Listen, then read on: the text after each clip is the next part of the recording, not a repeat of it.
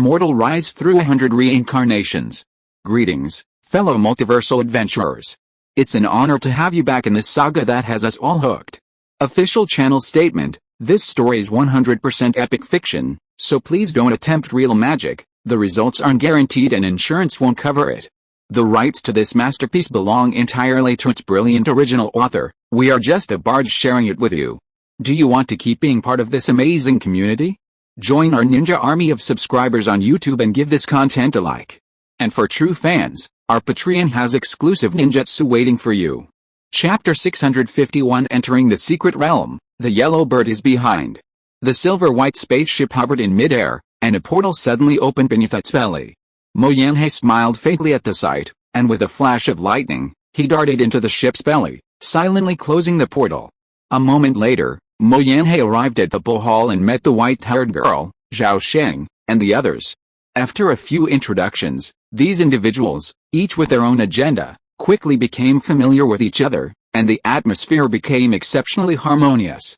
Little did Mo Yanhei know, at this moment, he was deeply shocked. After all, Zhao Sheng's arrival was so sudden and unexpected, it threw the matter into a significant uncertainty. After a long while, Mo Yanhei calmed himself and spoke impatiently. Danang Cave Heaven is about to collapse. Time is running out. Fellow Taoist Bai, fellow Taoist Zhao, how about we act now? The white-haired girl glanced at Zhao Sheng and, seeing that he appeared composed and had no objections, nodded and said, "There's no time to lose.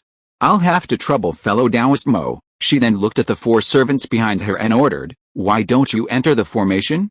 When will you?" "Yes, we will obey the princess's order." The young spirit, the two evil Zeus, and the four alien gods responded in unison. They then flew between the 12 golden pillars, each pressing their hands against one and pouring immense amounts of mana into them with all their might. At the same time, Zhao Sheng also ordered the two demons, Wang Teng and Su Yuan, to join the formation. The two demons quickly landed among the pillars and, like the other gods, soon became energy sources. Soon, the 12 golden pillars shone with brilliant light. The white tiger relief atop them suddenly emitted streams of white water, merging into the golden formation at the center. The ground at the center of the golden formation suddenly became transparent, transforming into a dazzling pool of white light. Seeing the formation nearly complete, Mo Yanhei, without a word, soared over the pool. With a flick of his sleeve, he summoned the Tai Chi disc. Its surface was densely engraved with layers of ancient spiritual patterns. He held it in one hand, chanting an ancient incantation. Soon, a beam of black and white light erupted from the Tai Chi disc. This beam pierced the white pool below, instantly transforming the water into a vast black and white Tai Chi pattern. Outside, the bow of the silver-white spaceship suddenly shot a black and white beam of light 50 to 60 feet thick downward. It plummeted into the center of the crater, crashing down onto a massive white jade altar embedded in the ground. The white jade platform was on the verge of crumbling. The grayish-white stone door that had previously stood there had vanished, leaving in its place a hole several dozen feet in diameter, shrouded in a dazzling glow. A beam of black and white light landed squarely on this glowing hole, seemingly fitting seamlessly within it. It had already pierced the barrier of time and space, extending deep into the cavernous heavens. Crack, crack. A series of delicate cracking sounds echoed through the hall. The Tai Chi plate in Mo Yanhei's hand rapidly became covered in cracks, and then, before everyone's eyes, it suddenly shattered into pieces, instantly crumbling into a heap of debris. A flicker of pain crossed Mo Yanhei's face. This magical weapon had been bestowed upon him by the sect. Destroying it would have inflicted severe punishment. However, having already betrayed the sect, he had no choice but to persevere. "My two fellow Taoists, the Danang Cave Heaven has been successfully breached. While the sky-breaking formation can still hold out for an hour or two, we must quickly charge into the core of the Cave Heaven and seize the Cave Heaven's spiritual pivot. Otherwise, once the time is up, the Cave Heaven will completely collapse, and we will surely perish," Mo Yanhei called out urgently. Zhao Sheng and the white-haired girl knew the truth of their words, so they didn't hesitate. They immediately ordered their subordinates to rush into the formation. The 6 alien gods, including the old demon Wang Teng, the 2 evil spirits Su Yuan, and Ziya, could not disobey their master's orders, so they had no choice but to bravely rush into the Pillar of Light. Then, Zhao Sheng and the white-haired girl flew in, flanking Mo Yanhei from left and right. After a moment, they slowly sank, disappearing in the blazing pillar of light in an instant. Time seemed to stand still, yet it seemed as if only a moment had passed. Streams of light suddenly shot out from the pillar of light, landing one after another on all four sides of the wide jade square, revealing the figures of Zhao Sheng and the others. Zhao Sheng's eyes snapped open, and a sweeping glance took in the surroundings. At the end of the white jade square lay a vast expanse of undulating palace ruins. The pure white curtain of light that had previously enveloped the palaces had vanished, replaced by a vast, hazy film of light across the sky. Deep within this film, faint traces of a tranquil, iridescent, and mysterious glow shone. Zhao Sheng had never imagined that the first dark sky would appear so clearly before his eyes, visible to the naked eye without even needing divine consciousness. At this moment, Wang Teng and other alien gods cried out in astonishment, clearly awestruck by the miracle of the virtual world before them. Mo Yanhei, however, looked unconcerned. He took a few steps toward Zhao Sheng and the other two, pointed to the mysterious glow deep within the chaotic film, and said with a hint of excitement, "Look, both of you. That's the secret space-time realm where the Dongshan Lingshu resides. Once we enter, we'll be halfway to success." Zhao Sheng glanced at the mystical, star-studded glow for a few moments, then turned to the white-haired girl and asked, "Fellow Taoist Bai, what do you think? It seems that to enter the secret realm, one must first pass the test of the space-time storm. I'm confident I can enter. What about you, fellow Taoist Zhao? I have my own methods. Fellow Taoist Mo, it seems we'll have to rely on our own abilities from now on, of course. I dare not trouble you too," Mo Yanhei said confidently, clearly possessing a method for entering the secret space-time realm. "That's excellent," the white-haired girl nodded non-committally, then sent a telepathic message to the four servants. Zhao Sheng, seeing this, also released two wisps of telepathy, secretly instructing the two demons, Wang Teng. Just as Zhao Sheng and his companions were about to enter the Lingshu's secret realm, a figure suddenly appeared from nowhere in the Bull Hall. It was a tall, voluptuous woman in red. Though young and beautiful, she leaned on a green, phoenix-headed cane.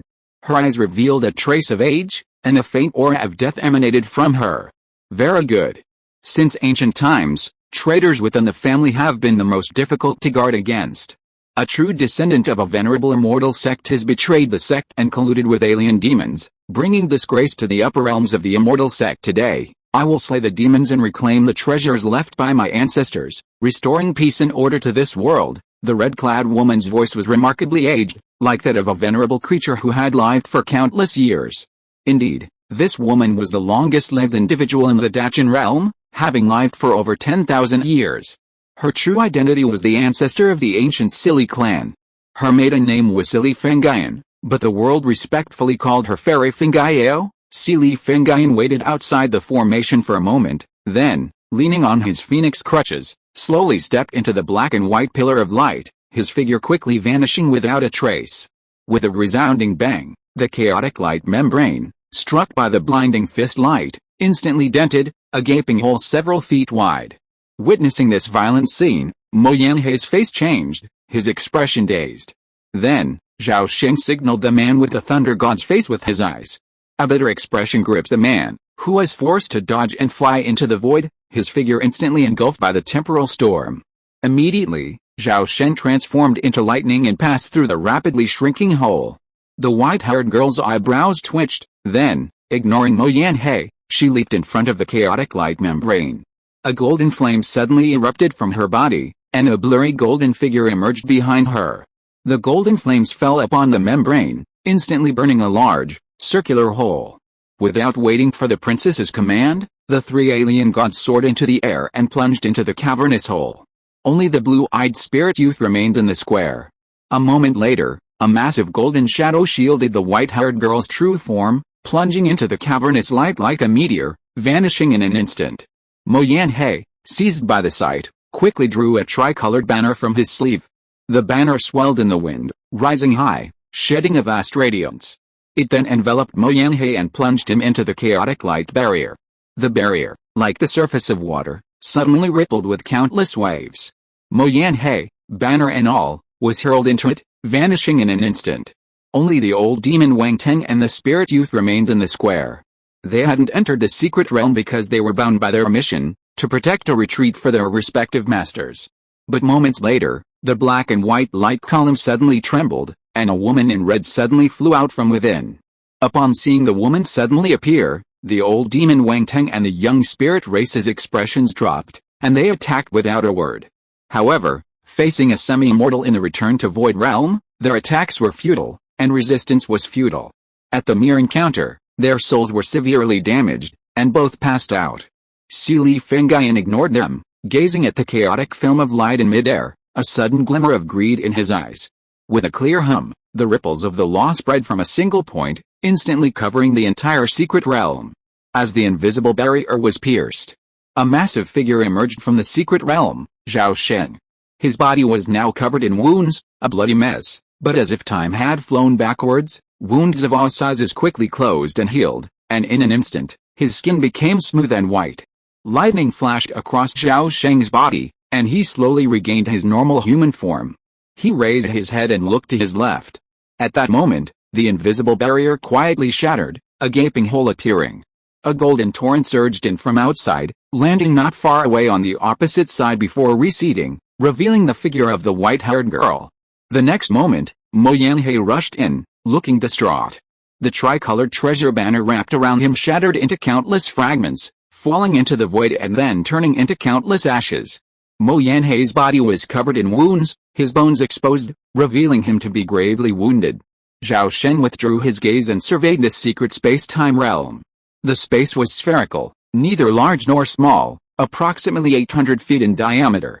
This secret realm was completely empty, but at its center hovered a massive jade skeleton, as massive as a mountain.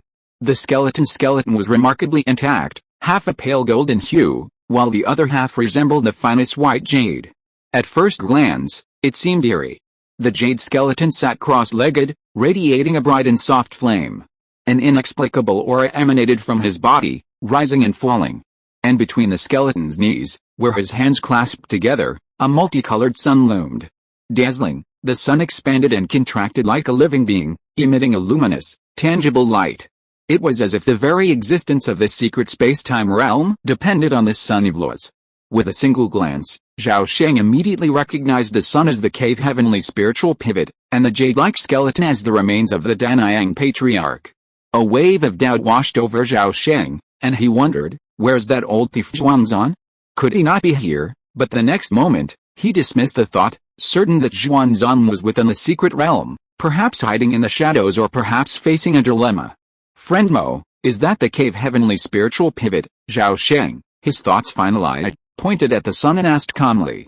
In a flash of rainbow light, Mo Yanhei silently shot out, swiftly dashing towards the sun. Simultaneously, he flung out numerous jade talismans from his hands. These talismans popped and exploded, instantly transforming into layers of white barriers that blocked the path of Zhao Sheng and the others. The white-haired girl sneered coldly, not even making a move. She simply watched as Mo Yanhei flew towards the cave heaven spiritual pivot. Astonishingly, Zhao Sheng also stopped where he was, choosing to observe with a cold look. Mo Yanhei, overjoyed, quickly landed in front of the cave heaven spiritual pivot, interlocking his hands and sending a barrage of mysterious light spells towards the sun. At the same time, a dazzling divine light erupted from his brows, and rays of divine thought, rainbow-colored, sank into the surface of the sun, rapidly condensing into divine thought imprints. Fellow Taoist Zhao, are you just going to watch old man Mo take the spiritual pivot? The white-haired girl suddenly said to Zhao Sheng. Zhao Sheng said calmly, fellow Taoist Bai, aren't you the same way, HMPH? It's all the fault of those three useless bastards. They're completely useless, unable to withstand even a mere space-time storm. What a waste of my efforts. Same here. I also had a great demon at the divine transformation stage who couldn't survive the space-time storm, and unfortunately perished along the way. Although Zhao Sheng didn't know the other party's intentions, he was happy to spend some time chatting. After a bit of intrigue and scheming, the white-haired girl realized her plot had been discovered, so she stopped beating around the bush and spoke bluntly. Zhuanzan has been in the space-time secret realm for years, yet there's no sign of her finding the cave heaven spirit pivot. Clearly, some unknown error has occurred. Zhuanzan is a master who has transcended the return to Void Realm. There's no way he could have perished. Fellow Taoist Zhao, what do you think, princess? You're absolutely right. I agree, Zhao Sheng replied calmly, frowning. Chapter 652 Fisherman? Fisherman. The white-haired girl sneered coldly but remained silent. Zhao Sheng smiled knowingly, his gaze returning to Mo Yanhei, who was refining the spiritual pivot. At that moment, Mo Yanhei's entire body trembled, and he suddenly stopped what he was doing. He slowly turned around, his expression gloomy, and looked at Zhao Sheng and the others. The spiritual pivot is right before our eyes, why are you so slow to seize it? Mo Yanhei glared at the two men with a venomous glare, his teeth gnashing as he snarled. Zhao Sheng sighed, Alice, fellow Taoist Mo, why don't you just keep pretending? Do you think fellow Taoist Bai and I are fools? Or is it that old scoundrel Xuanzan is mentally ill, so conceited that he thinks we can't see anything wrong with you? The white-haired girl snorted coldly, her face a look of deep disdain. Even a quick thinker could tell that there was something completely wrong with Mo Yanhei. After all, if Xuanzan wanted to refine the Danyan cave heaven without anyone noticing, the first person he had to deal with had to be Mo Yanhei, the one guarding the cave heaven. Yet, until just now, Mo Yanhei had been outwardly free, even going so far as to add unnecessary details and rushing to refine the cave heaven's spiritual pivot. If there weren't any problems, no one would believe it. Haha, it's clearly a trap, yet you jumped into it, courting your own death. Now, even if you two want to leave the secret realm, it's too late. You'd better surrender and let the master inflict the soul seal, otherwise you will taste a fate worse than death. Mo Yanhei, seeing the two's disdainful looks, suddenly became furious and shouted threats. Zhao Sheng's mind suddenly moved upon hearing this, and his divine sense instantly reached out to the space-time barrier behind him. Upon contact, the divine sense was easily obliterated by a sharp wave of law. Waste. At that moment, a fierce and indifferent voice suddenly echoed from above the secret realm. Before he could even finish his words, Mo Yanhei's face changed drastically. Before he could even begin to plead for mercy, his brows suddenly exploded, and a strange black light swept out, enveloping Mo Yanhei's head. Countless eerie dark gold symbols danced within the black light, rapidly spreading across Mo Yanhei's face and over his entire body. In a blink, his entire body was covered in dense, bizarre symbols, resembling some kind of tattoo. Mo Yanhei's shrill scream echoed from the black light, and his entire form rapidly expanded. His aura seemed to rise endlessly, but the fluctuations in his aura also grew increasingly dangerous, like a powder keg poised to explode at any moment. Simultaneously, the dense, dark gold symbols seemed to come alive, rapidly moving across his body, each emitting an increasingly dazzling divine light. The secret realm of time and space was only 800 feet in diameter. In such a confined space, if Mo Yanhei self-destructed, the devastation could be imagined. Beyond the secret realm lay the dark heavens. There, swirling with endless temporal storms, it was no environment suitable for a true lord of transformation. Seeing this, Zhao Sheng secretly cried out in alarm and immediately turned to look at the white-haired girl. Coincidentally, the white-haired girl also glanced his way, but in her right hand, she crushed a turtle-shaped jade talisman. Master, spare my life, Mo Yanhei screamed in terror. His body still swelling rapidly like a balloon. The dazzling divine light emanating from his body was instantly tinged with a faint blood-red hue, then quickly turned dark red. Countless dark gold symbols detached from his body and flowed into the surrounding dark red divine light, gradually releasing a surge of dangerous law fluctuations. In an instant, the dark red divine light had filled most of the secret realm and was rapidly approaching Zhao Sheng and the others. At this moment, Mo Yanhei suddenly burst into maniacal laughter, shouting, "Haha! You all, die with me!" As the last word was shouted, countless dazzling blood-red lights shone through his body, and then he exploded with a loud bang, instantly transforming into a blood-red sun. At the same time, the dark red divine light was ignited by the sun, erupting like endless gunpowder, with an indescribable power. That moment seemed to last an eternity, yet in reality it was only a split second. In an instant, the entire secret space-time realm was stained a blood red, every inch of space filled with pure destructive force. Boom! At that moment, a massive humanoid figure suddenly protruded from one of the secret realm's space-time barriers. Then, as if unable to withstand the intense impact, the barrier shattered. The next moment, a thunder giant, 18 feet tall, was sent flying backwards, suddenly slamming into a raging vortex of storm waters, seemingly about to be swallowed by the storm. The thunder giant suddenly extended his arms outward, emitting a burst of purple lightning.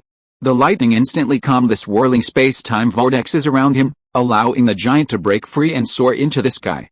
At that very moment, an immense phoenix-headed staff suddenly flew from nowhere, like a towering tree, smashing into the giant's midsection with the force of a mountain-shattering tree. The blow was sudden and brutal, a true testament to the ultimate kill. Zhao Sheng had no idea of the surprise attack from outside, and caught off guard, he was instantly struck by the staff and sent flying, plummeting deep into the chaotic, misty vortex of the storm, where he vanished in an instant. After knocking him back, the phoenix-headed staff instantly transformed into a streak of green rainbow light, soaring thousands of feet away, before landing in a slender, white hand. Li Fengyan watched Zhao Sheng disappear into the temporal storm, smiled a look of apparent satisfaction, and slowly sheathed the phoenix staff.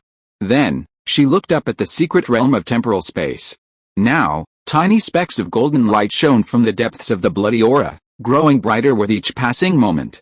Seeing this, Li Fengyan's eyes flickered with surprise, his brows furrowed, his expression becoming grave, as if sensing something incredibly daunting. In the wide jade square, the ruins of the palace rose and fell, and the chaotic film of light above slowly expanded, as if devouring the cavernous world bit by bit. Suddenly, a massive figure appeared out of nowhere above the square. With a resounding rumble and a flash of lightning, the surrounding jade floor sank deeply, forming a vast, deep pit. Zhao Sheng abruptly rose from the pit, gazing fearfully at the chaotic film in the sky, as if he could see the old monster who had attacked him. Although he didn't see the true face of the attacker, he guessed that their cultivation must be above the return to void stage. Otherwise they wouldn't have been able to hide in the dark heaven and attack him. Zhao Sheng glanced around and immediately noticed something unusual about the square. The old demon Wang Teng and the spirit god had vanished, suggesting they were in grave danger. The killer must be the one who had just attacked him. Who exactly is this person? Wait. Return to Void Realm strength? And a phoenix-headed cane. Could it be the tree lord of the Silly family? Zhao Sheng's mind raced, immediately gleaning clues and quickly zeroing in on Li Fengyan. After all, there was only one Five Tribulations tree lord in the Dachan realm, and Li Fengyan's personal magical weapon was the phoenix-headed cane. So, who else could it be if not her? Zhao Sheng's heart sank, realizing that things were becoming even more complicated. Xuanzan and Li Fengyan both possessed Return to Void Realm strength. The white-haired girl, by Kiki, possessed countless treasures, even a life-saving item bestowed upon her by her ancestors. While her ultimate strength was unknown, her ability to protect her life was unparalleled, making her a formidable opponent. Compared to the three above, Zhao Sheng was undoubtedly the weakest. If he participated in the battle for the spiritual pivot, he would have little chance of success. It seemed that, of the 36 stratagems, waiting was the best strategy. Wait until the top three decide the winner, then we can act accordingly. Just as Zhao Sheng waited to take advantage, the destructive force raging within the secret space-time realm quickly subsided, and over 10 ruptured space-time barriers quickly healed. At this moment, a red light suddenly flew into the secret realm from outside. The red light dissipated, revealing the figure of Li Fengyan. The white-haired girl, shrouded in a layer of platinum light, immediately saw the newcomer and her expression suddenly changed. She suddenly flew westward, avoiding Li Fengyan.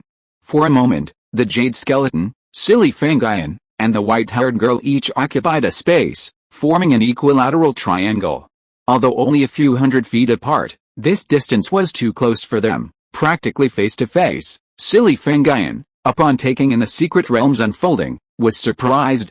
Then, looking at the retreating white-haired girl, his expression changed slightly. However, she quickly regained her composure, gazing intently at the mountain-like jade skull, her gaze fixed on the cave heaven's spiritual pivot. Xuanzan, you are identified semi-immortal returning to the void, yet you remain hidden from view? Come forth from the remains of your ancestor. Otherwise, do not blame me for forcing you to reveal yourself. Li Fengyan's eyes darkened as he declared decisively. Upon hearing this, the white-haired girl's body shone with a golden light, and her hands suddenly transformed into a pair of tiger claws. With a slight movement of the claws, pitch-black spatial cracks quietly appeared in the surrounding void. The sharpness of the claws was truly astonishing. Ha ha ha. Old hag, you finally can't help but reveal yourself. I have been waiting for you here for years. Now that you are here, this is your burial place. As soon as the words left her mouth, the jade skull erupted in a myriad of crimson light, instantly filing the entire secret realm and unleashing waves of incredibly powerful confining force, instantly freezing time and space. Despite Si Li Fengyun's immense strength, his spirit was imprisoned, and even his physical body was immobilized. The white-haired girl was in even greater distress, her consciousness apparently frozen. At this moment, golden rays of light emanated from behind Ling Shu's sun, revealing the figure of a massive man in golden armor. Xuanzan snorted coldly, raised his right hand, and struck Si Li Fengyun's head. The next second, a horrifying scene unfolded. The jade-like skeleton unexpectedly raised its right hand as well. Its massive bony hand, shimmering like jade, radiated a blazing flame of law. In a flash of lightning, it struck Si Li Fengyun. As if unable to withstand the force of this materialized law, the void twisted and wrinkled violently, nearly shattering. Meanwhile, Si Li Fengyun's flesh was instantly reduced to pulp, nearly a third of it ignited by the flames of the law, instantly dissolving into nothingness. However, the remaining two-thirds of the minced meat slithered like water, slithering to the edge of the secret realm, attempting to break through the space-time barrier and escape. However, it was stopped by the barrier, which had been reinforced countless times. Xuanzan stretched out his hand, formed a seal, and with a lightning-fast finger, a stream of principle-like flames emanated from the spiritual axis sun, instantly covering the entire secret realm. The squirming, blood-red minced meat suddenly froze, as if frozen. All the alien laws within the secret realm were suppressed by the law of fire, and space was practically frozen. Within the principle-like flames, the white-haired girl was momentarily unable to move, but Xuanzan remained unaffected. Suddenly, countless red lights burst out from the minced meat, instantly merging into the surrounding principle-like red light. Immediately afterwards, a small, primordial spirit soared into the sky and vanished in a flash, completely disappearing from Xuanzan's perception. During her lifetime, the Danyang patriarch was a formidable figure in the fire path. Si Li Fengyun was well aware of this, so it was crucial for her to prepare thoroughly before entering the secret realm. Furthermore, Si Li Fengyun herself specialized in the fire path, and in a sense, she inherited a portion of the Danyang patriarch's legacy. Xuanzan's expression changed, and he was about to activate his spiritual pivot once again. However, before he could react, Si Li Fengyun's spirit reappeared and instantly sank into the jade skeleton. Instantly, a hazy red glow suddenly enveloped the pristine white half of the jade skeleton. Then, the red light quickly invaded the other half, engaging in an incredibly intense collision with the golden light. The series of events that had previously seemed complex and chaotic actually occurred in a fraction of a second. Xuanzan's figure flashed, transforming into dazzling golden light. In an instant, he appeared above the skull, snapping his fingers. Countless streams of golden light shot out from his fingertips, plunging into the skull like a torrential rain. In an instant, the golden light surged, quickly gaining the upper hand. At the same moment, the white-haired girl's eyes flickered, and she suddenly regained consciousness. Seeing this, her gaze brightened, and she swiftly reached down with both hands. With a hissing sound, two golden tiger claws, as massive as mountains, appeared from thin air above Xuanzan's head and slammed down fiercely. At that moment, Xuanzan's entire body erupted with dazzling golden light, and streams of law-based power emanated from his brows. The golden light from below swept the two claws, halting their impact. Instead, they were slowly lifted up, then visibly collapsed. Simultaneously, the law-based flames that permeated the secret realm suddenly transformed into chains of law-based chains, wrapping around the white-haired girl with lightning speed. Seeing this, the white-haired girl's pupils constricted, and she immediately activated the life-saving jade talisman in her arms. A burst of golden light erupted, and the girl was enveloped in a shimmering aura, vanishing without a trace. Just as she was about to flee, the bloody mass of flesh suddenly erupted in flames, and a phantom crimson phoenix rose from the depths of the flames.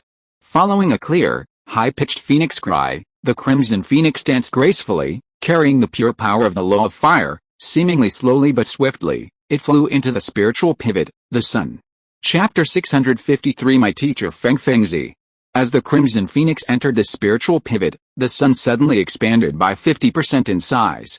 Simultaneously, a phoenix silhouette emerged from within. The figure seemed ethereal, yet it exuded a vast immensity, and ancient aura. A cry, indescribable, suddenly emanated from the depths of the sun, instantly echoing throughout the entire secret realm of space and time. Instantly, The red light of the laws enveloping the secret realm seemed to have a new master. Nearly 70% of the law's red light ceased to obey Xuanzang's command, condensing into crimson phoenix feathers that, like countless streams of flaming arrows, shot towards Xuanzang in a blanket of light. Simultaneously, the red light emanating from the jade skull intensified, even beginning to erode the golden light, presumably signaling a counterattack. However, Xuanzang, having refined the spiritual pivot for years, was fully aware of the backup plan left by the Daniyang patriarch. Consequently, he remained unfazed, instead revealing a confident smile that suggested a long-awaited response. Xuanzang stomped fiercely on the skull's roof, then formed a magical seal with his hands. Countless chains of laws materialized from thin air in front of the jade-like skull, blocking the incoming phoenix feather fire arrows with incredible precision.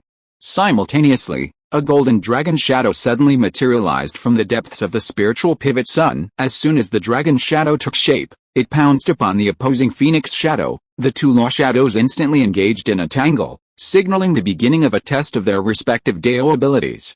This competition between different Dao laws may seem insignificant, but it's incredibly dangerous. A single careless move could result in shattered souls and instant death. However, this kind of Dao-level competition is the most direct indicator of who has advanced further on the Dao path. Although Sili Fengyan had also reached the Return to Void realm, she had little experience battling fellow Return to Void cultivators due to her stationing in the Dachan realm. This was why she fell so easily to the enemy's trick. Xuanzang, on the other hand, had fought his way up from the lower ranks of the Immortal cultivation realm, reaching the pinnacle of the Return to Void realm and glimpsing the realm of the great fusion power. Compared to him, Sili Fengyun, aside from a slight advantage in geolocation, was vastly inferior in every other respect. Consequently, several days later, Sili Fengyun suddenly realized he had miscalculated and fallen completely into the opponent's preset trap. Two flowers bloom, each with its own beauty. In the center of the white jade square, Zhao Sheng sat cross-legged, his eyes fixed on the gradually expanding chaos light membrane, constantly observing every subtle change in the secret realm of space and time. Just then, a golden light pierced the chaos light membrane and descended upon the square. The golden light faded, and a white-haired girl emerged. She gazed at Zhao Sheng, who slowly rose to his feet, her face a mixture of surprise and suspicion. "You aren't dead." Zhao Sheng raised his eyebrows and sneered. "You survived, so why must it be my turn to die? That's not my intention. I'm simply a little surprised. After all, the dark sky is vast, even those who have returned to the void can easily lose themselves in time and space, let alone us.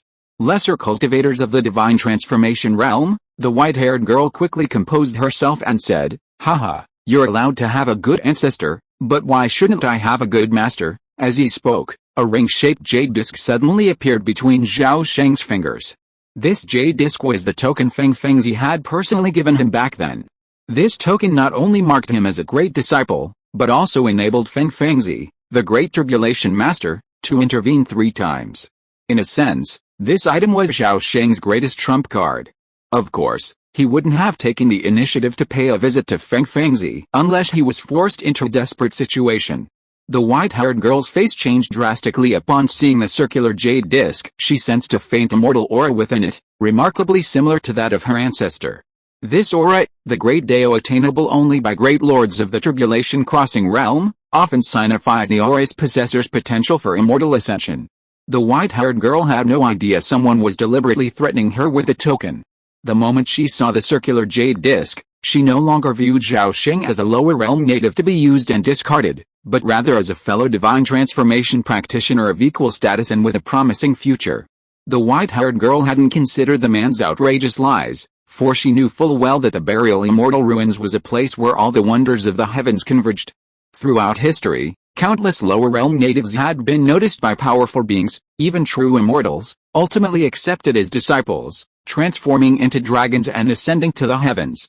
The white-haired girl's attitude suddenly changed, becoming approachable, and she said in a gentle voice, "It turns out that I was short-sighted and didn't know that you were the disciple of the great venerable.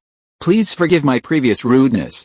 I hope you don't take it to heart." Zhao Sheng put away the token and laughed at the same time. "No problem, after all, ignorance is not a crime. Master once told me to keep a low profile.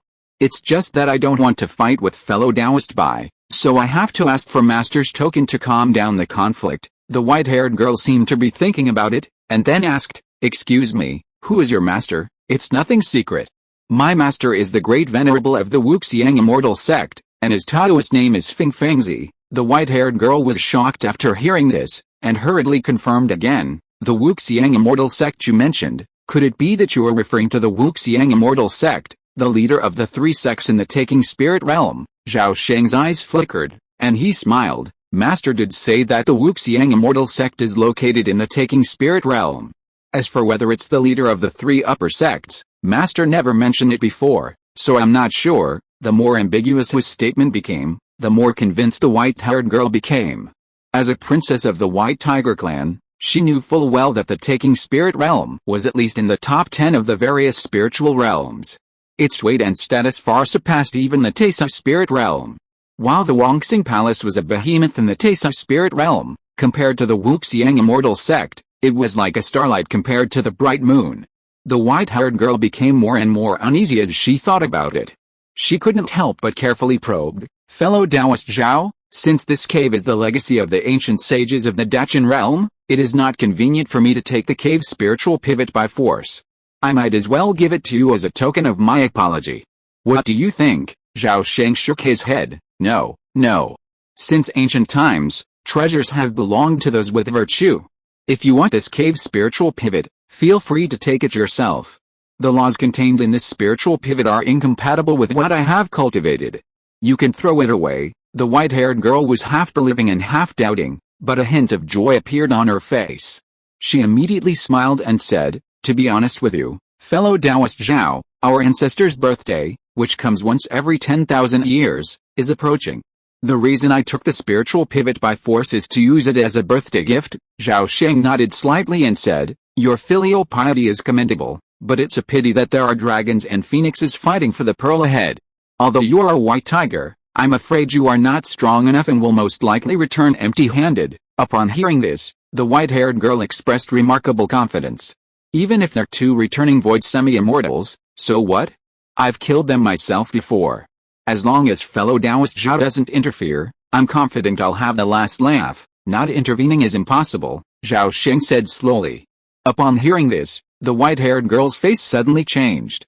Zhuanzan and I have a grudge. If I don't seize this opportunity to kill him, even if I ascend to the spirit realm, I'll be unwilling to do so.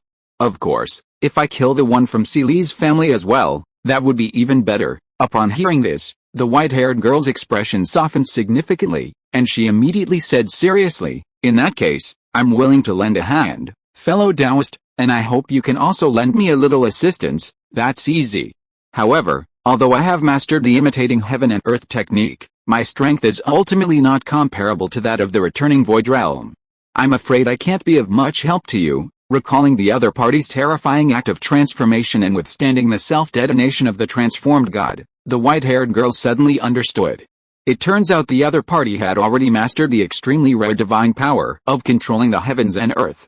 It seems that fellow Taoist Zhao must be highly valued by the great venerable Fengzi, otherwise he wouldn't have taught him such a supreme divine power.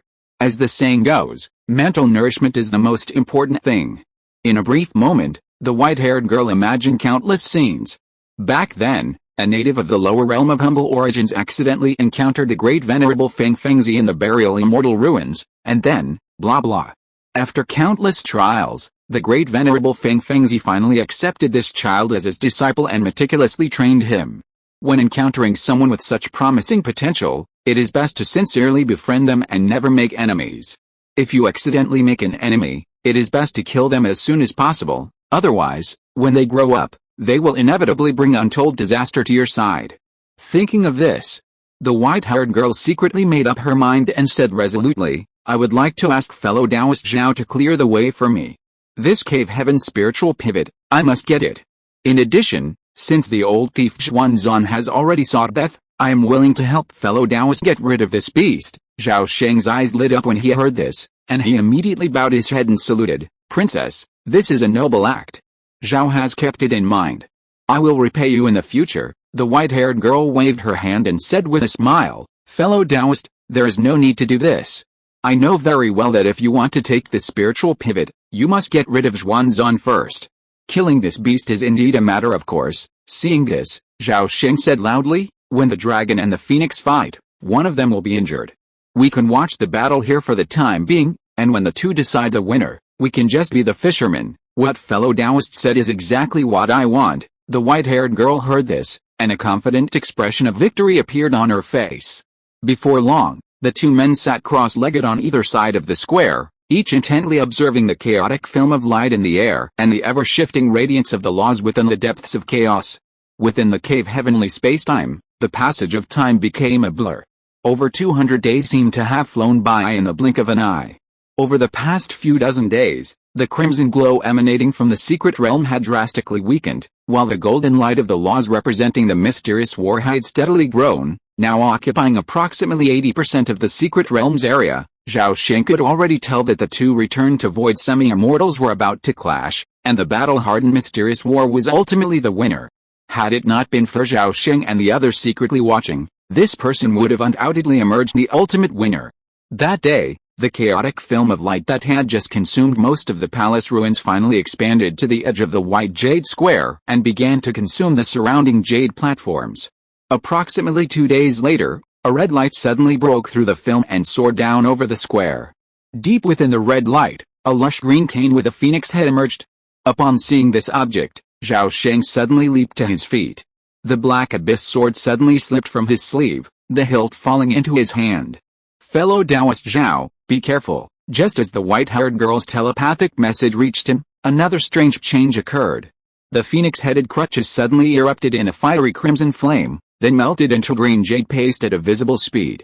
Immediately, a vague humanoid figure coalesced from the jade paste, its features becoming distinct in an instant, revealing another Si Li Fengyun. As soon as Si Li Fengyun had condensed his divine tree clone, he urgently telepathically sent Zhao Sheng the following message: Fellow Taoist Thunder God, since we share the same realm, please help me escape this calamity.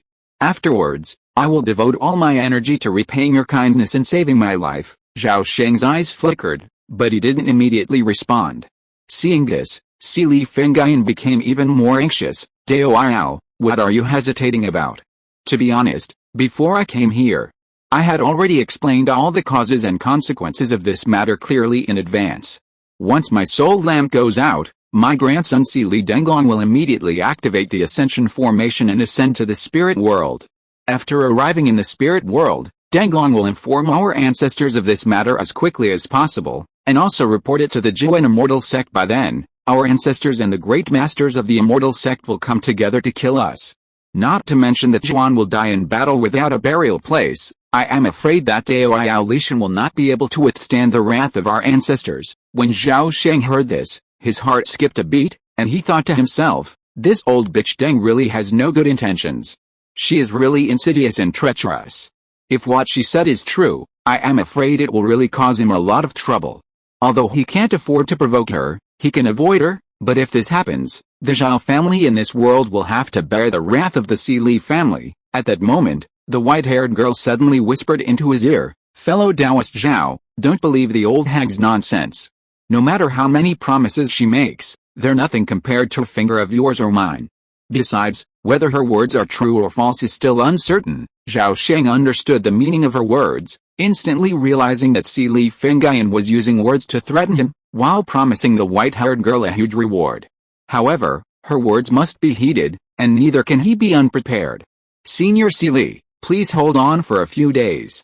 Once I convince fellow Taoist Bai to join forces, I will do my utmost to rescue you. Before she could finish her words, a streak of platinum shot out from the depths of chaos, tearing through the void wherever it passed, and in an instant, it was within 3 feet of Zhao Sheng.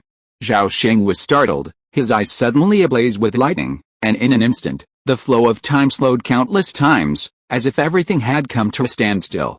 Even so, the streak of platinum continued to slash at him with immense speed. At that moment, Zhao Sheng finally saw the white gold streak's true form, a palm-sized, luminous, snow jade bone axe. The axe's blade burned with dazzling golden flames, the force of the nearly materialized law of metal. Its true nature leaned toward cutting, imbued with the idea that nothing can be broken, everything can be chopped. Zhao Sheng's expression was solemn. He raised his sword, and the blade instantly transformed into pitch-black darkness, colliding head-on with a falling snow jade bone axe. With a clang, Zhao Sheng felt a powerful force as heavy as a mountain radiate from the blade. His grip on the hilt trembled, blood gushing from the shock. The black abyss sword was violently deflected, its tip humming like a groan of pain. Zhao Sheng retreated dozens of feet, dissipating the overwhelming force while narrowly avoiding the lightning strike. A second later, he fiercely raised the black abyss sword before him, his pupils shrinking to the utmost. At this moment, the light of the black abyss sword dimmed, and a gap the size of a grain of rice suddenly appeared on the sword edge. If you are listening to this novel on a channel other than Fanfic World, it means it was downloaded and re-uploaded without effort. We warmly invite you to visit our channel, Fanfic World. There you will find the original version of this story and many other novels of various genres. We look forward to seeing you dive into a world of incredible novels. Chapter 654, The Final Battle. Buzz! A streak of platinum soared into the sky with a humming sound. The axe blade's brilliance dimmed slightly, but soon regained its luster and slashed down again. Zhao Sheng's expression changed slightly, and lightning flashed all over his body. After a low shout, he grasped the sword with both hands and raised it. The blade suddenly streaked with countless black lightning, and in an instant, it collided with the snow jade bone axe thousands of times, and then burst into an extremely dazzling light. Boom boom boom. In an instant, countless sword lights collapsed. The lightning and platinum flames collided and eroded each other, and the vibrations caused deep cracks to crack the void. At the same time, the platinum streak became dimmer and dimmer. After shattering countless sword lights, it finally almost went out. After flickering violently several times, it suddenly soared into the sky and shot towards the chaotic light film. Zhao Sheng pulled his body out of the ground, slightly panting. Before unlocking his giant spirit combat body, his true cultivation was only at the peak of the third level of the spiritual transformation realm, and his physical strength was far inferior to that of the giant spirit combat body. He lashed out with thousands of sword strikes in a single breath, each one exerting his full strength. The resulting exertion was immense, and his body felt a bit overwhelmed. After rising from the ground, Zhao Sheng suddenly looked up and saw a figure emerge from behind the film of light. The snow jade bone axe spun and landed with remarkable dexterity in the hands of the person who came. The person was clad in golden armor, his demeanor calm and confident. It was none other than Xuanzan himself. At that moment, a frantic, excited telepathic voice suddenly reached his ears. Fellow Taoist Zhao, what a great opportunity. This creature is so arrogant. His main spirit is clearly competing with me for the spiritual pivot, yet he arrogantly uses his spirit fragment to control his physical body and comes to kill me. This is simply courting death. We must not miss this opportunity to win. Even without silly Fengai's warning, Zhao Sheng could tell something was amiss in Xuanzan's slightly glazed eyes. The dimming of his will emanating from his physical body made it clear something was amiss. Silly Fengai's reminder suddenly reminded him that once any spirit transformation cultivator ascends to the return to void stage, their spirit possesses the ability to split into two. Therefore, in some ancient legends, the return to void semi-immortal is also known as a spirit severing stage cultivator. Zhao Sheng ignored silly Fengai's bluster and turned his gaze to the white-haired girl several dozen feet away. He suddenly sent a secret telepathic message to her.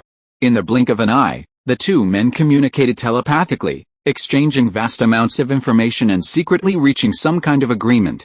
At that moment, Xuanzan, bone axe in hand, soared above the three. Looking down from above, he smirked cruelly, saying, "Tisk tisk, great. You three have indeed come together. This saves me a lot of energy. I'll just slay you all at once to eliminate any future trouble." Zhao Sheng felt a chill run deep in his heart upon hearing this, a vague sense of being seen through.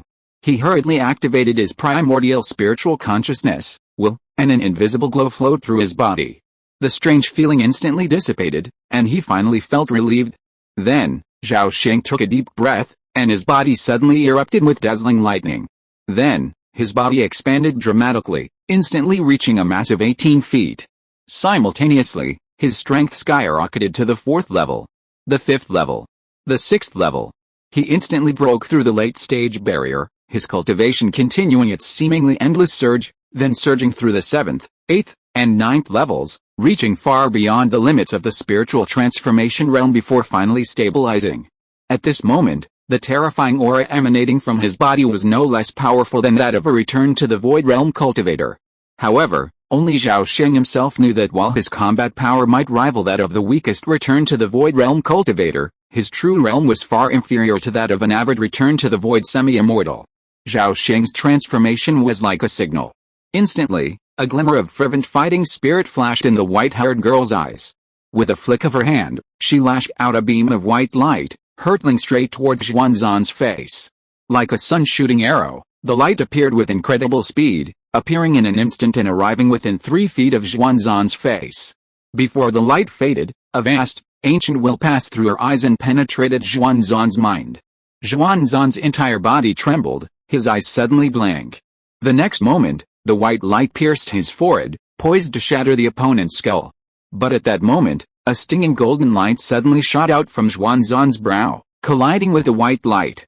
The white light instantly exploded, and the stinging golden light also dimmed, transforming into a golden knife, barely an inch long. The blade was elusive, seemingly somewhere between reality and illusion. At the same moment the white light suddenly struck, lightning flashed beneath Zhao Sheng's feet, and his massive body soared into the sky. Like Gong Gong crashing into Mount Bashao, he slammed into Xuanzan, the tip of the black abyss sword pointed directly at his forehead. Just as he was about to strike, at the crucial moment, the golden knife transformed into a stream of light, instantly slashing through Zhao Sheng's brow, nearly piercing through him. The strike was incredibly ruthless, exceeding everyone's expectations, a gesture of death together with the enemy. Zhao Sheng felt a sharp pain in his brow, and a wave of fear surged through his mind. He immediately realized he couldn't block the blow. In the final moment, he instinctively reversed his sword and slashed it upwards. At the same instant, the radiance of his entire being suddenly converged on a single point, a powerful force field that froze the golden blade for a moment. In that instant, a streak of black light slashed through the blade, sending it flying. Just as Zhao Sheng, having resolved the crisis and resumed his charge, Xuanzan shook off the pressure of his will and regained consciousness. A single moment's delay meant the difference between life and death. Xuanzan's expression drastically changed. Ignoring any other threat, he hurled his bone axe with all his might, the blade blazing with dazzling golden flames, striking Zhao Sheng squarely in the face. Zhao Sheng thought it was a shame, but he didn't dare test the axe himself. He vanished in a flash. The next moment, he reappeared on the west side of the square, hiding behind Si Li Fengyun. In a fraction of a second, Zhao Sheng and the other two nearly overturned the situation, only to find their efforts ultimately thwarted. From beginning to end, Si Li Fengyun remained in the dark. She witnessed the entire exchange with her own eyes, instantly filled with horror and anger, feeling her good intentions had been misplaced. HMPH. In nearly 10,000 years, apart from that old thief Zhenku, I've never suffered such a loss. You've truly irritated me, and I'll make you suffer a fate worse than death. Xuanzan indifferently recalled the snow jade bone axe, rekindling the golden flame of the law on the axe blade, and hurled it high into the air. A streak of platinum, 10 times more dazzling than before, pierced the air and struck the white-haired girl in the face with incredible speed. The white-haired girl's expression was extremely solemn, and she instantly crushed the talisman in her hand. Layers of dazzling mystical light rippled out, instantly covering most of the secret realm's space-time, enveloping the platinum streak. The streak suddenly stopped, and the snow jade bone axe appeared, only to be frozen in mid-air. The golden flames on the axe blade melted like ice and snow, and countless iridescent lights clung to it, enveloping the entire bone axe in layer after layer. At first glance, it resembled a solid, murky, multicolored jade. Bang! The jade fell to the ground, its brilliance fading as it solidified into a grayish stone. Huh? It's the law of petrification. Such a profound method of transforming the laws is beyond even my reach. Little demon girl, you're quite a storyteller. But didn't the elders at home tell you to keep your eyes polished when you're out and about? Xuanzan was slightly surprised, but he didn't take it too seriously. With a casual gesture, 9 golden knives suddenly materialized before his chest. Each of the 9 golden knives seemed both ethereal and real, each emanating a mysterious aura of breaking nothing, severing everything. Fellow Taoist Zhao, be careful of those golden knives. They are the materialization of the law, most likely created by the cutting law of the metal element. Do not be struck by them, or both soul and body will be severed, the white-haired girl warned urgently. Zhao Sheng's heart trembled upon hearing this. He knew full well that the materialization of the law was a hallmark of great power at the fusion realm. Although Xuanzan had failed in his tribulation, he had, with the aid of the spiritual pivot, made a tremendous leap forward, gaining a preliminary understanding of the mystery of the law's transformation from virtual to real. With a fleeting thought, Zhao Sheng's body, shimmering with lightning and a force field of will, suddenly coalesced into a suit of purple armor. Simultaneously, the fire dragon spear appeared in his hand, replacing the chipped black abyss sword. At this moment, Xuanzan roared, and golden light erupted before him. 9 golden knives suddenly blazed brightly. The golden knives emanated rays of the law's golden light, and the void was nearly still wherever the light passed. Zhao Sheng and Si Li Fengyan were enveloped by the golden light of the law, both frozen in place, their mana and spirit frozen. Xuanzan's expression relaxed, and the golden sword in front of him transformed into 9 golden lightning bolts, one of which instantly pierced Zhao Sheng's purple armor. With a crack, the purple sky thunder armor, as brittle as thin paper, was easily cut through. The golden light continued its speed, slashing towards Zhao Sheng. At this moment, countless armor fragments silently exploded, releasing infinite destructive force, instantly swamping the golden sword of the law, and then abruptly obliterated it. The next moment, Silly Fengyan shouted in shock and anger, "Don't let him frighten you. I've already held this beast's main spirit captive, and it won't be able to return to its physical form anytime soon. He's outwardly strong but weak, making this the perfect opportunity to slay his physical form. Otherwise, once the opportunity is lost, we'll surely perish." As she spoke, Silly Fengyan suddenly transformed into a crimson phoenix. With a flutter of her wings, she swooped down upon Xuanzan, awash in a scorching wave of fire. The vast crimson flames transformed into a layer of law-based radiance that instantly enveloped Xuanzan's entire body, slowing his movements by over 10 times. Furthermore, the crimson phoenix pounced on Xuanzan, devouring him whole, apparently temporarily suppressing him. It was clear that Silly Fengyan was determined to hold Xuanzan back, even at the cost of her divine tree clone. Her desperate efforts were partly a show of sincerity, and partly forced. After all, her body and main spirit were lost within the secret realm of time and space. If she didn't fight now, when would she? Seeing this rare opportunity, Zhao Sheng's eyes flashed with lightning. His mana suddenly depleted, and between his hands, a purple thunder bead suddenly emerged. The bead swelled from small to large, instantly expanding to the size of a head, emanating an indescribable aura of destruction. This thunder bead was nearly identical to the purple sky divine thunder from his previous life, boasting 70% of the power of the original divine thunder. It was Zhao Sheng's long-hidden trump card. The next moment, the purple sky thunder bead shot out, landing instantly around Xuanzan before silently exploding. Dazzling purple lightning swept in all directions, swiftly evading anyone's reaction. Instantly, a pitch-black black hole appeared above the square, devouring not only a large portion of the white jade square, but also a significant portion of the chaos light membrane, revealing the violent and chaotic underbelly of dark sky. An infinite tempest of space and time surged forth from the black hole, sweeping across everything with unparalleled violence. In an instant, the white jade square was shattered by the storm, collapsing with a bang. The white-haired girl, observing this scene, was filled with horror. Without hesitation, she transformed into a majestic and holy giant white tiger.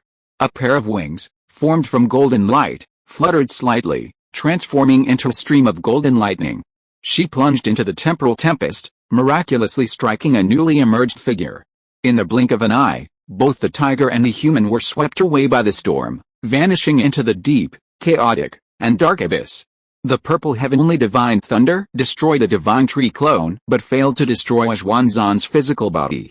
This outcome was within Zhao Sheng's expectations, but the white-haired girl's unusual behavior completely caught him off guard.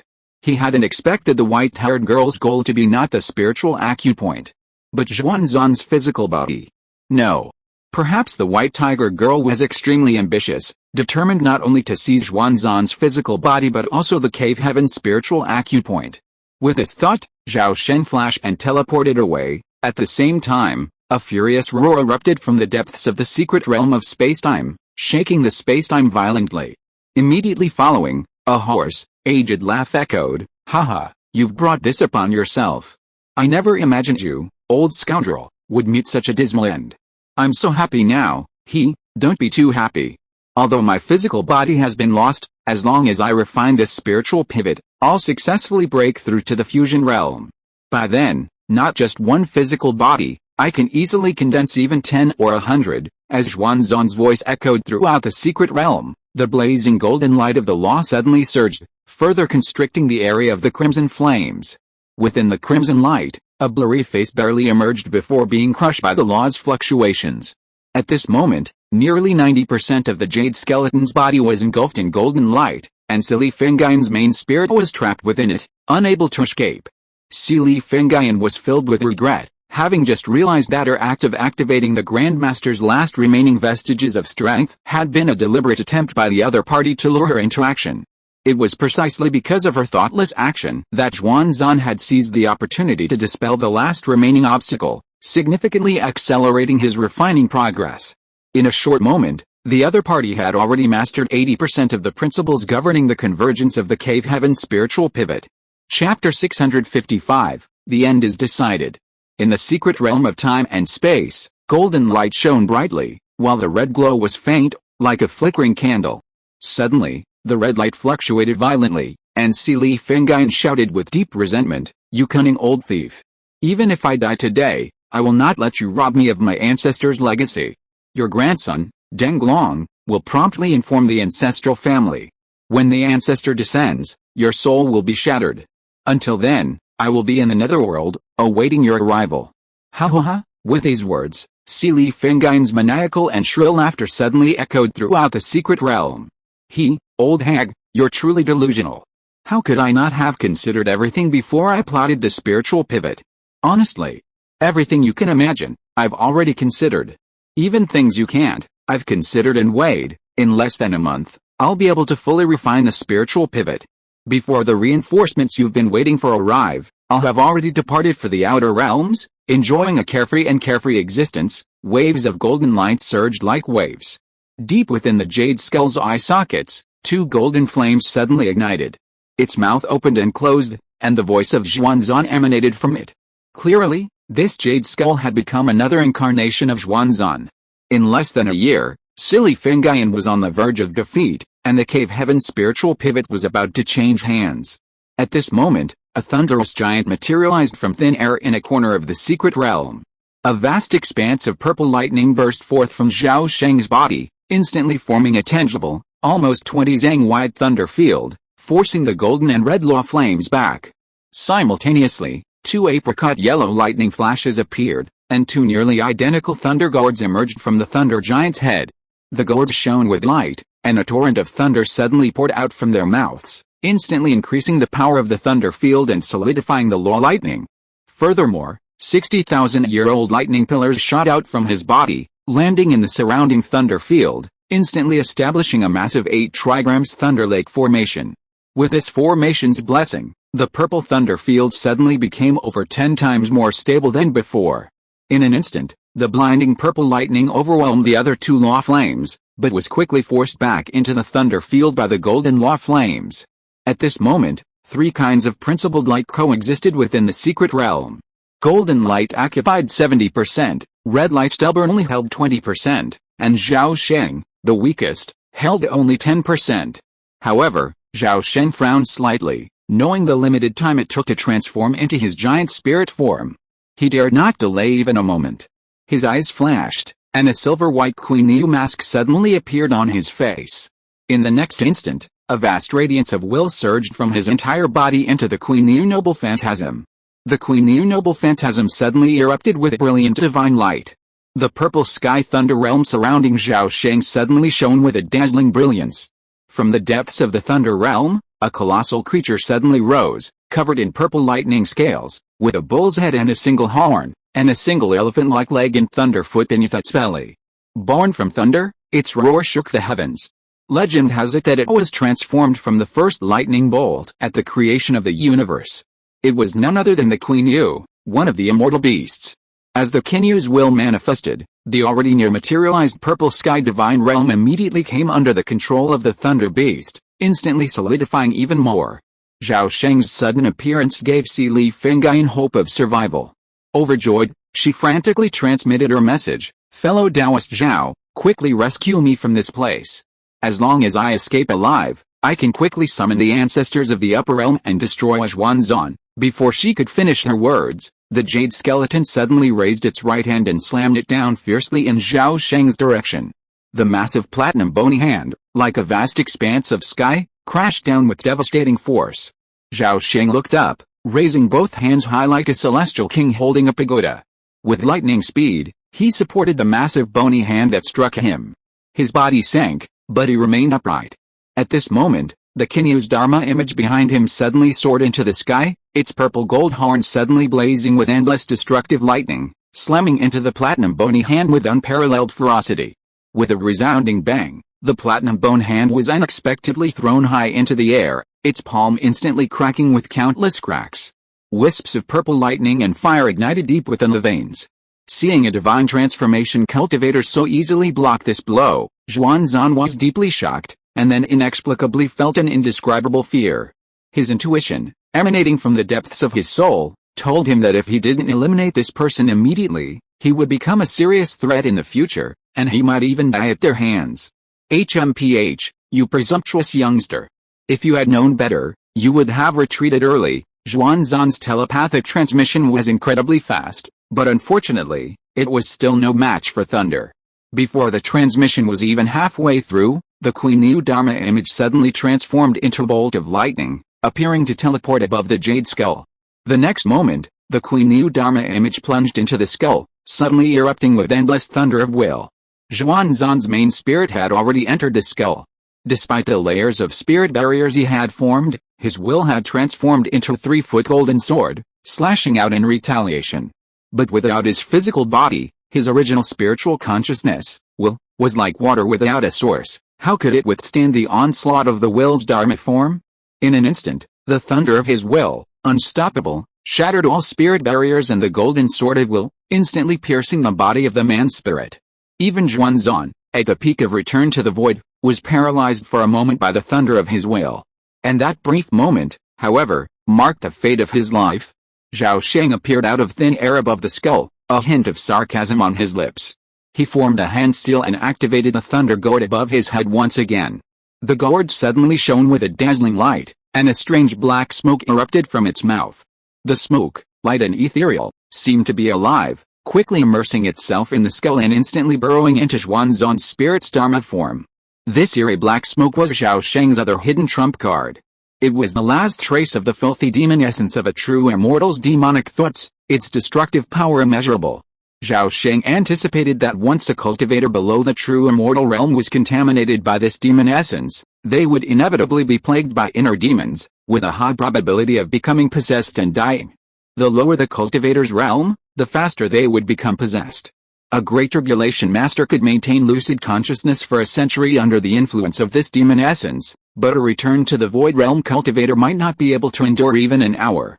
After all, the filthy demon essence was of such a high rank that it was practically equivalent to the eternal thoughts of a true immortal. Suddenly, a black spot appeared on Xuanzan's primordial body.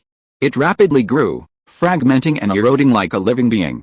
The primordial body became visibly distorted and blurred, and countless bizarre demonic shadows emerged around it. At that moment, a myriad of strange, inexplicable whispers suddenly resonated from the depths of Xuanzan's consciousness. Despite his utmost efforts to silence them, they proved impossible. Instead, they grew clearer and more powerful. Gradually, the whispers became like the voice of the great Dao, constantly expounding upon the infinite truths of the great Dao. Xuanzan fought to maintain consciousness, but his mind was soon drawn to the great Dao, completely absorbed, and he could no longer regain consciousness. Shortly thereafter, deep within the secret realm of time and space, a vast expanse of golden light, like a pool of clear water, suddenly fell upon by a drop of ink. The light quickly turned pitch black and foul, and countless eerie shadows emanated from it, wailing and leaping towards the two living creatures within. Li Fengyan, already trapped within the skeleton, now had nowhere to escape. His spirit and body were immediately tainted by the ink, and he soon suffered the same fate as Xuanzan. At that moment, the massive, mountain-like jade skeleton had largely turned pitch black. Countless jade bones, possessed by ghostly figures, began to twist and throb violently, seemingly forming independent entities. Zhao Sheng was shocked upon seeing this. The changes before him were beyond his wildest dreams. To prevent the demonic thoughts from growing any stronger, he immediately pressed his fingers together and chanted the great demon refining mantra before the situation spiraled out of control. Instantly, balls of demon refining heart fire rose from the purple sky thunder domain. Most of the lightning shot into the jade skeleton, while a smaller portion dispersed, capturing the stray demonic thoughts and slowly refining them. After several dozen breaths, the thunder giant visibly shrank. Zhao Sheng was quickly reduced to his normal size, his aura weakening.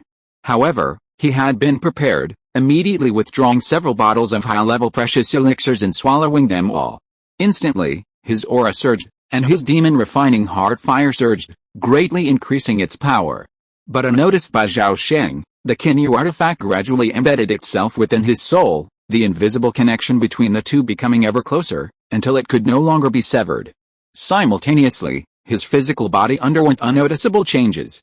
Only after he broke through the return to Void Realm would Zhao Sheng likely notice the inexplicable changes in his cells. Several days later, the secret realm had shrunk to approximately 480 feet. Countless inexplicable mutterings echoed endlessly within the secret realm.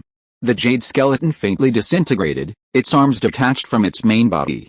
Pitch-black jade bones danced through the air, emitting strange cries and roars. Zhao Sheng ignored them, closed his eyes, and slumped atop the skull, his body encircled by 30 or 40 balls of demonic fire. Beneath him, within the jade skeleton, two bizarre monsters engaged in a brutal battle, one a porcupine with a human head covered in spikes, the other a bald-haired bird with over 100 strange, fleshy wings. As the two monsters battled, they constantly watched Zhao Sheng above, their gazes filled with greed and evil, as if poised to launch a surprise attack at any moment. However, 3 layers of invisible fire nets, formed from the demonic heart fire, trapped the two monsters within the skeleton's belly, leaving them no chance to escape or retaliate. Another moment passed before Zhao Sheng suddenly opened his eyes and glanced fiercely outside the secret realm. At that moment, a winged white tiger, shrouded in golden light, suddenly darted into the secret realm, holding a tattered human body in its maw. Following a clap of thunder, a diamond-shaped crystal pillar suddenly materialized before Zhao Sheng.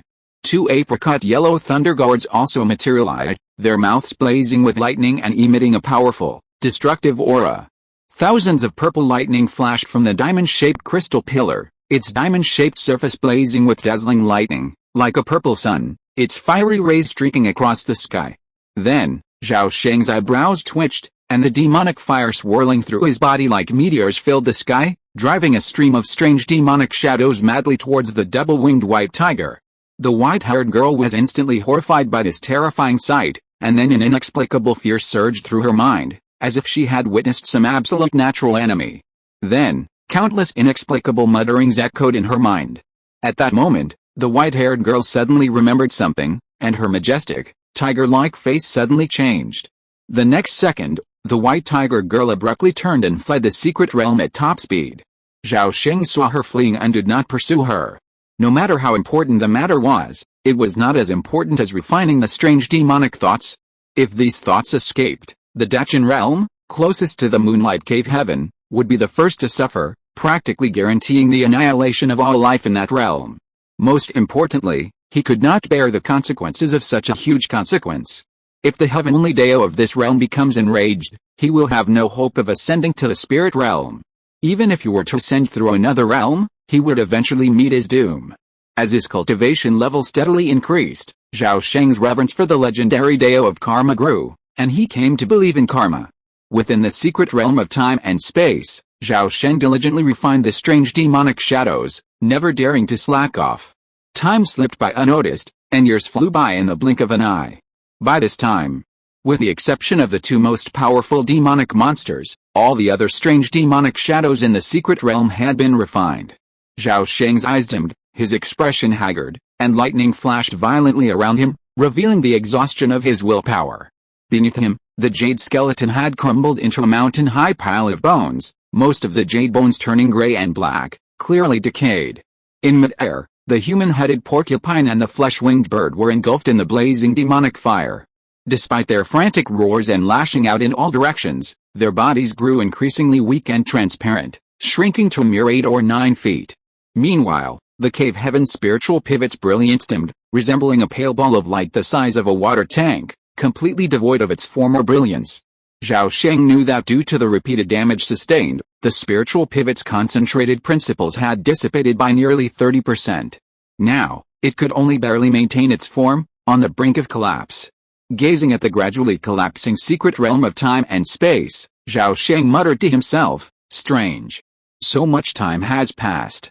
Why haven't the ancestors from the upper realms that Si Li Fengyan claimed to have arrived? Could something have delayed them? Or is Si Li Fengyan completely lying?" The thought flashed through his mind before he immediately dismissed it.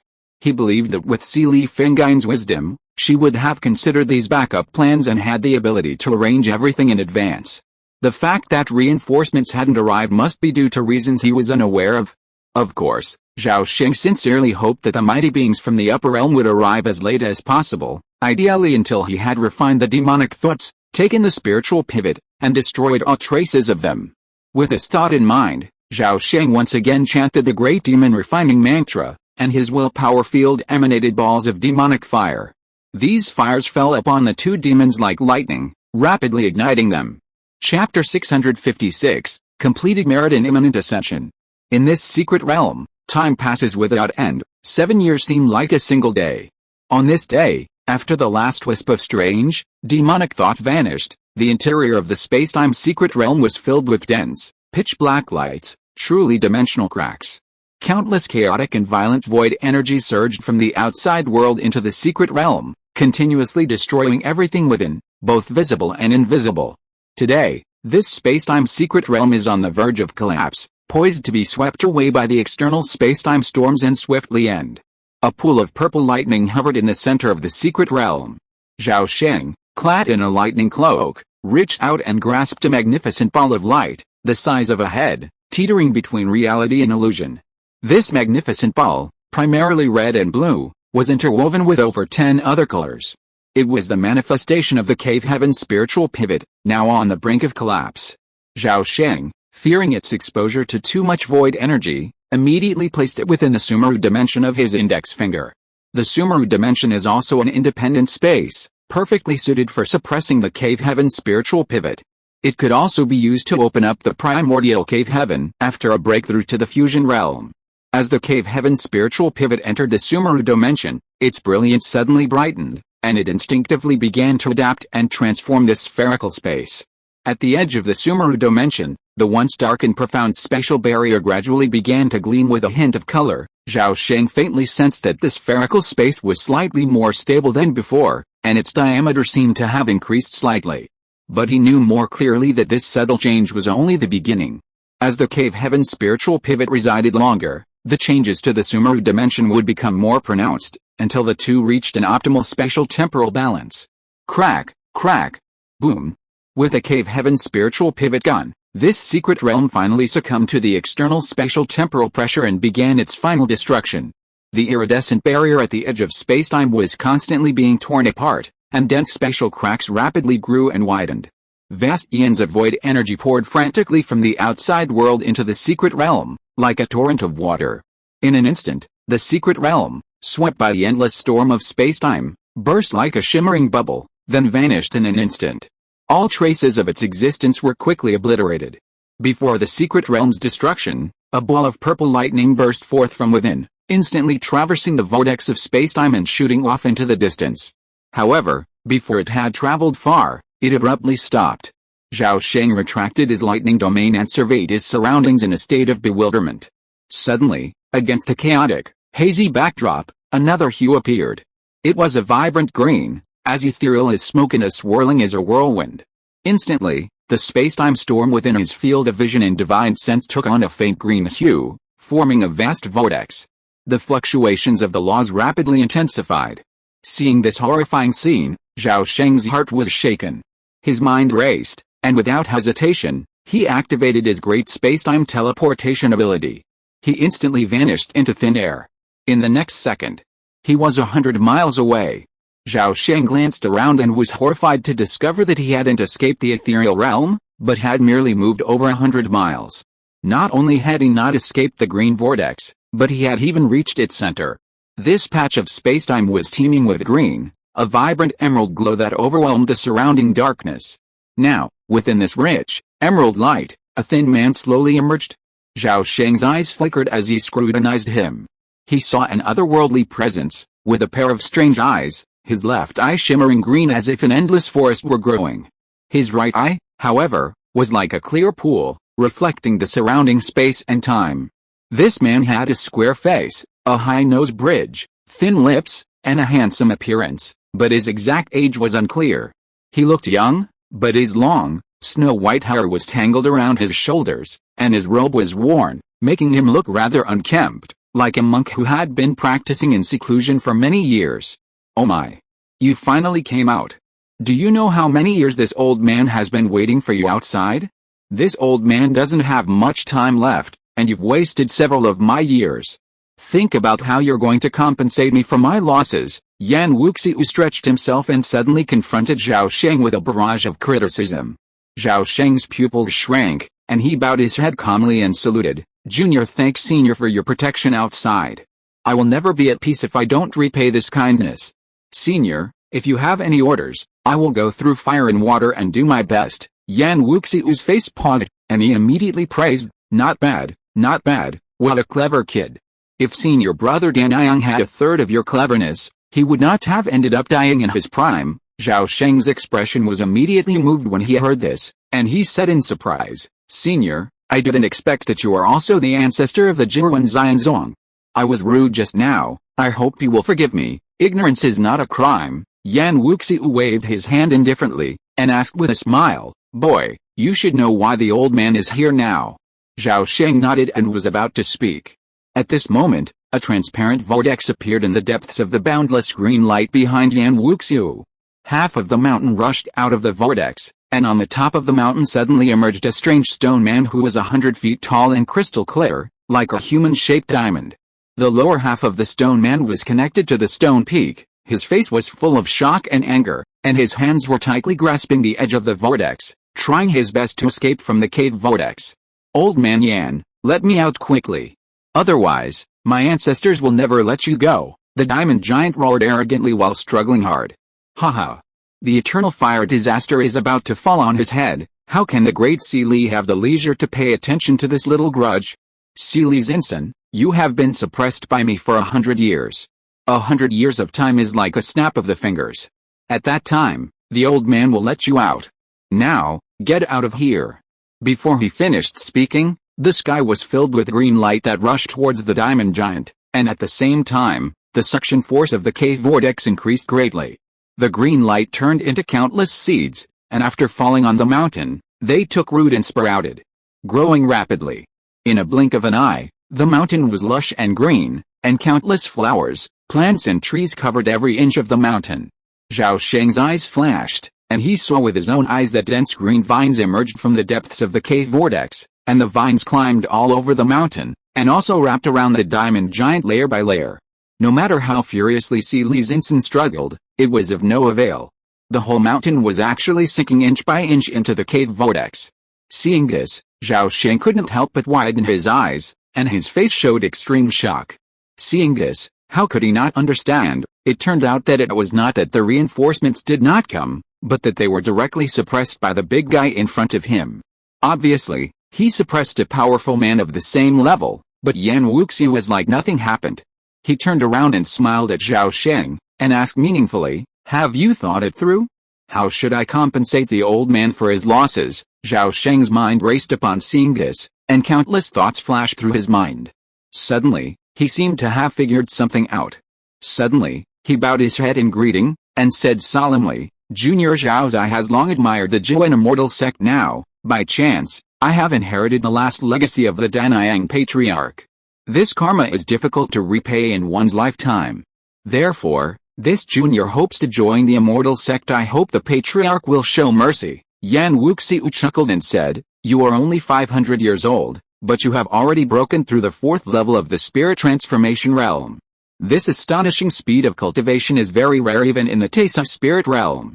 But do you know what the old man likes most about you?" Without waiting for Zhao Sheng to ask, Yan Wuxiu spoke to himself. Since ancient times, in addition to dharma, wealth, companions and land, there is also the saying of 1 life, 2 luck, and 3 opportunities in the cultivation of immortals.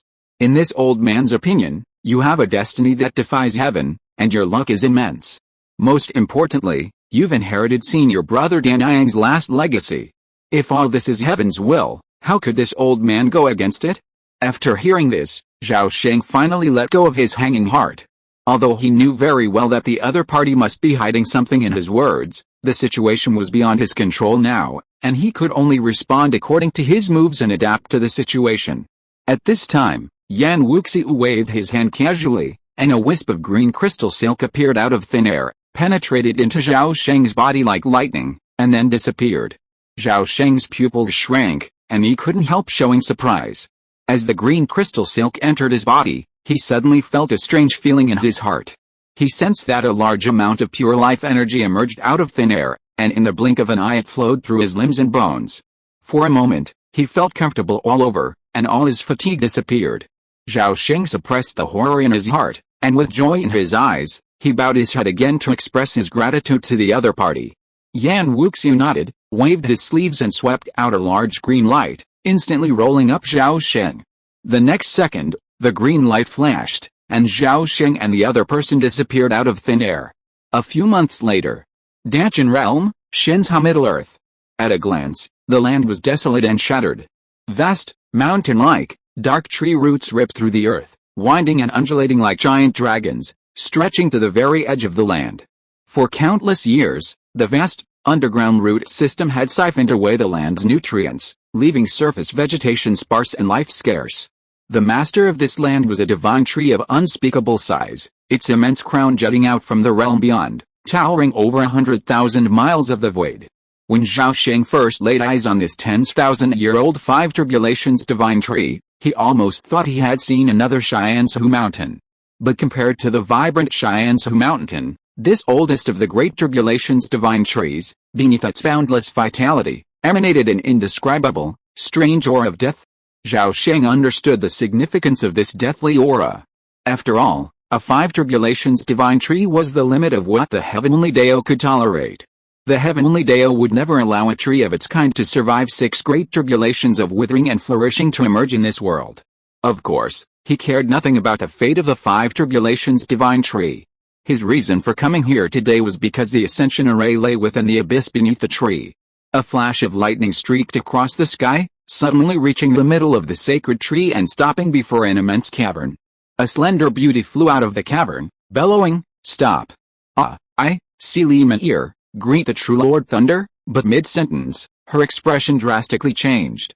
She quickly bowed, gazing at the visitor with awe. Zhao Sheng pulled a delicate, translucent, emerald green jade leaf from his sleeve. It emanated a hazy divine light, imbued with a mysterious and vibrant vitality, as if freshly plucked from a tree. After briefly displaying it to the other party, Zhao Sheng retracted the leaf. "My cultivation has been perfected, and I wish to ascend to the spiritual realm. I hope you will grant me this favor. The true Lord has the ascension order in hand. How dare the junior stop the senior? Please come in quickly." Li Meteor hurriedly made way and respectfully invited Zhao Sheng into the cave.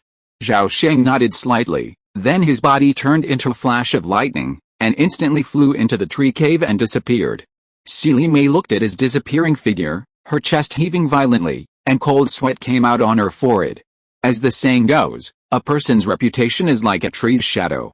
In the past 10,000 years in this world, true lords of transformation have emerged one after another, but this true Lord of Thunder can be regarded as fierce and powerful among nearly 100 people of the same level, and there is almost no rival. What's more, she knows very well that the Li family has experienced a series of misfortunes recently, and the overall strength is at its lowest point in 10,000 years.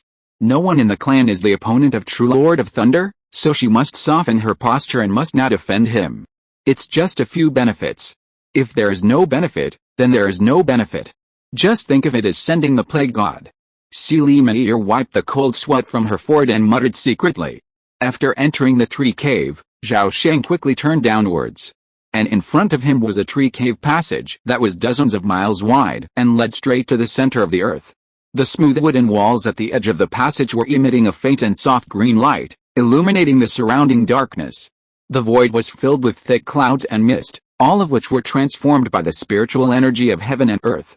Not long after, Zhao Sheng had gone thousands of miles underground and arrived at a very vast colorful lake. Countless thick tree roots hung down, and they penetrated into the lake from all directions, constantly absorbing the liquefied spiritual energy in the lake. In the center of the colorful lake stands a green wooden pyramid. This wooden tower is actually a living thing, emitting explosive vitality all the time. Zhao Sheng's eyes flashed, and he quickly descended to the top of the pyramid. He saw a forest of crystalline pillars. At their center stood a shimmering pool, over 10 feet wide. The water seemed both ethereal and tangible, surging with a faint, mysterious glow, as if reaching beyond time and space.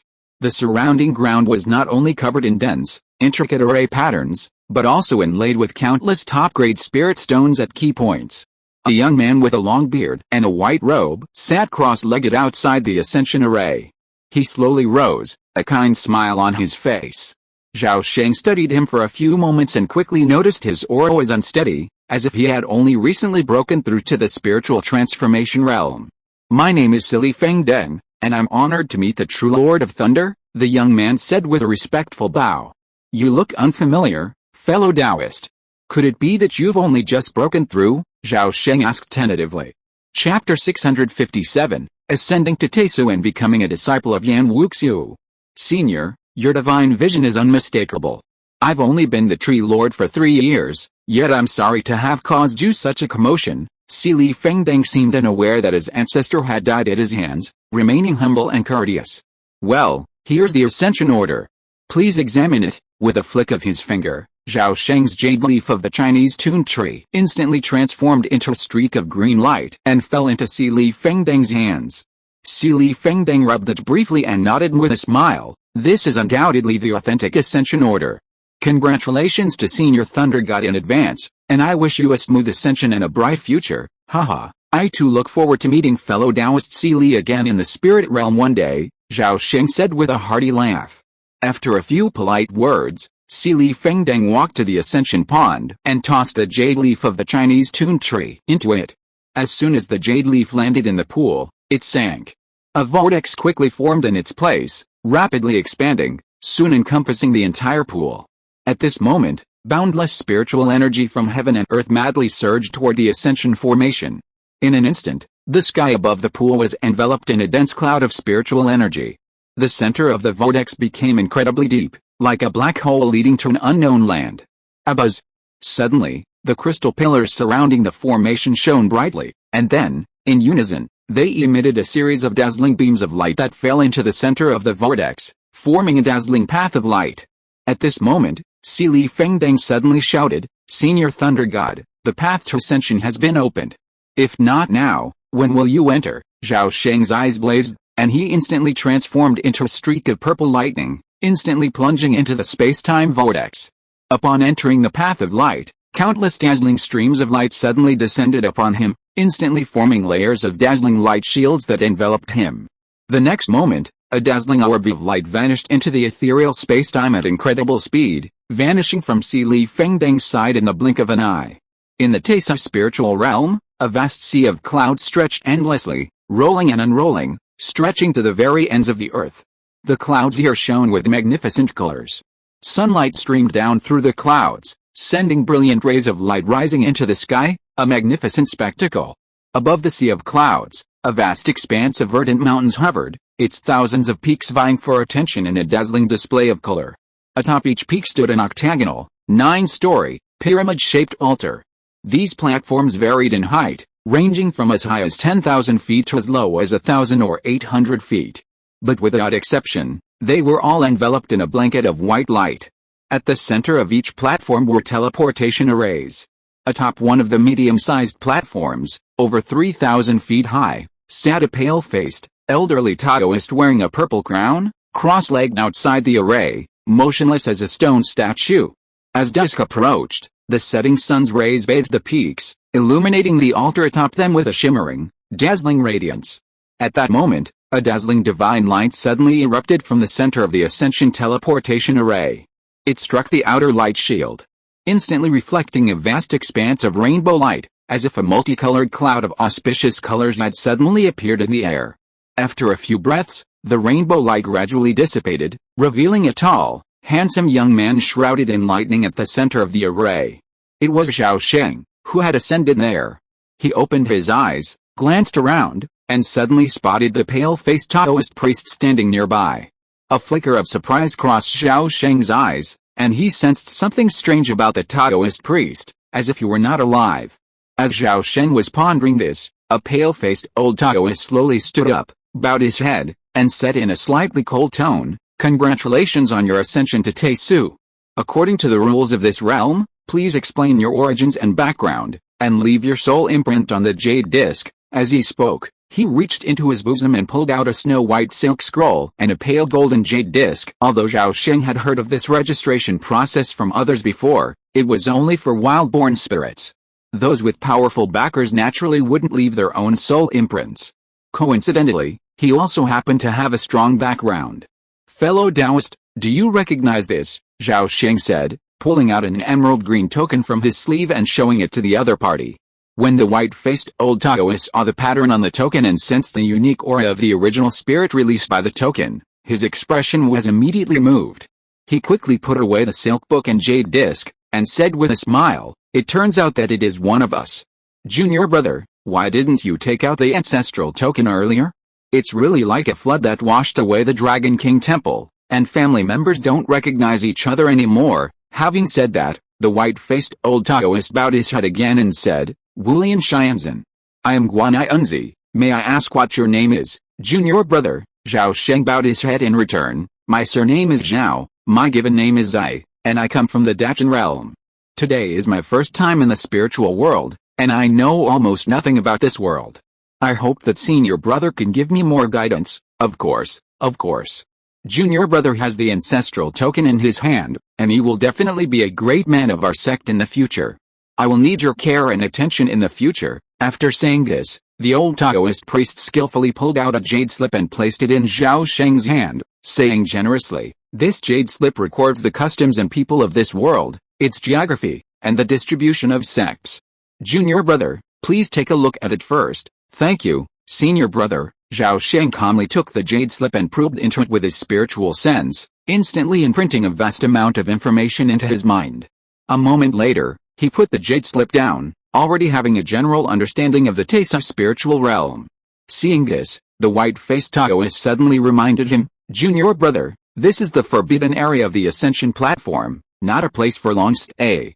Since you have the ancestral token, why not use the teleportation array here and teleport directly back to our sect's outer mountain gate? This will save you the hardship of traveling millions of miles." Zhao Sheng nodded and asked, "Then I'll be very grateful to you." "I'll be very grateful to you." The white-faced Taoist quickly interrupted him, "Alice, it's just a few Zuining spirit stones. Why are you being so polite to me, junior brother?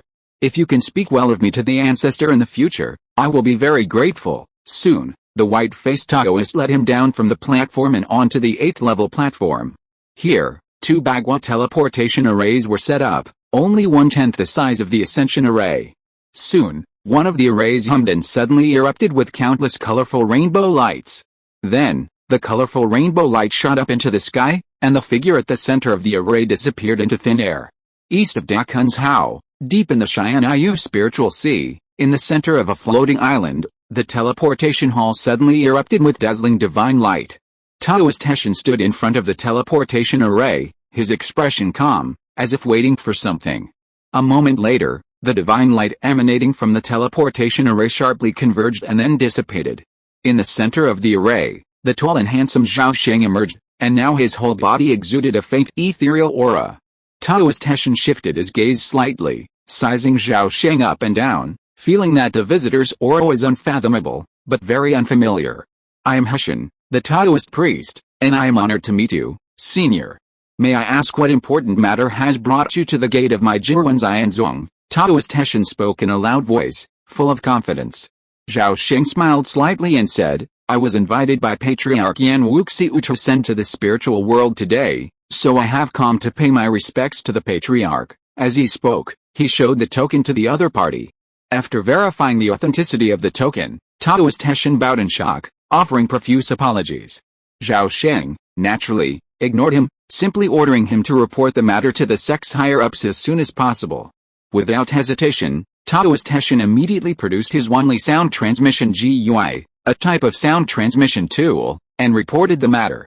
A moment later, 2 streaks of light descended from the distance, instantly piercing the hall. Soon after, 3 streaks of light emanated from the hall, swiftly darting towards the vast spiritual sea below. The Xianyu spiritual sea was a profoundly mystical wonder, profoundly different from the seas of the lower realms.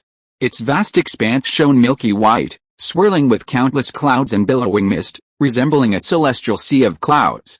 However, the water of the spiritual sea was not water itself, but rather a strange, fluid, watery cloud. The deeper one went, the thicker and more viscous the sea water, and the emanating laws of the surrounding waters grew increasingly chaotic and distinct. Below a depth of 100,000 miles, the seawater unexpectedly liquefied completely. While seemingly indistinguishable from ordinary seawater, the spiritual water flowing here transformed entirely into the lowest levels of celestial spiritual waters, such as heavy dark yin water and sunflower water essence.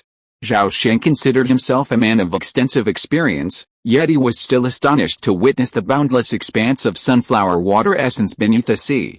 After traversing a layer of sunflower water hundreds of miles thick, Zhao Sheng's vision suddenly opened up.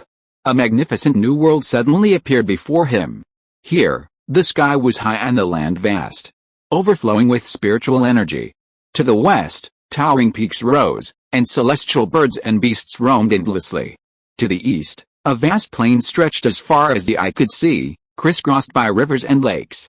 To the south lay a glacial plain, with countless icy peaks rising in a forest, while to the north lay an endless jungle. Above, a dazzling cloud layer shone, and within the clouds, hovered a series of floating spiritual islands. Fellow Taoist Zhao, this is Kangling Cave Heaven, one of our sect's 10 blessed caves, and also the outer mountain gate headquarters of our Huaxun lineage. The golden-robed man turned to look at Zhao Sheng, proudly introducing the scene with a glance at the sky. Zhao Sheng, upon seeing this, deliberately exclaimed in admiration, "This place is truly a paradise on earth. The abundance of spiritual energy is truly unprecedented in my life. If I could cultivate here, I would be completely satisfied." At this moment, a thin young man in a red robe beside him laughed heartily. "Haha, junior brother Zhao, don't worry. Once you meet the Grandmaster, he will surely grant you another blessed land as your training ground.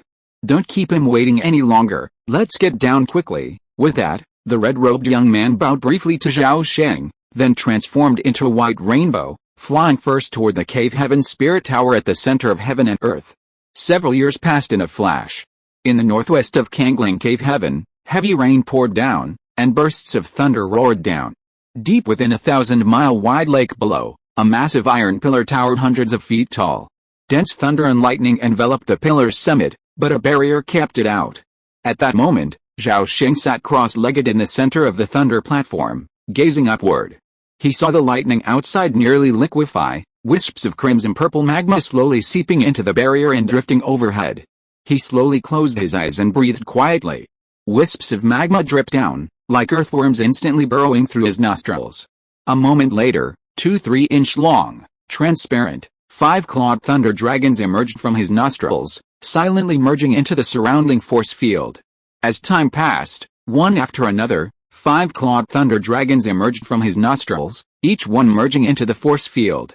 After an unknown amount of time, the rain subsided, the clouds dispersed, and the power of thunder dissipated. At this moment, something seemed to be lurking around Zhao Sheng, and a faint, strange glow permeated the air.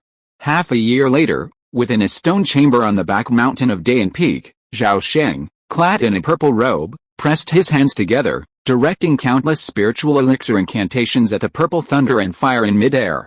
Suddenly, the purple thunder and fire shrank into a ball. He paused his incantations and extended his hand. The ball of thunder and fire quickly fell into his hand, plunging into his body like lightning.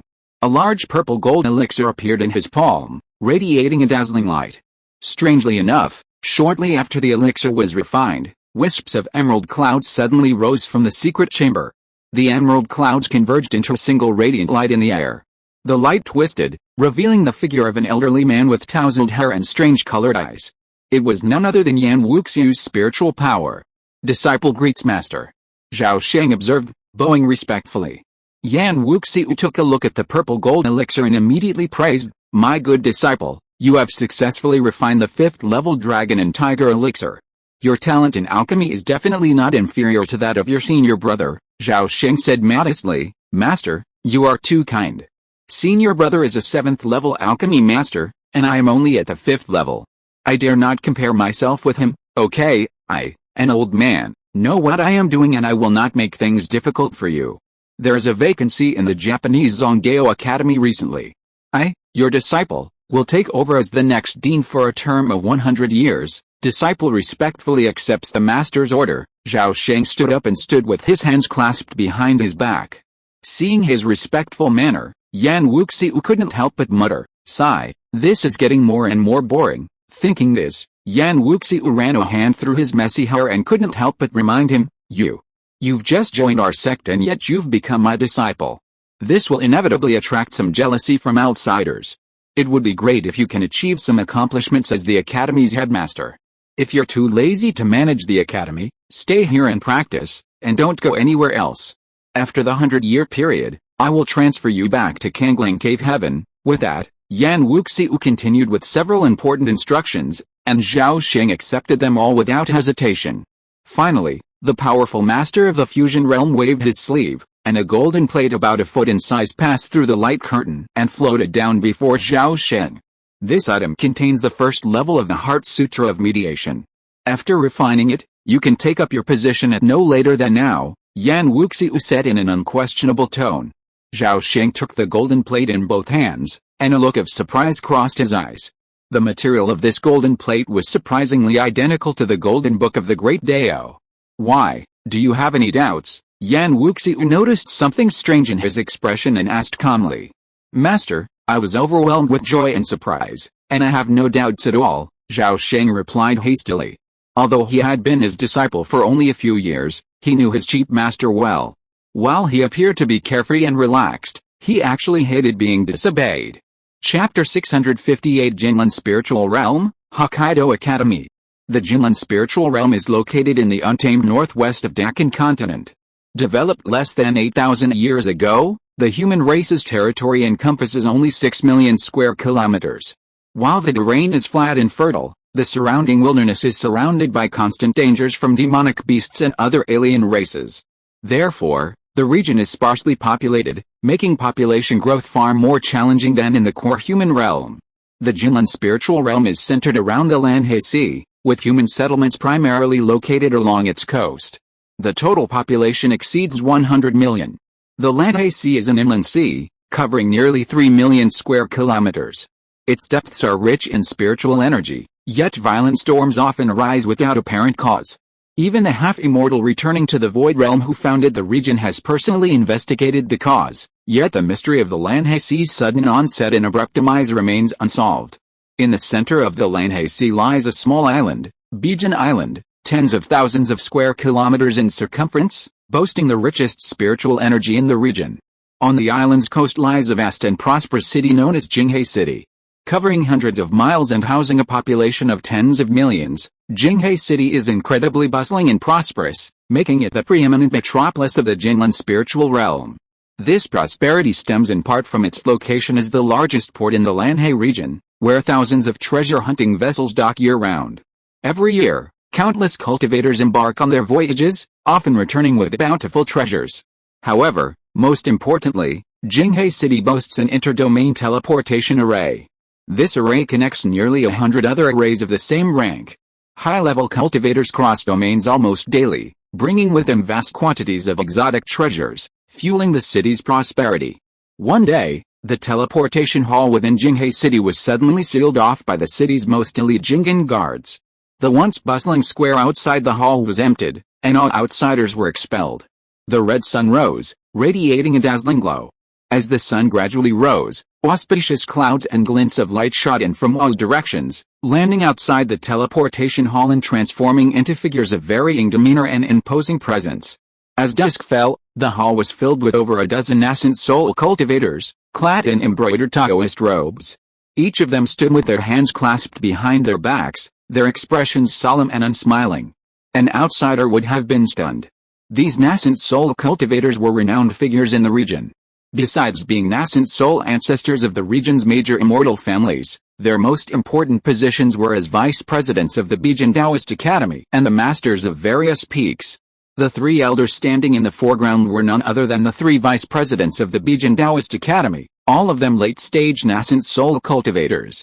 In the past, these powerful figures rarely gathered together, but their simultaneous presence in the teleportation hall clearly had a more profound purpose. Perhaps the wait was too long. An elderly man in a jade crown, one of the three in the front, frowned slightly. He turned to the person next to him and asked softly, "Senior Brother Chen, is your information reliable? Is the new dean really arriving today? I have connections above me, and the source is very reliable." "Junior Brother Jin, please be patient." The man who spoke was named Chen Dan Wang. He had a fair complexion, thin lips, and an elegant demeanor, appearing like a well-read scholar. However, those who knew him knew that this deputy dean was a murderous man, having always been in charge of all external killings for the academy. For nearly 1,000 years, he had not only personally slain dozens of evildoers and demon kings, but had also led the demon-slaying army in numerous conquests, making remarkable contributions to the expansion of the region. Alice, 70 or 80 years have passed, and there's still no news of the old dean. If it weren't for my natal soul lamp, I would have thought the old dean, Taoist King Nian paused, turning to the new dean. "I've heard the new dean has a very distinguished background. Although he's from the lower realms, he's already become a disciple of Patriarch Yan, rising to the rank of 7th rank true disciple. This opportunity is truly remarkable." Chen Dan Wang, dressed in a scarlet Taoist robe, frowned slightly and said, "What's wrong with being from the lower realms? My ancestor also came from the lower realms and became Patriarch Yan's direct disciple, didn't he? Even this Jinlin spiritual realm was opened up by him personally." Seeing this, Taoist King Nian quickly apologized, saying, "How can the new dean be compared to Senior Bijan? Senior Bijan has already achieved the great perfection of returning to the void, and now all that remains is to open the cave heaven. If he succeeds in this step, the Immortal sect will have another master of the fusion realm. That will surely be the greatest event in our sect in 10,000 years." The Senior Bijan mentioned by this person was actually named Chen Bei, the third true disciple of Yan Wuxiu. After ascending to the returning to the void realm 8,000 years ago, he journeyed to the wild northwestern lands and, after a full millennium, finally slew the three returning to the void demon kings of Land He, thus establishing the Jinlin spiritual realm. Furthermore, Chen Bei was also the first dean of the Hokkaido Academy, serving for 2,000 years until the academy's first true Lord of Transformation was born, at which point he retired. To date, the Hokkaido Academy has had 7 deans, the previous one having reigned for over 800 years before suddenly disappearing while on an outing. After years of waiting, with no further news, Zhao Sheng was appointed the new abbot. In a sense, all the cultivators who emerged from the Hokkaido Academy were descended from the Yan Wuxiu lineage, considered a legitimate faction. Therefore, Zhao Sheng was able to easily take on this lucrative job. The lucrative nature of this wasn't limited to the familiar money-making methods. More importantly, each abbot was responsible for maintaining the Umbra Well. The Umbra Well is one of the most crucial facilities in the academy and the spirit realm. Connecting to the 9 netherworlds, it draws upon the primordial energy and treasures of the void realm, allowing for the understanding of the Dao's laws and the advancement of spiritual veins. The benefits of establishing the Umbra Well are numerous, too numerous to be fully articulated in a few words, but the 3 aforementioned points are of paramount importance. Within the traditional sphere of influence of the Zhou Immortal sect, there are over 200 monasteries, each boasting a headmaster whose cultivation reaches above the divine transformation stage. Some of the more established monasteries even boast deputy heads who are divine transformation true lords. Compared to those established monasteries, boasting history stretching back tens or even hundreds of thousands of years, the Hokkaido monastery is incredibly young. Junior Brother Liang, why are you so gloating? What good news is going on? Tell us about it so we can all hear it. A white-haired elder glanced at the square-faced middle-aged man beside him and suddenly teased. One of them is the Peak Master of Fudao Peak, the other the Master of Lingxiao Peak. Their relationship has always been strained, so they're deliberately trying to trip each other up, hoping to make the square-faced middle-aged man look like a fool. Senior Brother Yan, you're not aware, but Junior Brother Liang's third Taoist partner just died. It's a pity he only entered the sect a century ago and hasn't had time to produce any offspring yet. A delicate and beautiful woman to his left added a teasing remark. Haha, really? Congratulations, junior brother Liang, the white-haired elder said with a forced smile. The square-faced middle-aged man, hearing the two echoing each other, remained grinning, clearly possessing considerable cunning.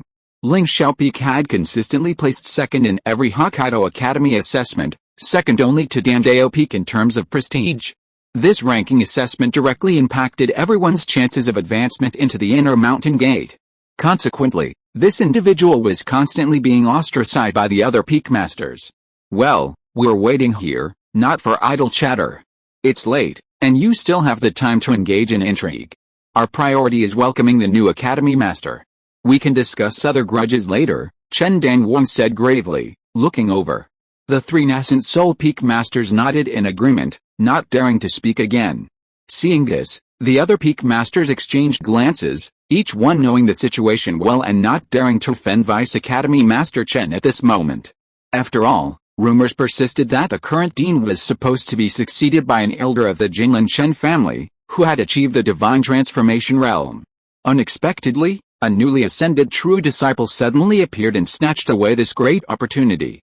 Consequently, Vice Dean Chen was filled with resentment, and he was just about to find a place to vent his frustration.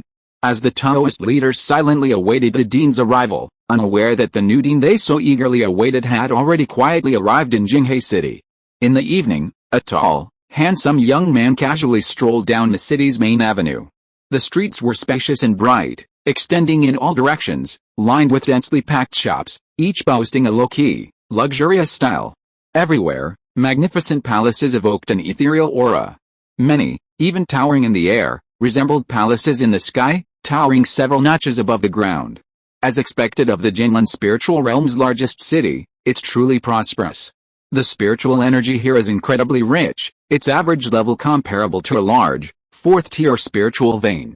The spiritual realm truly lives up to its reputation, even in such a remote and desolate area. Spiritual energy concentrations are so high. No wonder some say that even 3,000 lower realms aren't as abundant as a single region in the spiritual realm. Zhao Sheng surveyed the city's bustling scene, sighing with emotion. Just then, a figure approached, bowing and smiling, saying, "This Taoist friend must have just arrived in Jinghe City. This large city is barely impressive. If you were to visit the heart of Kunzhao's human race one day, you'd know what a true immortal city truly is." "Oh, really? I'm very much looking forward to it," Zhao Sheng said calmly, then calmly strode towards the center of the city, seemingly unwilling to pay any attention. Wang Shi didn't take this as a serious matter. He had been watching this person for a long time. Despite his simple attire, the jade ring he used to hold the edge of his robe was carved from a single piece of 10,000-year-old warm jade. He was certain he wasn't mistaken, so how could he bear to let this fat sheep go? "Fellow Taoist, please walk slowly. I'm Huangshi. I grew up in Jinghe City and am very familiar with the city's streets and all its famous attractions. If you'd like to go somewhere, or if you have any questions, just ask me, Wang, and I'll take you there." However, Huangshi hadn't finished his words when his eyes suddenly went blank, and he froze in place for a long time before regaining consciousness. When he regained consciousness, he was furious. All his treasures had been stolen, leaving only his clothes.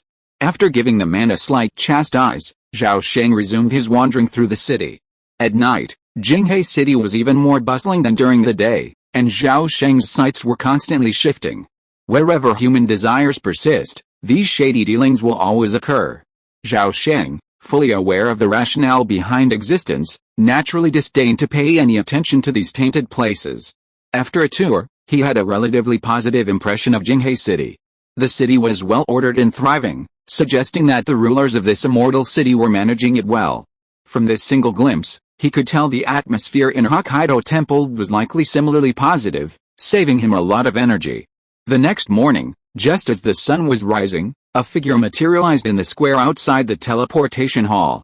Zhao Sheng gazed at the deserted square, his face devoid of surprise. "Hey, how dare you trespass here? Leave now, or I'll capture you and throw you into the black prison," a sudden shout echoed from the hall's entrance. Zhao Sheng's brow furrowed slightly, and in an instant, several divine thoughts spread out, sweeping over him. These thoughts were subtle, suggesting someone was secretly observing him, but they couldn't hide from his perception. A thought struck Zhao Sheng, and he calmly approached the hall. At this moment, a large man in golden armor stood on either side of the hall's gate, one glaring at him fiercely. "Leave quickly, young man. If you dare linger here, it will be too late to leave," the other golden-armored man warned with a kind heart. The two men, guarding the hall's exterior, clearly possessed considerable cultivation, having reached the Golden Core realm. Yet, they were merely guarding the gate, a fact Zhao Sheng couldn't help but lament. The Tesa spirit realm was truly teeming with nascent souls, with the Golden Cores no more powerful than dogs. It was vastly superior to the Dachan realm. A world of difference. "I'd like to enter and use the interdomain teleportation array, but you're blocking the door and refusing to let me in. What's the reason? Could it be that this array belongs to your family?" Zhao Sheng deliberately provoked the two men, purposely testing everyone within the hall. "You've arrived at an inopportune time. The interdomain teleportation array is temporarily closed. Please come back later." "Chen Xian, what nonsense are you talking to him about? Get him out of here before the dean and the others are alerted." As soon as the words left his mouth, the hall door suddenly opened from the inside, and a group of nascent soul cultivators hurried out, then quickly descended the steps. Arriving before Zhao Sheng, the first in line was none other than Chen Danwang. Chen Danwang looked at Zhao Sheng's composed demeanor with a look of doubt and uncertainty. He cautiously asked, "Senior, is your last name Zhao?" Zhao Sheng nodded, reached out, and took out the dean's dragon talisman. Simultaneously, he released his own aura, and a powerful, ocean-like pressure instantly spread, instantly leaving everyone pale and trembling.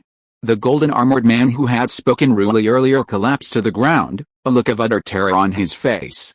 Upon seeing the dragon talisman in Zhao Sheng's hand, Chen Danwang's doubts vanished.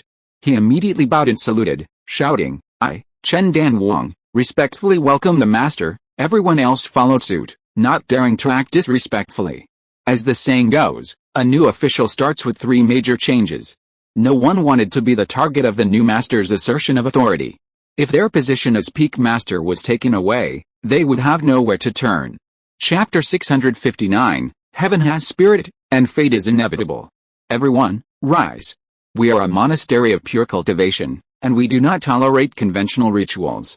From now on, we will reduce these cumbersome formalities wherever possible. Zhao Sheng extended his hand, offering a gentle support.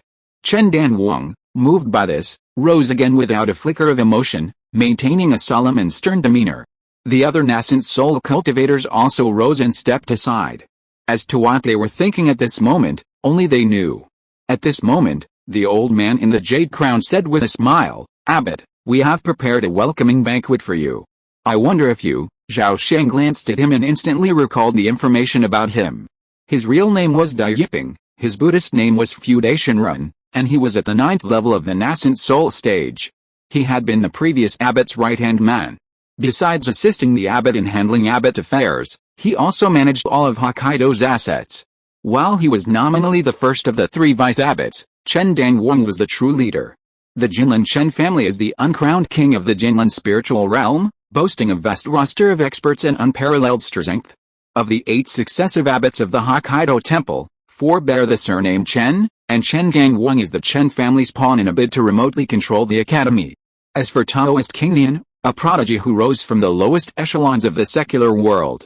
A torrent of information coursed through Zhao Sheng's mind, instantly matching everyone's relevant information to his own.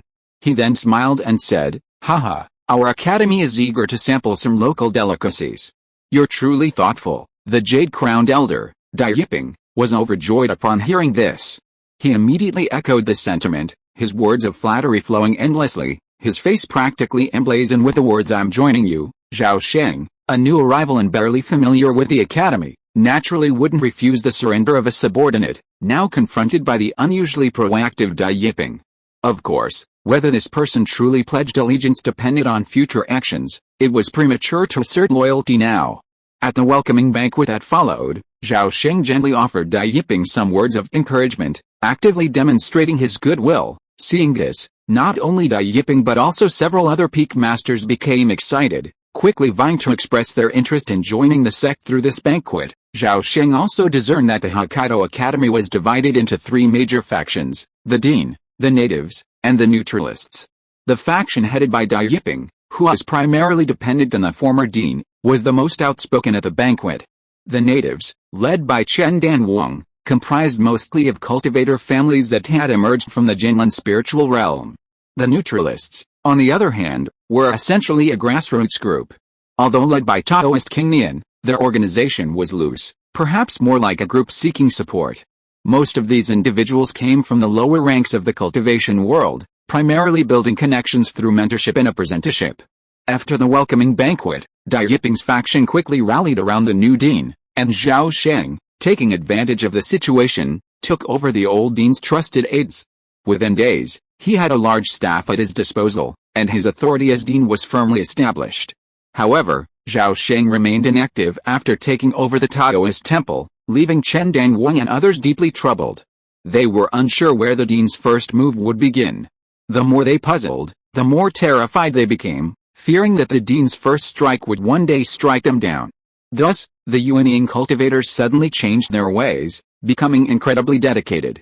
They quickly addressed any backlog of matters, and took the opportunity to report any that they could not handle to the dean, testing his will. For a time, Changsheng Peak, where the dean resided, became bustling with activity, with powerful Yuanying peak masters regularly visiting the mountain to pay their respects to the dean.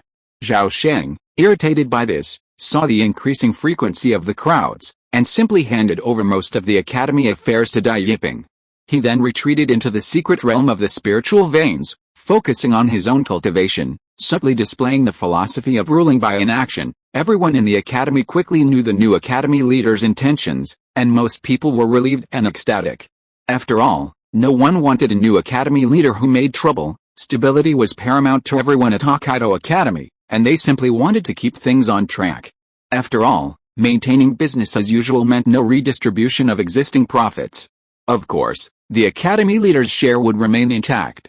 Who wouldn't like a master who understood the principle of living in harmony with the world? Who wouldn't support him? Living in harmony with the world? Ruling by inaction? Everyone was completely mistaken. Zhao Sheng acted this way, partly because he disdained the small profits and partly because he was afraid of trouble, so he didn't bother dealing with those useless people. With his keen eyes, he could easily discern that among the deputy abbots and peak masters, only Chen Dan had a glimmer of hope for advancement to the divine transformation stage. The others had exhausted their potential and would remain at the nascent soul stage for eternity, barring a fate-defying opportunity. In fact, he had already grasped his master Yan Wuxiu's intentions when he instructed him to take over the position of abbot. Tempering him under the guise of mundane affairs was a pretense. The real purpose was to discern the strength of his Taoist heart. Therefore, before taking the position, he had decided to rule by inaction, demonstrating a single-minded focus on Dao without regard for worldly concerns. As it turned out, once the abbot devoted himself to cultivation in seclusion, the Hokkaido Academy not only remained in disarray, but actually became even more orderly. In short, the Hokkaido Academy was the same with or without an abbot. Zhao Sheng was like a giant Buddha, his subordinates worshipping and praising him, sometimes rushing to complete tasks assigned to him, fearing he might suddenly change his mind. Hokkaido Temple, nestled in the heart of Bijin Island, has long been known as a place of thousand peaks, abundant spiritual energy and beautiful scenery. The temple's grounds encompass most of Bijin Island, encompassing a 3,000-li core area, rich in spiritual energy, and home to 999 beautiful peaks. These 999 peaks weren't formed naturally, rather, they were personally transported from various parts of the Jinlan spiritual realm by powerful immortals. These peaks were then used to construct a 3,000-li spiritual gathering formation, elevating this spiritual land into a man-made blessed land. When Zhao Sheng first entered the Thousand Peaks Blessed Land, he was astounded to discover that the average spiritual energy concentration here was more than a notch higher than that of Jinghei City, reaching the level of a fifth-tier spiritual vein. Hokkaido Temple had been established for less than 10,000 years, so it was hard for him to imagine the abundance of spiritual energy within the grounds of established Taoist temples, established over 100,000 years ago, rivaling that of a sixth-tier spiritual vein, or even surpassing it. At that moment, a thought suddenly struck him: even a pig that stayed here long enough could probably form a demonic elixir. However, reality immediately refuted his thought. After reviewing the ancient texts and jade slips atop the Taoist scripture peak, Zhao Sheng discovered a terrifying truth: the thunder turbulations of the Taisa spiritual realm were infinitely more extreme than those of the lower realm. Compared to the countless foundation establishment cultivators, the number of golden core true immortals had plummeted. If a golden core true immortal in the lower realm was rare, then the number of golden core true immortals in the spiritual realm was even rarer. Indeed, even among 10,000 foundation establishment cultivators, not even one golden core true immortal would emerge. This exemplified the terrifying power of the golden core thunder tribulation. Honestly, the success rate of this type of elixir formation was incredibly low, incredibly low. To understand the reason, Zhao Sheng pored over the ancient texts on Kangjing Peak. Countless predecessors' records alluded to a single phrase: heaven's laws are spiritual, and calamity is inevitable. If heaven's laws are spiritual, then the reason for the terrifying nature of thunder tribulations was clear. However, he soon discovered something amiss. For 8,000 years, a few lucky individuals had always appeared within the Hokkaido Academy. These seemingly ordinary individuals successfully navigated the tribulation and achieved Dan condensation. Compared to the fallen prodigies, simply being lucky was a far cry from the rest. Some of these lucky individuals, like Taoist King Nian, rose to prominence among their peers, becoming influential figures of their time. However, the majority of these lucky individuals vanished into the fold after Dan condensation, ultimately perishing in the nascent soul thunder tribulation, while a few tragically perished midway. After reading the records, Zhao Sheng suddenly realized that the elimination mechanism of thunder tribulations seemed to have significantly increased the severity of the Taisai spirit realm. This anomalous phenomenon was hard not to recall the lofty, immortal true immortals. Perhaps all this was the will of the immortal. After all, the cultivation resources of the Taisai spiritual realm aren't infinite. If the number of high-level cultivators isn't restricted, even the most abundant resources wouldn't be enough to go around. Upon noticing the immortal's lavish spending, Zhao Sheng, while horrified, could not help but secretly admire their ruthlessness. After this experience, he vaguely felt he had uncovered some terrifying truth, but what that truth was, he still couldn't figure out. As spring faded and autumn arrived, and frost and snow began to fall, Hokkaido Temple welcomed a new batch of disciples. The 10 foundation establishment cities quickly became bustling with activity. Veterans emerged from their retreats to observe the excitement, while a group of new disciples, aged 11 or 12, spent their first day, a mix of apprehension and delight, a lifelong journey of unforgettable joy. Hokkaido Temple, as well as the over 200 Taoist temples under the 9 Questions Immortal sect, shared the same welcoming tradition, teaching new disciples to be obedient and follow the orders of the veterans. Of course, new disciples with strong backgrounds and connections won't be bullied by the older disciples. On the contrary, the older disciples favor those with strong connections. Some older disciples, feeling hopeless in their path, will seek refuge with these older disciples, hoping to secure a better future. The older disciples also welcome the older disciples, allowing them to command a team of subordinates within the monastery. This practice has been around for a long time, and the monastery generally doesn't interfere. Of course, every monastery has 2 unbreakable taboos. First, there must be no death within the monastery. If a disciple dies, the culprit remains unidentified. If the true culprit is found, the killer and anyone who ordered the killing must be executed. Second, knowledge is priceless, not opportunity. No one may force another to surrender their own opportunities and knowledge. Violators are also subject to death. Beyond these, there are dozens of other strictures, including respect for teachers, betrayal of the monastery, and disclosure of monastery secrets. On the first day of each new disciple's admission, all newcomers, led by senior students, would come before the Dao Heart Monument and swear a Taoist oath. Out of curiosity, Zhao Sheng secretly observed this year's induction ceremony and marveled at the sheer number of talented cultivators in the spiritual realm, a sea of countless fish. This batch of new disciples, for example, numbered over 900.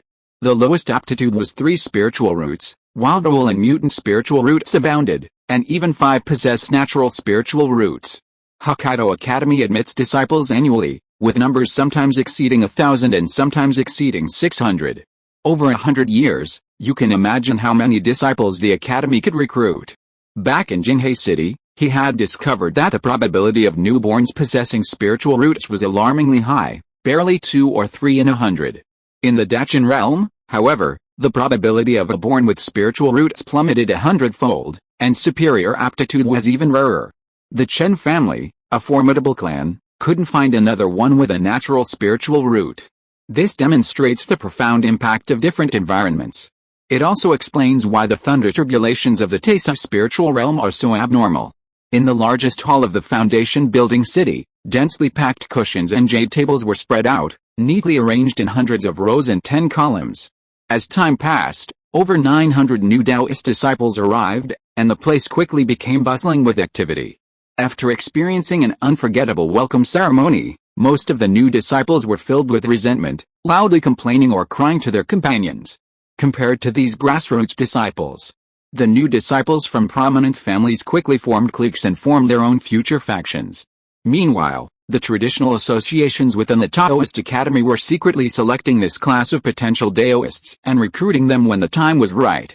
Since ancient times, wherever there's interest, there's the underworld, and even within this pure land of the Taoist Academy, conflicts of interest are inevitable.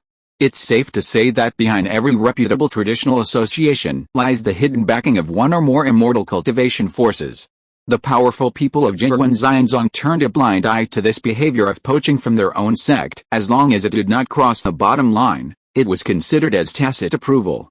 There are so many cultivators leaving the Taoist temple every year, and they must find some way out for them.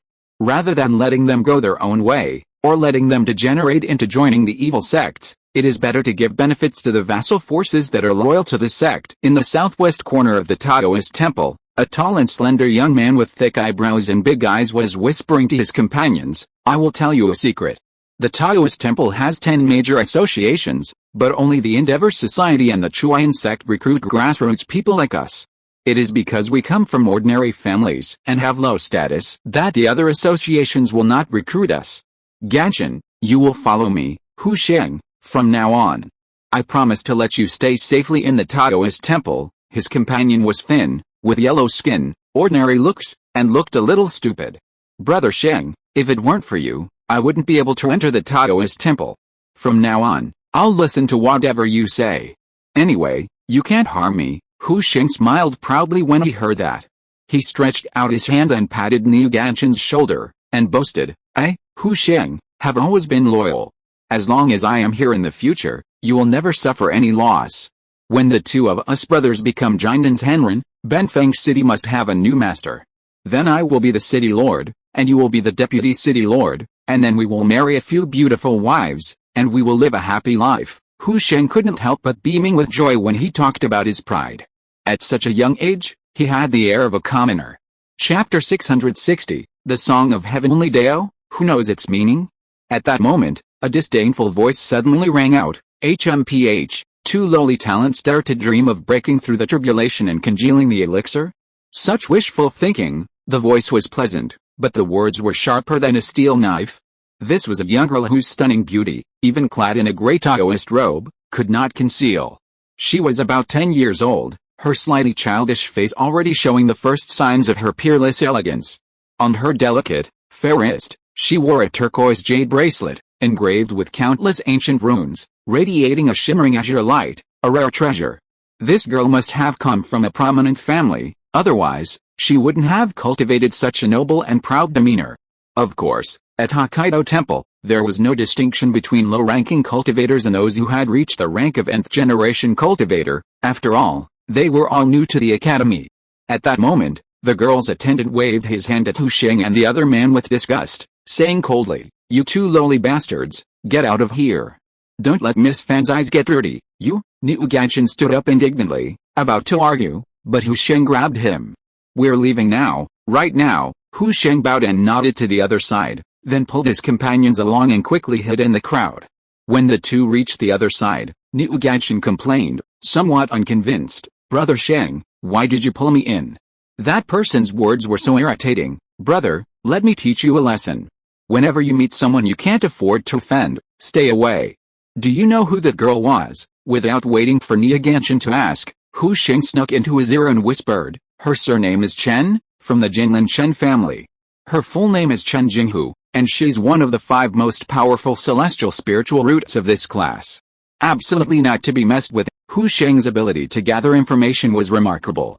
In just a few days, he had not only meticulously identified the untouchable individuals in this class, but also the notable figures from previous classes. Niu Ganshin's face paled, A bead of sweat broke out on his forehead, and he was speechless with fear. Sheng. Brother Sheng, that's all. Chen probably won't remember us. Niu Ganshan's voice faltered, his words slurring with fear. Hu Sheng said firmly, no. How could such a great figure like him remember a worthless grassroot like us? That's good. Niu Ganshan heaved a sigh of relief after hearing this and reached out to wipe the cold sweat from his forehead. Tap, tap, tap.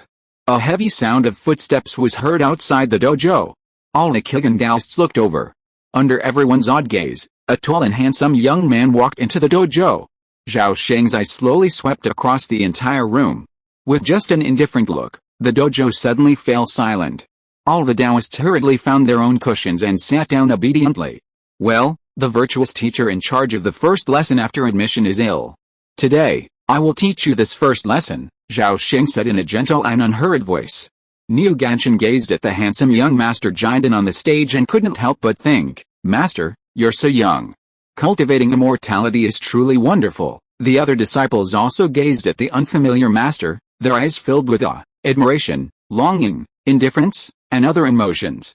Zhao Sheng, oblivious to the crowd's light, continued calmly, since this is the first class, who among you can tell me what the first principle of cultivation is? Everyone in the Taoist hall looked at each other, unsure how to respond. Suddenly, Chen Jinghu stood up. Her stunning beauty dazzled the other disciples, leaving them with expressions of admiration. Ignoring the infatuated stares of the people around her, Chen Jinghu calmly stated, the most important principle of cultivation lies in the four words Dharma, wealth, companions, and places. No, the most important principle should be a firm heart, unshakable even if the sky falls. The most important principle of cultivation should be to follow the will of heaven, attain the Tao, and uphold righteousness. Follow the will of heaven, and you will be a human being. Go against the will of heaven, and you will become an immortal. A dozen or so people stood up, almost all repeating the views of their predecessors, all clichés devoid of any originality. Niu Ganshan also pondered for a moment, not daring to stand up and speak. He muttered, only audible enough for himself, it should be staying alive. Yet, staying alive is more important than anything else. Niu Ganshan thought no one could hear him, but he didn't know that every movement in the crowd escaped Zhao Sheng's eyes. Zhao Sheng raised his eyebrows slightly, his gaze quietly falling on the timid, thin figure in the crowd, a slight surprise in his heart. But the next moment, his gaze shifted elsewhere, his expression indifferent as he watched the rookie Taoist's self-performances. After no one else stepped forward, he slowly spoke. What the disciples said just now was all very well, but in my opinion, nothing is more important than staying alive. The goal of cultivating immortality is to achieve immortality, so preserving one's life is the primary purpose of cultivation. A deep silence fell upon his words, though most of the key refining disciples disagreed, fearing him out of fear. Suddenly, a sturdy young man with a resolute expression and double pupils suddenly stood up and shouted, "You are wrong. How can cultivators like us be afraid of death? Death is indeed terrifying, but the most terrifying thing is to be infamous for eternity. I, Wu Yuang, do not wish to live in mediocrity for 10,000 years, I only wish to live a fulfilling life." Wow, who is so reckless? Upon hearing this, everyone looked at their peer who had infringed upon their superiors. You speak well. Sit down. Zhao Sheng gestured for the boy with double pupils to sit. With his cultivation, he knew the boy was not lying and was speaking from the heart. Someone dared to question my words. I'm very pleased. Wu Yuang, right? I'll remember you. Today, I'll record a micro gong for you. Go to Merit Peak after class to claim it. As soon as he finished speaking, everyone turned to Wu Yuang again, this time with envy. At Bihei Academy, merit is more important than spirit stones. Spirit stones can buy almost everything, but there are some special resources, cultivation knowledge, opportunities, natural treasures, and so on, that can only be exchanged for merit points, for which spirit stones are completely useless. Merit points are divided into 4 levels, micro gong, minor gong, major gong, and celestial gong, with a 10-to-1 exchange rate for each level. Even a low-level micro gong can easily be exchanged for 1,000 standard spirit stones. But the reverse is not true. At this point, Zhao Sheng asked a second question. Who knows the 9 questions in the 9 questions immortal sect's name? Who uttered them? Master, I know. The word 9 questions comes from the first 9 lines of the Heavenly Dao song, which goes, in the beginning of time, who preached the Dao? Without form, how could we investigate it? Dark and gloomy, who could reach its fulfillment? With wings, how could we understand it? Time flows swiftly, where is its source? Bright and dark, what is the purpose of the moment? Yin and yang combine. The Heavenly Dao song was composed by our sect's founder. Hearing this Heavenly Dao song, Zhao Sheng's mind naturally flashed back to his first encounter with the star god in his previous life. It was from the star god's mouth that he first heard this verse. As fate would have it, who could have imagined that he would one day join the 9 Questions Immortal sect? It seems the powerful being who deceived the star god back then was most likely from the 9 Questions Immortal sect. This suggests that the communication between the two spiritual realms of Taisu and Taiyi is not completely severed. There must be one or more secret passages between them. Zhao Sheng's mind raced, feeling as if he had once again seen the light of returning to the Xianzhu realm. After Chen Jinghu had recited the entire Heavenly Way song, she eagerly expected Zhao Sheng to give her a micro-gong. However, she was disappointed. Zhao Sheng merely gestured for her to sit down without offering any reward. Zhao Sheng glanced at the crowd below and spoke aloud, Master Shinwen studied the universe. This Heavenly Way song fully articulates the true meaning of his practice. What is the true meaning? It is to study deeply, contemplate deeply, observe widely, and inquire widely. Those who delve into the principles of heaven will never fall into the ruts of their predecessors. After 2/4 of an hour, he elaborated on his understanding of practice to the disciples below. However, Zhao Sheng knew full well that his words would be forgotten by the vast majority of the disciples. If only a few followed his advice, it would be considered a good lesson. Seeing that most of the disciples were drowsy, with only a dozen or so listening intently, Zhao Sheng shook his head and casually took out a fist-sized piece of black iron. Who can tell me how many spirit stones this piece of black iron can be exchanged for at the Taoist temple? I know. Judging by the weight of this black iron, it can only be exchanged for 1 standard spirit stone at most on Dao Peak. The person closest to the front suddenly jumped up and shouted excitedly, ahead of everyone else. Zhao Sheng nodded, then gently rubbed the black iron between his hands. Then, as everyone watched in astonishment, his right hand slowly pulled out a long sword over 3 feet long, its blade shining brightly.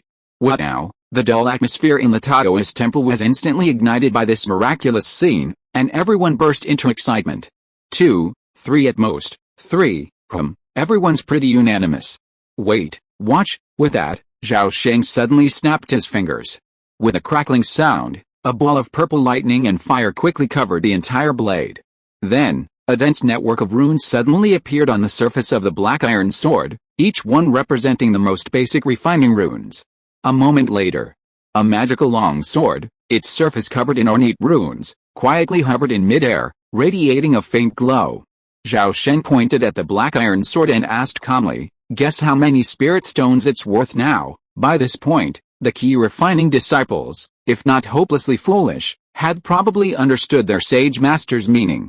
Unfortunately, while they thought they understood, they still completely failed to grasp the deeper meaning of Zhao Sheng's action.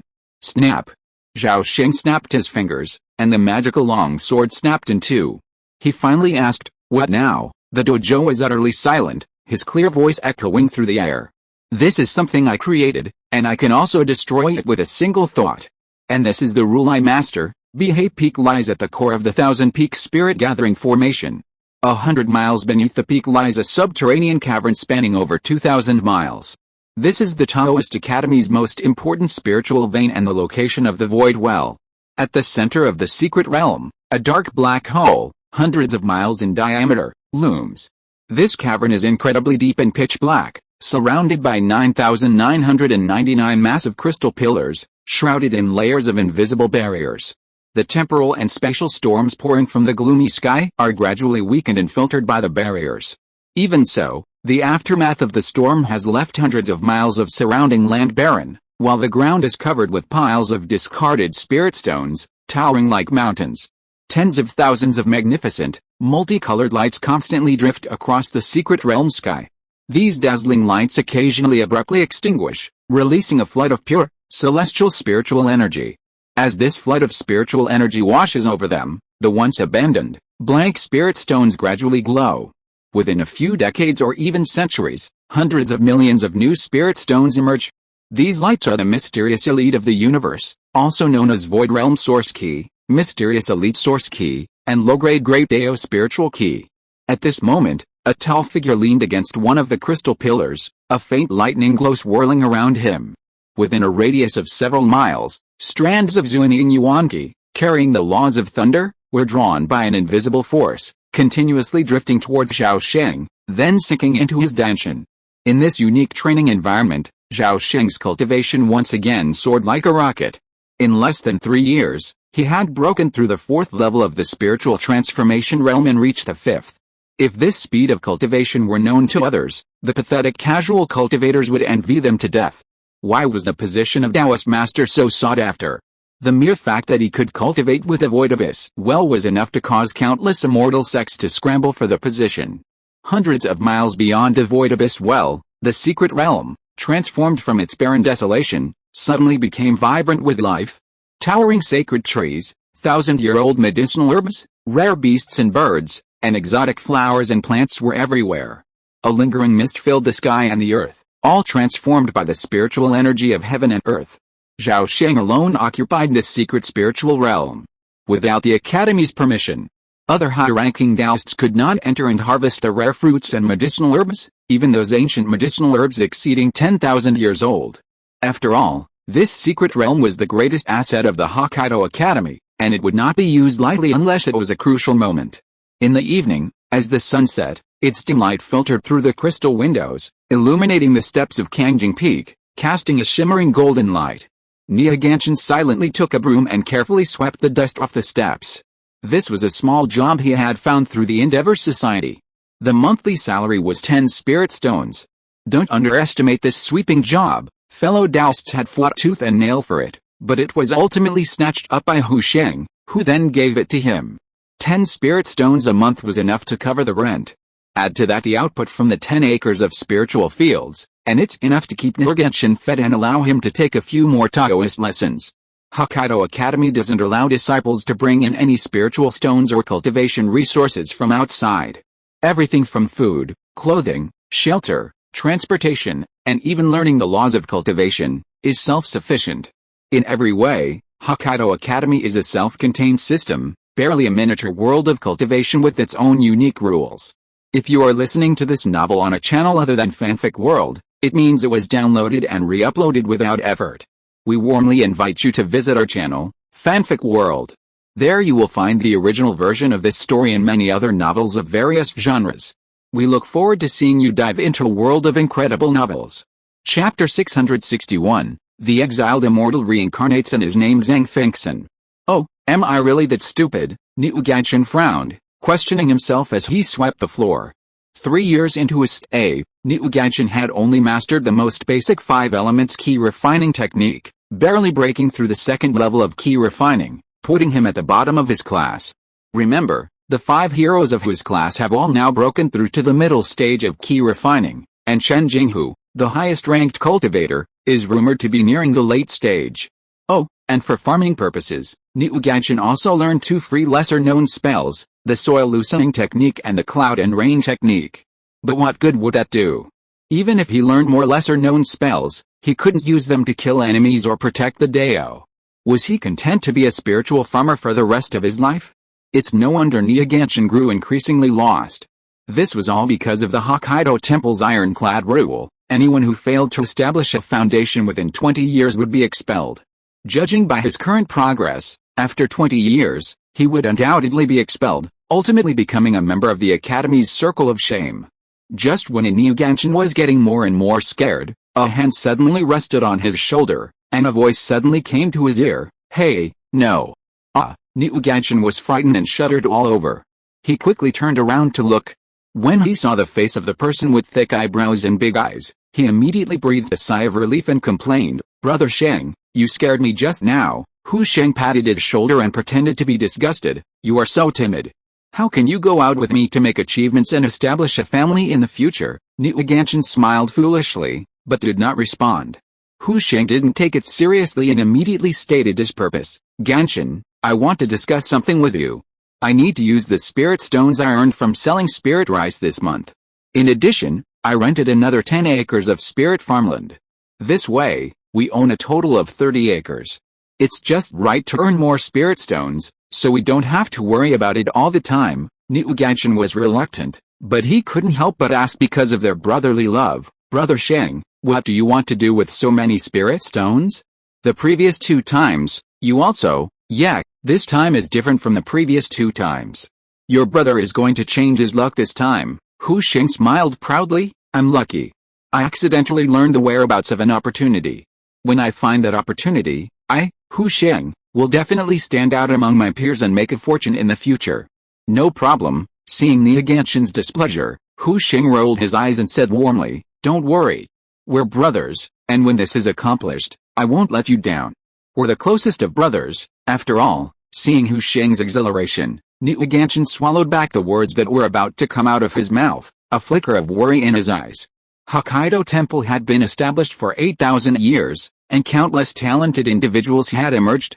Consequently, the blessed land of Thousand Peaks within a 3,000-mile radius is dotted with countless caves and abodes of their ancestors. Almost every generation of disciples leaves behind some legacy, whether intentionally or unintentionally. Whether it's a cave or a legacy, each successive generation is considered an opportunity. It's safe to say that in every generation, there are many lucky individuals who, by discovering opportunities left by their predecessors, ultimately change their fortunes and rise to prominence. Of course, opportunities can be both good and bad, some invaluable, while others are worthless. Many of these were playful, humorous creations deliberately left behind by predecessors to tease later generations. Niu Ganchen had no idea what kind of chance Hu Sheng was referring to, but he wasn't optimistic about it. After all, his elder brother was known to be frivolous and impetuous, and his actions were somewhat unreliable. Just then, a figure suddenly descended from the sky, landing on the steps near the two of them. The man was tall, bearded, about 30 years old, and had a rather menacing look. Junior brother Hu, you've made it so hard for me to find you. How is it going? Have you gathered all the spirit stones? Hu Sheng's pupils shrank, and he nodded hurriedly, saying, Senior brother Wang, it's only 100 spirit stones. How can you trouble me with such a small matter? Don't worry, once I sell the spirit rice this month, the spirit stones will be paid back immediately. It's 120. The bearded man suddenly interrupted Hu Sheng. Hu Sheng's smile froze. He glanced at senior brother Wang's expression, gritted his teeth, and said with a wry smile, okay, 120 is 120. Any more is just brother Wang's errand fee. Fuck you. The bearded man slapped Hu Sheng, nearly sending him flying. He cursed, how could I covet such a small amount of spirit stones? The golden loach spirit rice won't mature for another 20 days. Shouldn't I pay interest for those 20 days? Yes, I just said the wrong thing. I deserve a beating. Hu Sheng endured the pain and bowed with a smile. HMPH, I'll wait a month at most. If you still can't pay the spirit stones, you'll have to figure out what happens to you. With that, the bearded man walked away. As they walked away, Hu Sheng's face was filled with resentment. He stood there with a shaky expression, as if thinking about something. Niu Ganchen sighed silently and was about to ask. Hu Sheng, however, was the first to speak, forcing a faint smile, seemingly unconcerned. Haha. It's okay. When the opportunity arises, I can afford tens or even tens of thousands of spirit stones, not just 100. I'll keep this grudge for now, but I'll definitely retaliate tenfold or 100-fold in the future. Upon hearing this, Niu Ganchen swallowed his words, though a hint of dissatisfaction still welled up within him. Time flies when one cultivates, and 5 years flew by. In his 8th year, Chen Jinghu was the first to break through to the great perfection of key refining and successfully establish his foundation. By the end of the year, Wu Yong and Fang Xin followed suit, becoming foundation establishment cultivators. By his 10th year, the number of foundation establishment cultivators in his class had surpassed 20. That same year, Niu Ganchen finally achieved the difficult breakthrough to the 6th level of key refining, ranking 836th among his fellow Daoists. It's worth noting that Hu Sheng's cultivation had advanced by leaps and bounds over the past 8 years. He had now reached the great perfection of key refining, only a fraction away from breaking through to the foundation establishment stage. He was ranked in the top 50, a dark horse among his peers. It was also the year that Zhao Sheng, who had been cultivating for years, suddenly had an idea, realizing the time had come. He quickly left the spiritual vein secret realm, secretly cast several special first-level spells on the Sutra Repository Peak, and then vanished. Jinlin's spiritual realm, on an island northwest of Lanhei, Zhangjiabao. Zhangjiabao is located directly east of Fengao Island. All residents bear the surname Zhang, and most make their living by fishing. Although Zhangjiabao has a population of only 1,000, it supports 2 cultivators of the same surname. These 2 Zhang family masters are usually not in the fort, but cultivate in a cave within a small spiritual vein on the island. One day, intermittent cries and groans of a pregnant woman in labor could be heard from the fortress master's residence. As the sun neared its zenith, an elderly man with a short beard and a white complexion, dressed in brocade, paced the courtyard under the scorching sun, sweating profusely with anxiety. Not far behind him, a middle-aged servant stood guard at the door. He too looked a little anxious, but far less so than the old man. At that moment, a series of feeble screams echoed from the room, each one causing veins in the brocade-clad elder's face to throb. As the sun reached its zenith, a baby's cry finally rang out from within the room. "It's born.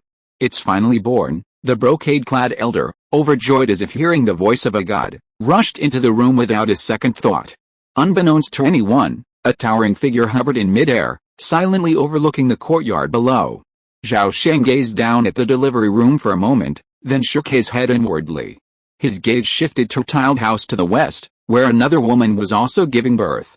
"It's God's will. This is her," Zhao Sheng muttered to himself, and in a flash, he arrived outside the tiled house. Just then, the middle-aged servant hurried to the door, anxiously peering inside. He ignored the living being right before his eyes. Listening to the intermittent groans in the room, Zhang Jiao leaped with anxiety, yet dared not make a sound, fearing he would disturb his mother, who was delivering the baby and end up with 2 dead. Unfortunately, fate plays tricks on us. What we fear often comes true. Zhang Jiao's wife had to face the most dreaded case of head entanglement.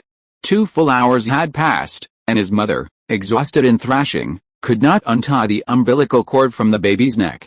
Seeing her daughter-in-law's breathing grow weaker, Zhang Liashi collapsed to the ground in despair. Just then, through her tearful eyes, Zhang Liashi caught a glimpse of a red light darting in from the doorway, disappearing into her daughter-in-law's swollen belly in the blink of an eye.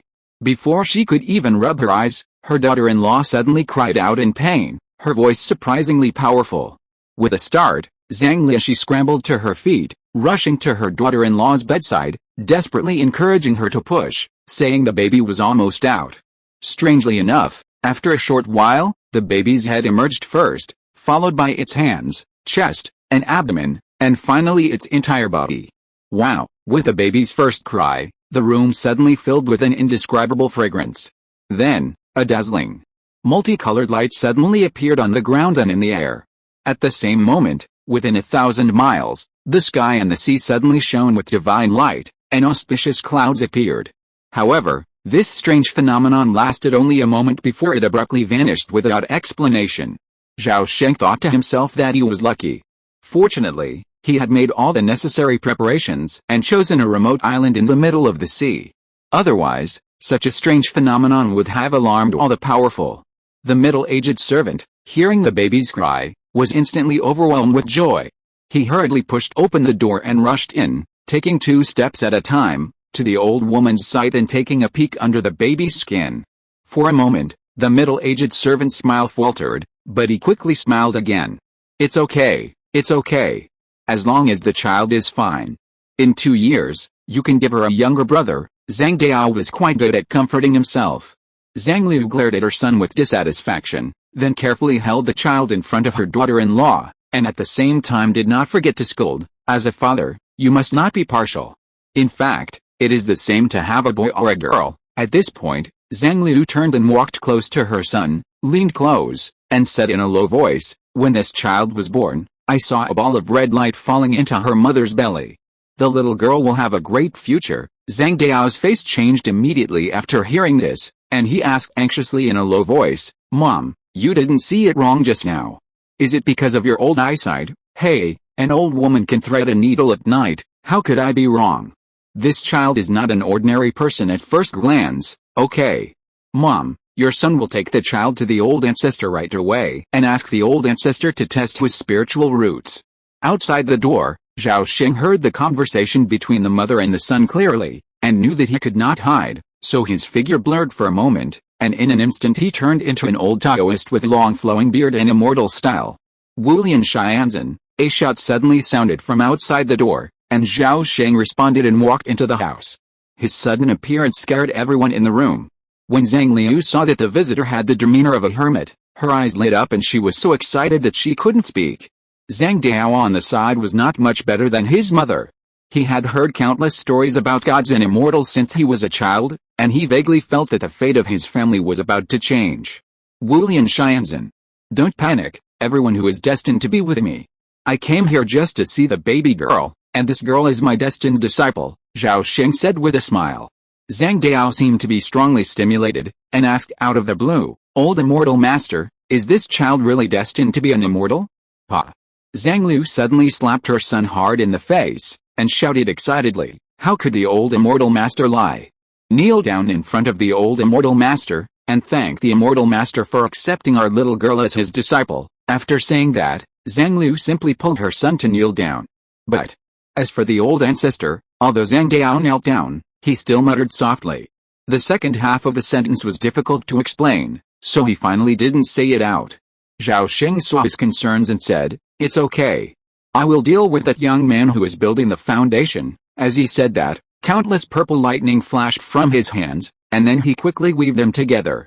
In the blink of an eye, a pair of purple bracelets with intricate patterns appeared on his hands. Zhao Sheng shook his hand and threw it, and the purple bracelets suddenly turned into two purple lights, which instantly wrapped around the two cups of the baby girl's hands and turned into two purple bracelets again. As soon as the bracelets were in her hands, the baby girl immediately stopped crying and laughed, and the room was filled with clear sounds. With the purple bracelets protecting her, this girl is safe. This baby has just been born, and I cannot bear to take her away from you. Therefore, when this girl is 8 years old, I will come to your house again and personally accept her as my disciple. Hearing that the Old Immortal Master was about to leave, the daughter-in-law lying in bed felt anxious. She immediately mustered up her courage and shouted weakly, Old Immortal Master, our daughter has no name when she was born. Please give her a name yourself. Zhao Sheng was startled when he heard this, then smiled slightly, stretched out his right hand and counted with his fingers, and suddenly laughed and said, I have it. This child is invaluable, and he is also a natural-born fire phoenix spirit. Let's name him Fengxin. His full name is Zhang Fengxin, and his nickname is Finger. Not bad, just in line with God's will. Seeing this, Zhang's mother and son cried with joy and kowtowed to express their gratitude. I am from Hokkaido Temple, not a heretic. You can rest assured. I'm leaving. The lingering sound was heard, and in the room, only Zhang's mother and son suddenly raised their heads and looked at each other, but there was no sign of Zhao Sheng. Chapter 662 The initial fusion of will and mana. 8 years flew by in a flash. Rumble, rumble. In an uncharted region deep within the wilderness, the surface was pitch black and cold. The sky was thick with dark clouds, and bolts of lightning streaked through the clouds, occasionally crashing down to the earth. The deeper one went, the denser and more powerful the thunderbolts grew. In the deepest depths of the clouds, one could see billions of bolts of lightning, pouring down like a torrent, with terrifying force, devastating the world. Deep within the sky, thunder was ablaze with vibrant colors, red, orange, green, blue, yellow, purple, and black. The air was filled with crystalline, almost liquefied lightning, a chilling sight. This alien land was shrouded in endless thunder year-round, stretching nearly 10,000 miles across. A layer of spiritual iron ore lay beneath the ground, unfathomably thick. 8 years ago, when Zhao Sheng discovered this place, following ancient records, he was astounded and named it the 10,000 Iron Thunder Domain. It was a little-known place of death in Deccan continent. In the outer reaches of this thunder domain, high-level cultivators above the spiritual transformation realm can occasionally be seen, mostly seeking to collect natural treasures such as heavenly thunder water, thunder magnetic iron, and 10,000-year iron cores. Of course, the thunderous power within the thunder domain's deepest reaches is too violent. Unless a returning void semi-immortal dares to venture in, ordinary spiritual transformation true lords would never dare, threatening death. One day, within 1,000 miles of the 10,000 Iron Thunder Domain, two spiritual transformation cultivators, a man and a woman, stood back to back.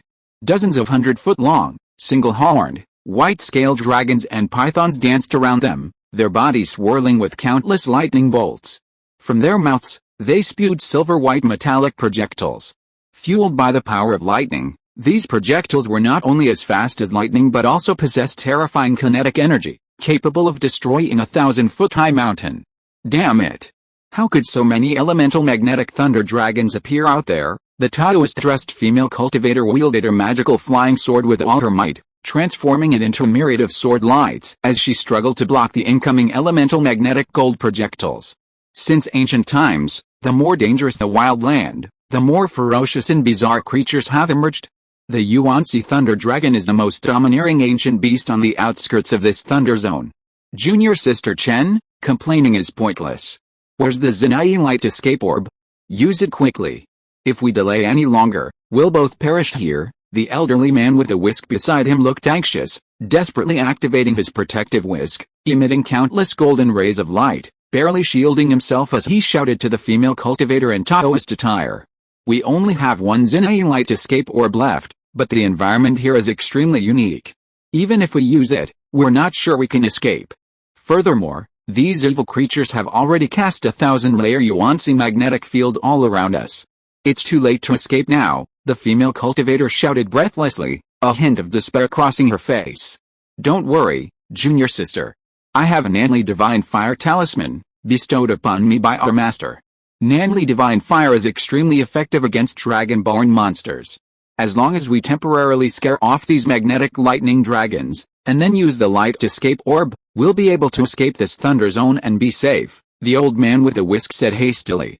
Okay, Senior Brother Dongfang, you cast the talisman first, and I'll cast the orb. The Taoist-clad female cultivator was overjoyed. She loosened her sleeve, and a fist-sized, shimmering orb fell into her hand. Simultaneously, a fiery red talisman suddenly flew from the old man's sleeve. It was covered in flame patterns and emanated a powerful vibration of the laws. Nanli Divine Fire, incinerate heaven and earth. Explode, the old man with the whisk shouted, and with a resounding, earth-shattering boom, a gigantic, fiery red vermilion bird soared into the sky. Its wings flapped, and the vast Nanli Divine Fire transformed into a raging sea of fire that raged in all directions. The surrounding magnetic lightning dragons, struck by the vermilion bird's Dharma image, scurried to safety. The closest ones were swept up by the Nanli Divine Fire, instantly reduced to ashes. Elsewhere, a female cultivator in Taoist attire expelled a mouthful of blood essence onto a precious orb, which instantly transformed into a ball of bloody light, enveloping her before vanishing into the void in a flash. Bitch, how dare you? The old man with the whisk suddenly became startled, his face paling in an instant. He cursed in exasperation, but despair flickered in his eyes. At that moment, a deafening roar suddenly erupted from the depths of the thunder domain, instantly overpowering the swirling thunder and piercing the 9 heavens. From the depths of the dark clouds, a purple aura soared into the sky. At the end of the thunder domain, a towering beast, bathed in rainbow-colored lightning, slowly emerged. It had a single horn and a bull's head, and a single foot as massive as a mountain, seemingly capable of supporting the heavens and earth. Its roar shook the heavens and earth, as if it had been born to rule this thunder domain.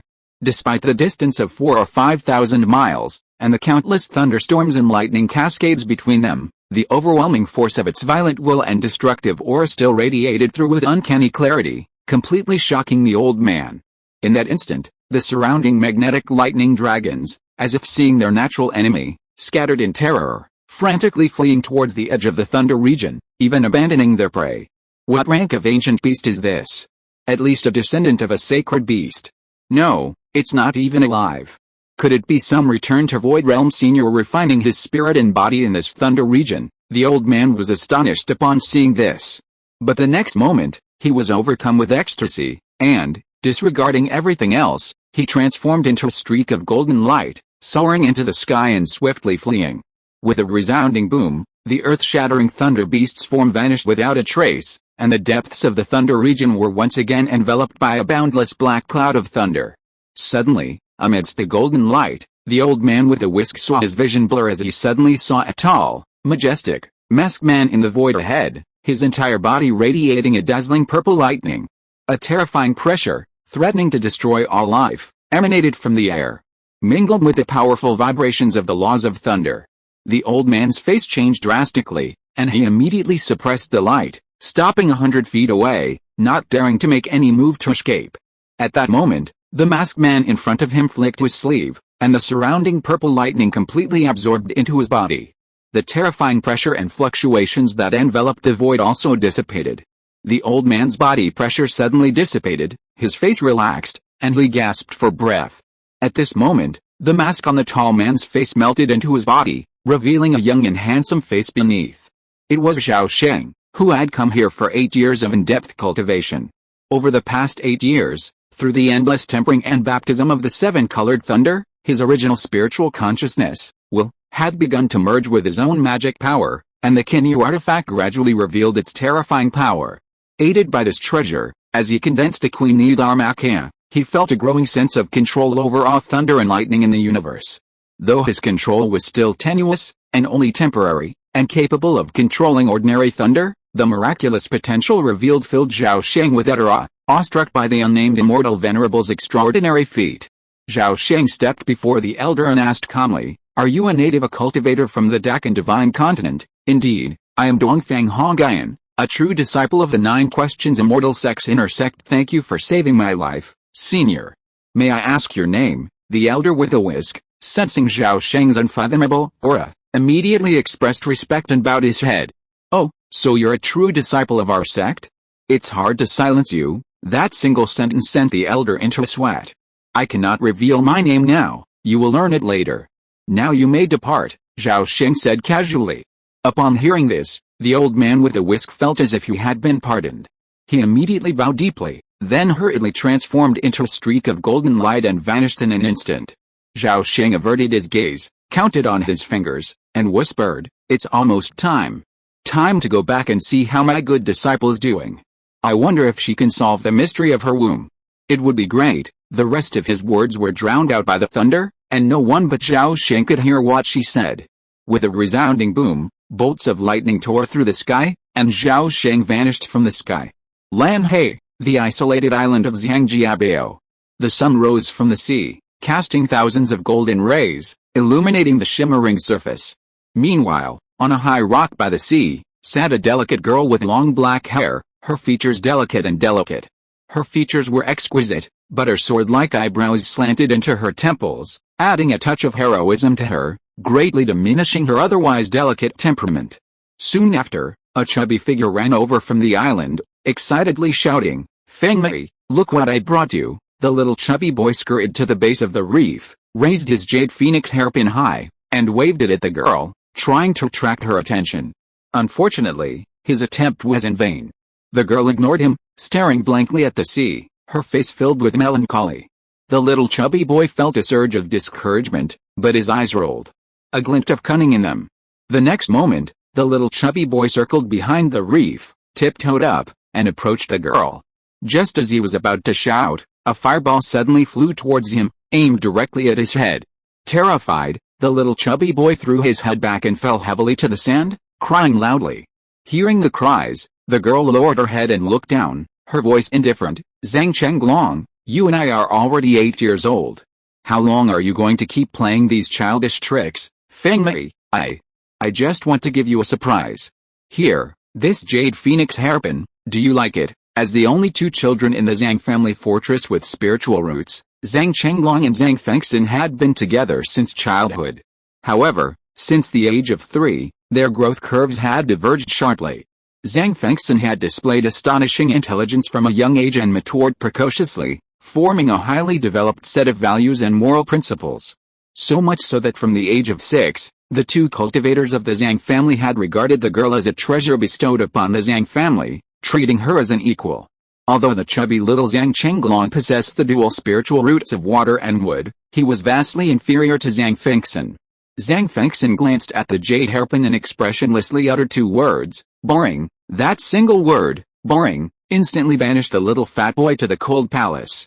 He instantly felt life was meaningless, even forgetting to cry. Haha. Just then, a burst of laughter drifted through the chaotic wind, followed by a chuckle. "Little fatty, if you want to woo a girl, that's not the way you do it. Do you understand what a girl is thinking?" Zhang Fengxin looked up sharply toward the voice and saw an old Taoist priest, wearing a tall hat and a white belt, with an air of immortality, hovering in the air, gazing at her with a kind and benevolent expression. At that moment, the stories her grandmother had told her countless times since she was a child suddenly flashed through her mind. Zhang Fengxian felt that the person was incredibly familiar, as if she had met him before in a past life. At this moment, Zhang Fengxian felt blessed. She immediately turned over and knelt, kowtowed respectfully and said, "Disciple Fengxian, I pay my respects to Master." Zhao Sheng smiled and said, "Causes in previous life, results in this life. It seems that the mystery in the womb will never be solved. Your master has come here today as promised, and I am happy to accept you as my disciple." Zhang Fengxian was overjoyed. She kowtowed 3 times again and said respectfully, "Disciple has been waiting for master for 6 years. Today I can finally see you. I can't help but feel happy." Zhao Sheng waved his sleeves, sent out a ray of light, helped the girl up, and smiled and said, "Since ancient times, there have been many good teachers, but good disciples are hard to find. I am very happy to choose a good material with beautiful qualities to teach." As he spoke, Zhang Fengxian floated up and slowly flew to Zhao Sheng's side. Seeing this, the chubby little boy panicked. He quickly jumped up from the ground and shouted anxiously, "Master, can you accept me as your disciple too? My name is Zhang Changlong, and I also possess the superior talent of dual water and wood spiritual roots." Zhao Sheng, seeing this, deliberately inquired of the girl, "Fengxian, what do you think of this disciple? Will you accept him?" Zhang Fengxian was remarkably calm. "Master, you have a profound understanding of the subject. There's no need for me to ask any questions. Whether to accept him or not is entirely up to you." "Haha, then I won't. How can a mere dual spiritual roots like you become your disciple?" Zhao Sheng smirked, severing the chubby little boy's thoughts with a single word.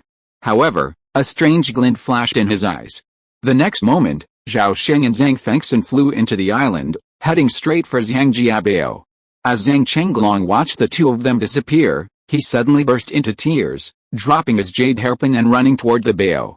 Zhao Sheng remained in Zhangjiabao for several days, casually advising the second cultivator of the Zhang family who had arrived upon hearing the news, while awaiting the end of his worldly ties with his disciple, Zhang Fengxian.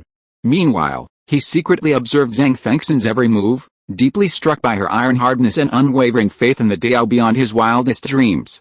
A few days later, Zhao Sheng quietly departed Zhangjiabao with his disciple. Thus began a legendary story. As frost and snow fell, it was the annual induction ceremony for new disciples. Above the new foundation building city, one foundation building cultivator after another disappeared, surveying the excited crowds of young men and women below from above, silently pointing fingers and making comments. In mid-air, a red-haired young man in half-armor turned to the slender girl beside him and said, "President, this year's class of disciples possesses 7 naturally gifted spiritual roots, and 2 even possess natural spiritual bodies. These 2 will surely achieve golden elixir. I absolutely cannot miss them when I leave Yunnan." The slender girl remained silent, her gaze fixed on the girl in red in the crowd below. This girl was none other than Zhang Fengxian, who had been his disciple for only 2 months.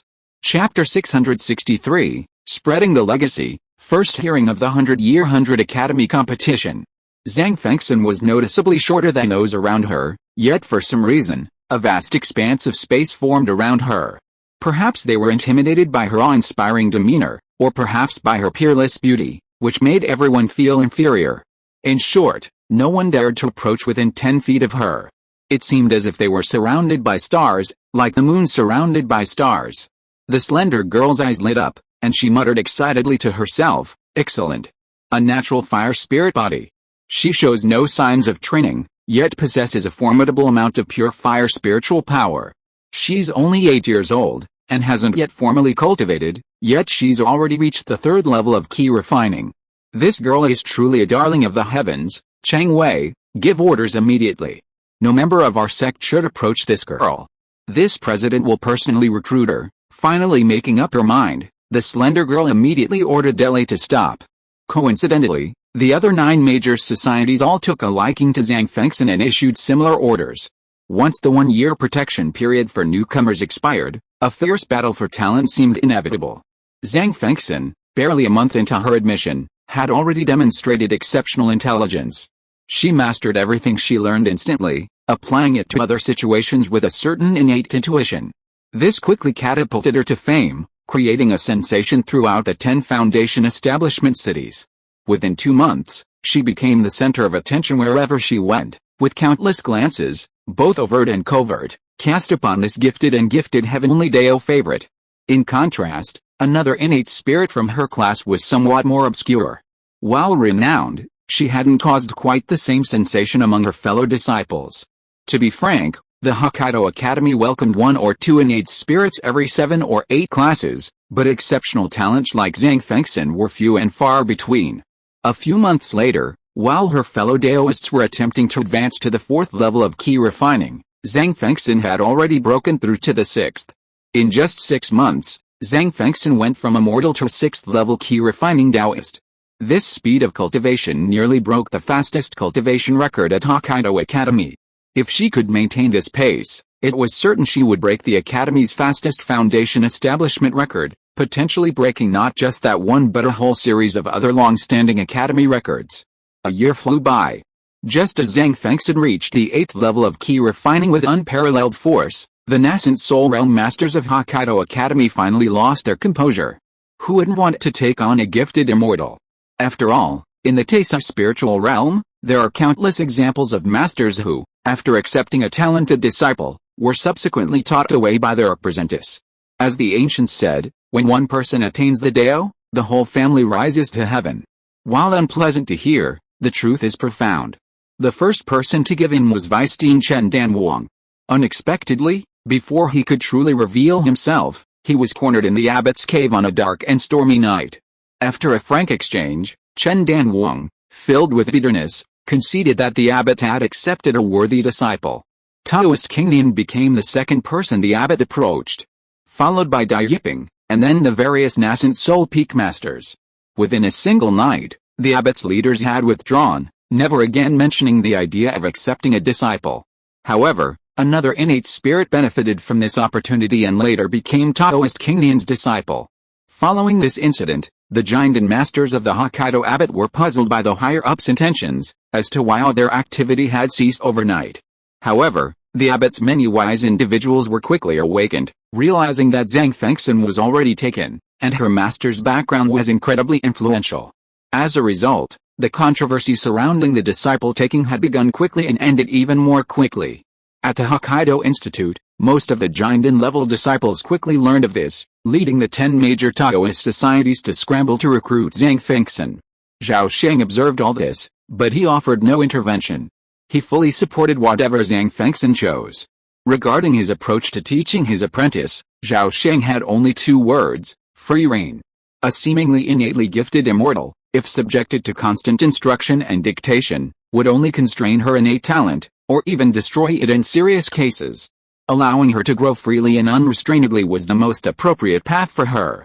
Therefore, Zhao Sheng didn't teach Zhang Fengxian any cultivation techniques, but simply taught her 3 principles. First, a sage has no permanent teacher. Second, when 3 people walk together, there must be a teacher. Therefore, a disciple need not be inferior to the teacher, and a teacher need not be superior to the disciple. Third, those who learn from me live, while those who imitate me die. Zhang Fengxian was born with a brilliant mind, and she understood everything instantly. She quickly grasped the meaning of her master's words, and upon entering the academy, she immediately immersed herself in the scripture repository, embarking on a journey through the sea of knowledge. In her first year, she focused on the fundamental flame art of the 5 elements key refining technique, ignoring all other divine manuals. In her 3rd year, Zhang Fengxian achieved the great perfection of key refining, effortlessly breaking through in a single cup of tea and establishing her Taoist foundation. On the same day, her innate divine power, nirvana, prematurely awakened.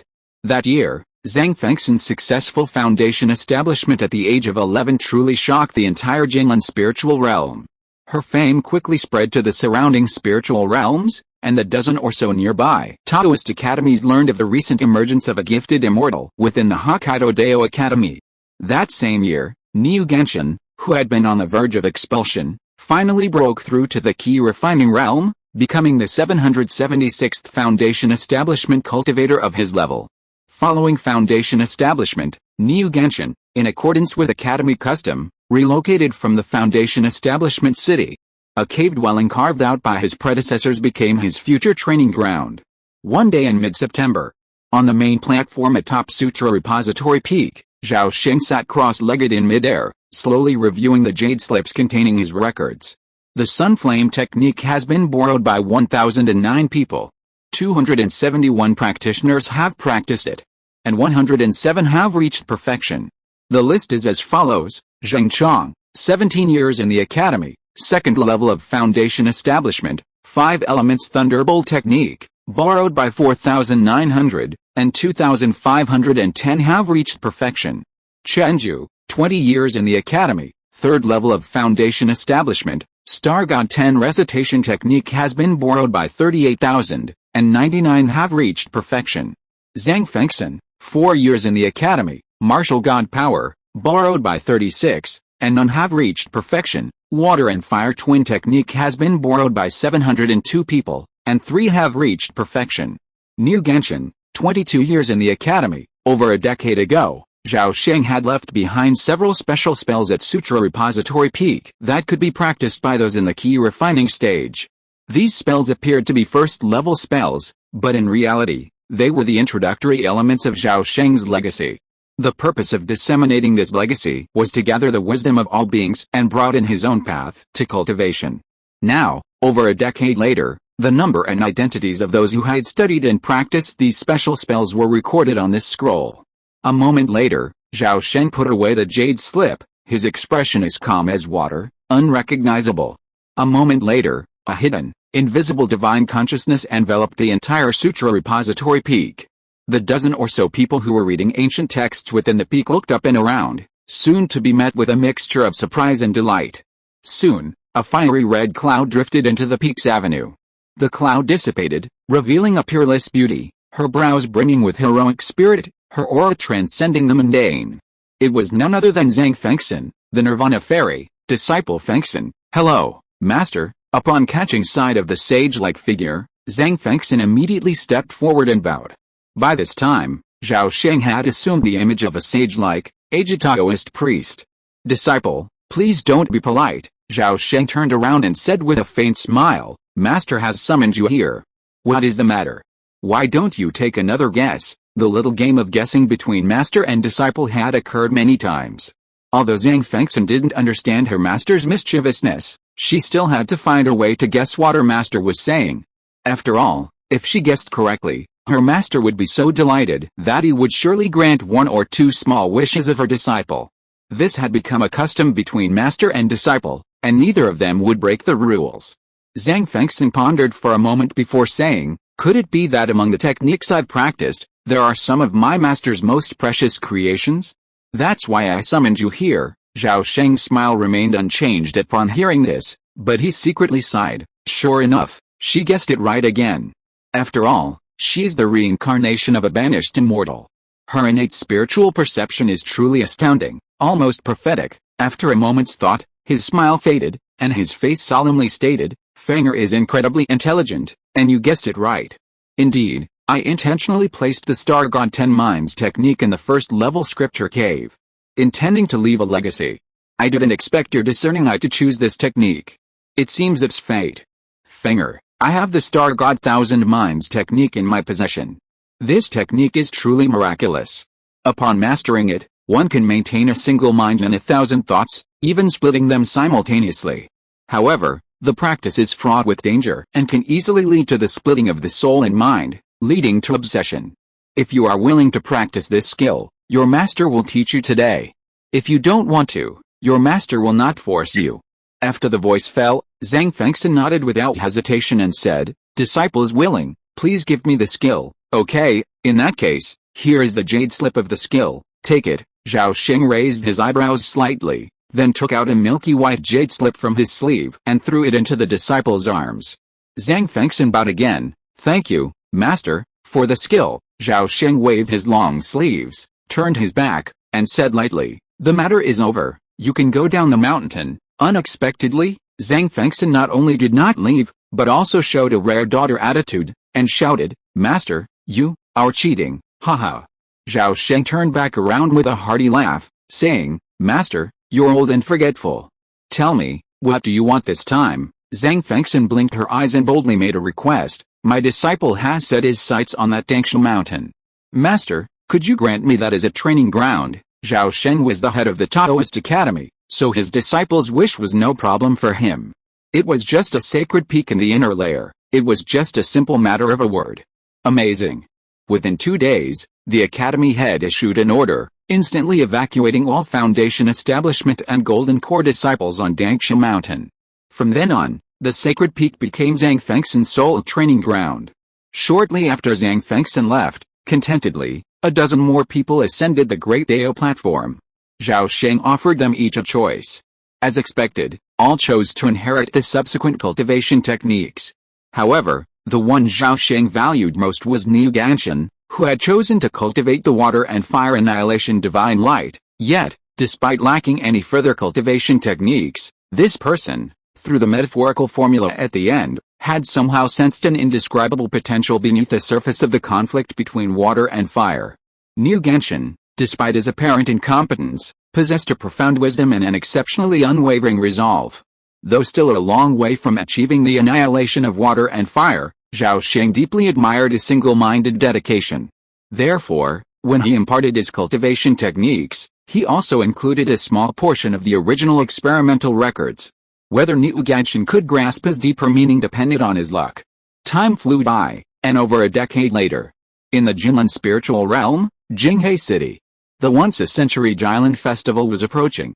For the past few months, the teleportation array in the teleportation hall had been constantly activated, and high-ranking cultivators and large merchant alliance teams from every spiritual realm and Deccan continent had flocked to Jinghe City to participate in this once-a-century grand event. That day, in the private room of a 9-story, palace-like restaurant within the city, 3 figures sat quietly drinking. One of them was Zhao Sheng. The other, wearing a jade crown and possessing a refined appearance, was Deputy Dean Dai Yiping. Standing beside him was a stunning woman in a red dress with a red satin draped over her shoulders. It was none other than Zhang Fengxian. After more than a decade of seclusion, Zhao Sheng had made another significant advancement in his cultivation, now breaking through to the 6th level of the spiritual transformation realm. His cultivation speed was truly astonishing. I never thought the dean would have such leisure and elegance. I thought he would remain in seclusion for 100 years, only emerging after breaking through to the late stage of the spiritual transformation realm. Dai Yiping offered Zhao Sheng a glass of Xiangxianzu and suddenly teased. After so many years of getting along, Dai Yiping knew that the dean was not particular about small matters, and that sometimes a harmless joke could actually bring them closer. If you hadn't told me a cubic Dongshan jade would appear at the auction, this academy wouldn't have come out of seclusion. If I did, a mountain of trouble would have immediately presented itself. It's truly more comfortable to remain in seclusion, Zhao Sheng said, shaking his head. Dai Yiping added, the academy master has boundless spiritual wisdom and naturally disdains to attend to the academy's trivial affairs. However, the Centennial 100 Academies competition will begin again in 33 years. This is a matter of paramount importance. I sincerely hope the academy master will personally handle it and not allow outsiders to interfere. Zhao Sheng glanced at the man, knowing that the outsiders he was referring to were the Jinlan Chen family, to which Chen Dangwang belonged. He was well aware of the importance of the Centennial 100 Academies competition. It not only determined the evaluation of the academy's achievements, but also served as the fastest path to entry into the mysterious inner mountain gate. The saying, when one person achieves enlightenment, everyone around them rises to heaven, this perfectly describes the outcome of the Centennial competition. The top 100 academy disciples in each competition were awarded a spot on the inner mountain gate, and their respective academies also received an equal number of spots. In other words, if 3 disciples placed in the top 100 of the competition, their respective academies would automatically receive 3 spots, allotted entirely by the abbot. Unfortunately, Hokkaido Academy hadn't had a single student reach the top 100 for 1,000 years. Compared to those established academies, Hokkaido Academy not only had a pitifully small enrollment pool, but also a profoundly shallow foundation. But now, Dai Yiping finally saw a glimmer of hope. Hope stood quietly behind the abbot, looking like a flawless beauty. Barely 20 years after entering the academy, who would have thought that Zhang Fengxian, only 27, had already transcended the Jinden Thunder Tribulation and ascended to the rare Jinden True Person status? Such miraculous cultivation speed was beyond the reach of even Zhao Sheng, a reincarnated man. Chapter 664, The Limit of This Realm. Soon after, the sound of chimes echoed from nearby, slowly spreading. Zhao Sheng glanced out the window, his gaze fixed on a lavish palace towering above the street across the street. The palace stretched a full 10 miles across, forged entirely from a strange, star-like spiritual gold, its surface shimmering with a shimmering starlight. It was a truly majestic sight. Lines of humanoid puppets lined up on either side of the palace's main gate, emitting a powerful aura that rivaled even that of the nascent soul cultivator. A plaque above the palace's main gate, inscribed with the powerful characters Qi Huan Palace, exuded an air of dominance, evidently the writer's immense arrogance. At this moment, beams of light soared from all corners of the city, landing in front of the palace, revealing the vibrant figures of cultivators who entered one after another. These cultivators were all exceptionally powerful, with numerous giant and true immortals and frequent nascent soul cultivators. However, Zhao Sheng didn't even glance at them. His gaze fell directly to the top floor of the palace building. At that moment, a slender figure flew down from the rooftop, flying rapidly towards the wing where Zhao Sheng and his companions were. In the blink of an eye, a dignified Taoist in a golden robe entered and landed a few steps away from the group. The golden-robed Taoist smiled broadly and bowed solemnly, saying, "Junior Jin Zheng, greetings to Dean Zhao and fellow Taoist I." Unexpectedly, before Zhao Sheng could even speak, Dai Yiping interrupted with a sneer, "Haha, Brother Jin, why are you so late? You've kept me and the Dean waiting for so long." The golden-robed Taoist remained unfazed and said with a chuckle, "Jin heard that Dean Zhao would be here in person, so I brought a few items and also prepared a list of items for our auction. That's why I'm a little delayed." "I beg your pardon." Zhao Sheng's heart skipped a beat when he heard this, and he spoke calmly, as the ancients said, "Those who come from afar are guests, there's no reason to make guests stand while talking. Fellow Taoist Jin, please take a seat." "Thank you, Dean Zhao, for your magnanimity." The golden-robed Taoist smiled and stepped forward, sitting down across the table. "Here is the list of items for auction. Please review it, Dean Zhao." The golden-robed Taoist produced a jade slip and handed it to Zhao Sheng. Zhao Sheng took the jade slip and said with a smile, "If our court has chosen a few of the items but doesn't want to compete with others, what will you all do?" He had just casually said this, but Jin Zhang suddenly responded, "Does the palace master have any treasures he's interested in? If so, I'll immediately go back and remove the items and present them to the palace master personally." "Well, aren't you afraid of breaking the rules?" Zhao Sheng asked with interest, an eyebrow raised. The golden-robed Taoist immediately replied, "No. Even if the palace master himself were here today, I'd make the same choice." "Well, your palace master is very skillful." As he spoke, his divine sense penetrated the jade slip, and his eyes lit up slightly. The jade slip listed thousands of items for auction, along with vivid three-dimensional projections, clearly showing their origins, starting prices, and more. Zhao Sheng quickly reviewed all the auction items, casually placing the jade slips aside. He fluently recited the names of 7 or 8 items, his meaning self-evident. The golden-robed Taoist listened without hesitation, producing a jade scepter and inputting a message into it with his mind. Moments later, a humanoid puppet flew out of the palace building and into a wing room. Its chest armor split open, releasing a storage bag. The golden-robed Taoist grabbed the bag and casually pushed it across the table towards Zhao Sheng. A flash of divine light crossed Zhao Sheng's brows, and his mind delved into the bag. Sure enough, it contained all the items he had just recited, with a cubic meter of Dongshan jade at the very top. "Excellent," Zhao Sheng praised, then declared his intention immediately. "I grant your request to open a branch in Jinghe City." Seeing the dean's ready agreement, Dai Yiping was immediately anxious, but he didn't dare disturb the dean's spirit, so he sulked to himself. "Master, you are so generous. I admire you immensely. Here are a few small gifts, I hope you will accept them." The golden-robed Taoist was overjoyed upon hearing this. He quickly pulled several special jade boxes from his sleeves and opened them one by one in front of him. The first box contained a colorless crystal the size of a millstone. Invisible spatial fluctuations emanated from the crystal. At its center, a strange, inky black finger bone was encased, attached to a half-broken piece of pale green armor. As this object appeared, faint roars echoed from the side room, filled with endless anger, but even more so with despair. The roars brought a different look to the faces of the people. Zhao Sheng was composed, unaffected. Dai Yiping frowned slightly, but calmed down in the blink of an eye. Only Zhang Fengxian's expression changed, a hint of pain showing on his face. Snap! Zhao Sheng casually closed the jade box and slowly looked at the golden-robed Taoist. Jin Zhang's expression froze, and he immediately smiled bitterly and said, "Junior, I am too presumptuous. I almost forgot that there is a junior in the Jianden realm here." Zhao Sheng said calmly, "This item is exactly what I want. Tell me, what is this item? Where does it come from?" Seeing this, the golden-robed Taoist secretly breathed a sigh of relief and hurriedly explained, "The Dean doesn't know. This demon sealing crystal comes from the equatorial ring of this realm. It was dug out from a bottomless abandoned cave. This crystal was formed by absorbing the power of billions of years of time and space. Inside it is a piece of filthy bones from an alien demon star. It is a rare and precious treasure." As soon as he finished speaking, Zhao Sheng's eyes lit up. The equatorial ring forms the boundary between the northern and southern realms of the Taisa spirit realm. Since ancient times, it has been isolated by the combined efforts of the immortal immortals. Legend has it that the equatorial ring is a spiritual battlefield.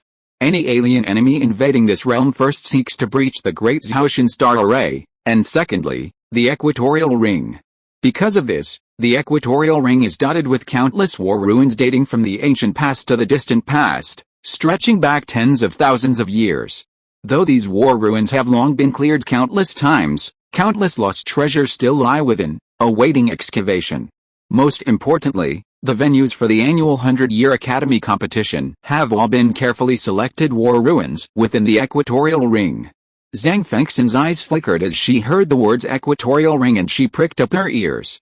Zhao Sheng placed his hand on the jade box, rubbing it gently, and said, "Your Excellency has truly put in so much effort. This is excellent. I accept this." The golden-robed Taoist observed his expression and knew this treasure had touched his heart. With a sense of relief, he looked at the second jade box and proudly explained, "This next treasure is a spiritual-grade alchemy cauldron. It's called the Spiritual Accumulation Divine Fire Cauldron. Enshrined within it are the divine prohibitions of the fire and wood laws, and it's a relic of a 6th-rank alchemy master within this palace.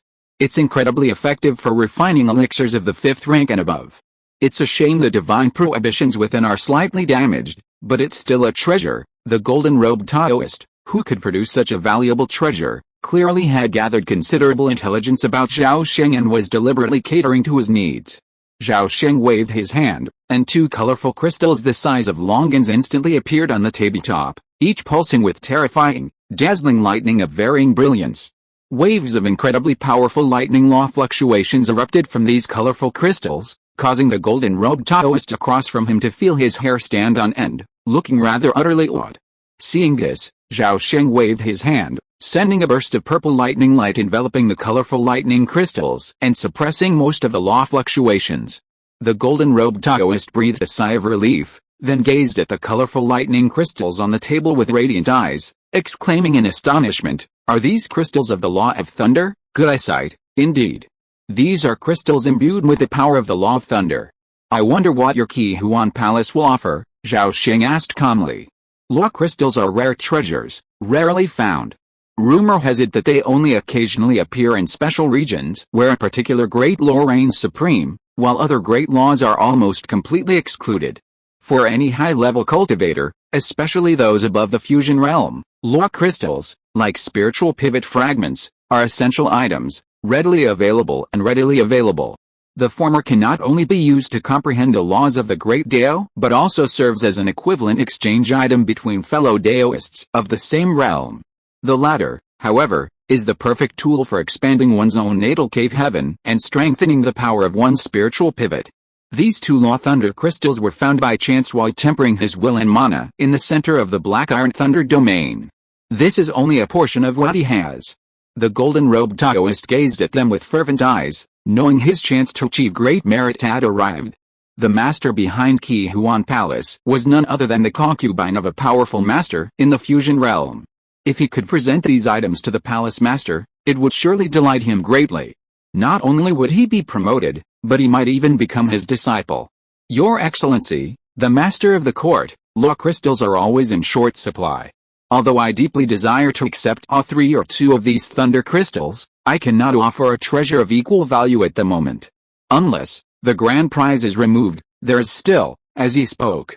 The golden-robed Taoist glanced at the special jade box on the table, his meaning evident. Zhao Sheng said generously, "That's all. You can take all the law crystals. I'll take the treasures on the table. As for the grand finale, you can leave it. When you return, you can make up the difference with space-time treasures like the Cave Heaven Jade." He was so generous because he was attracted by Qi Huan Palace's treasure-gathering channels, especially the secret channels involving the outer continents and the equatorial ring.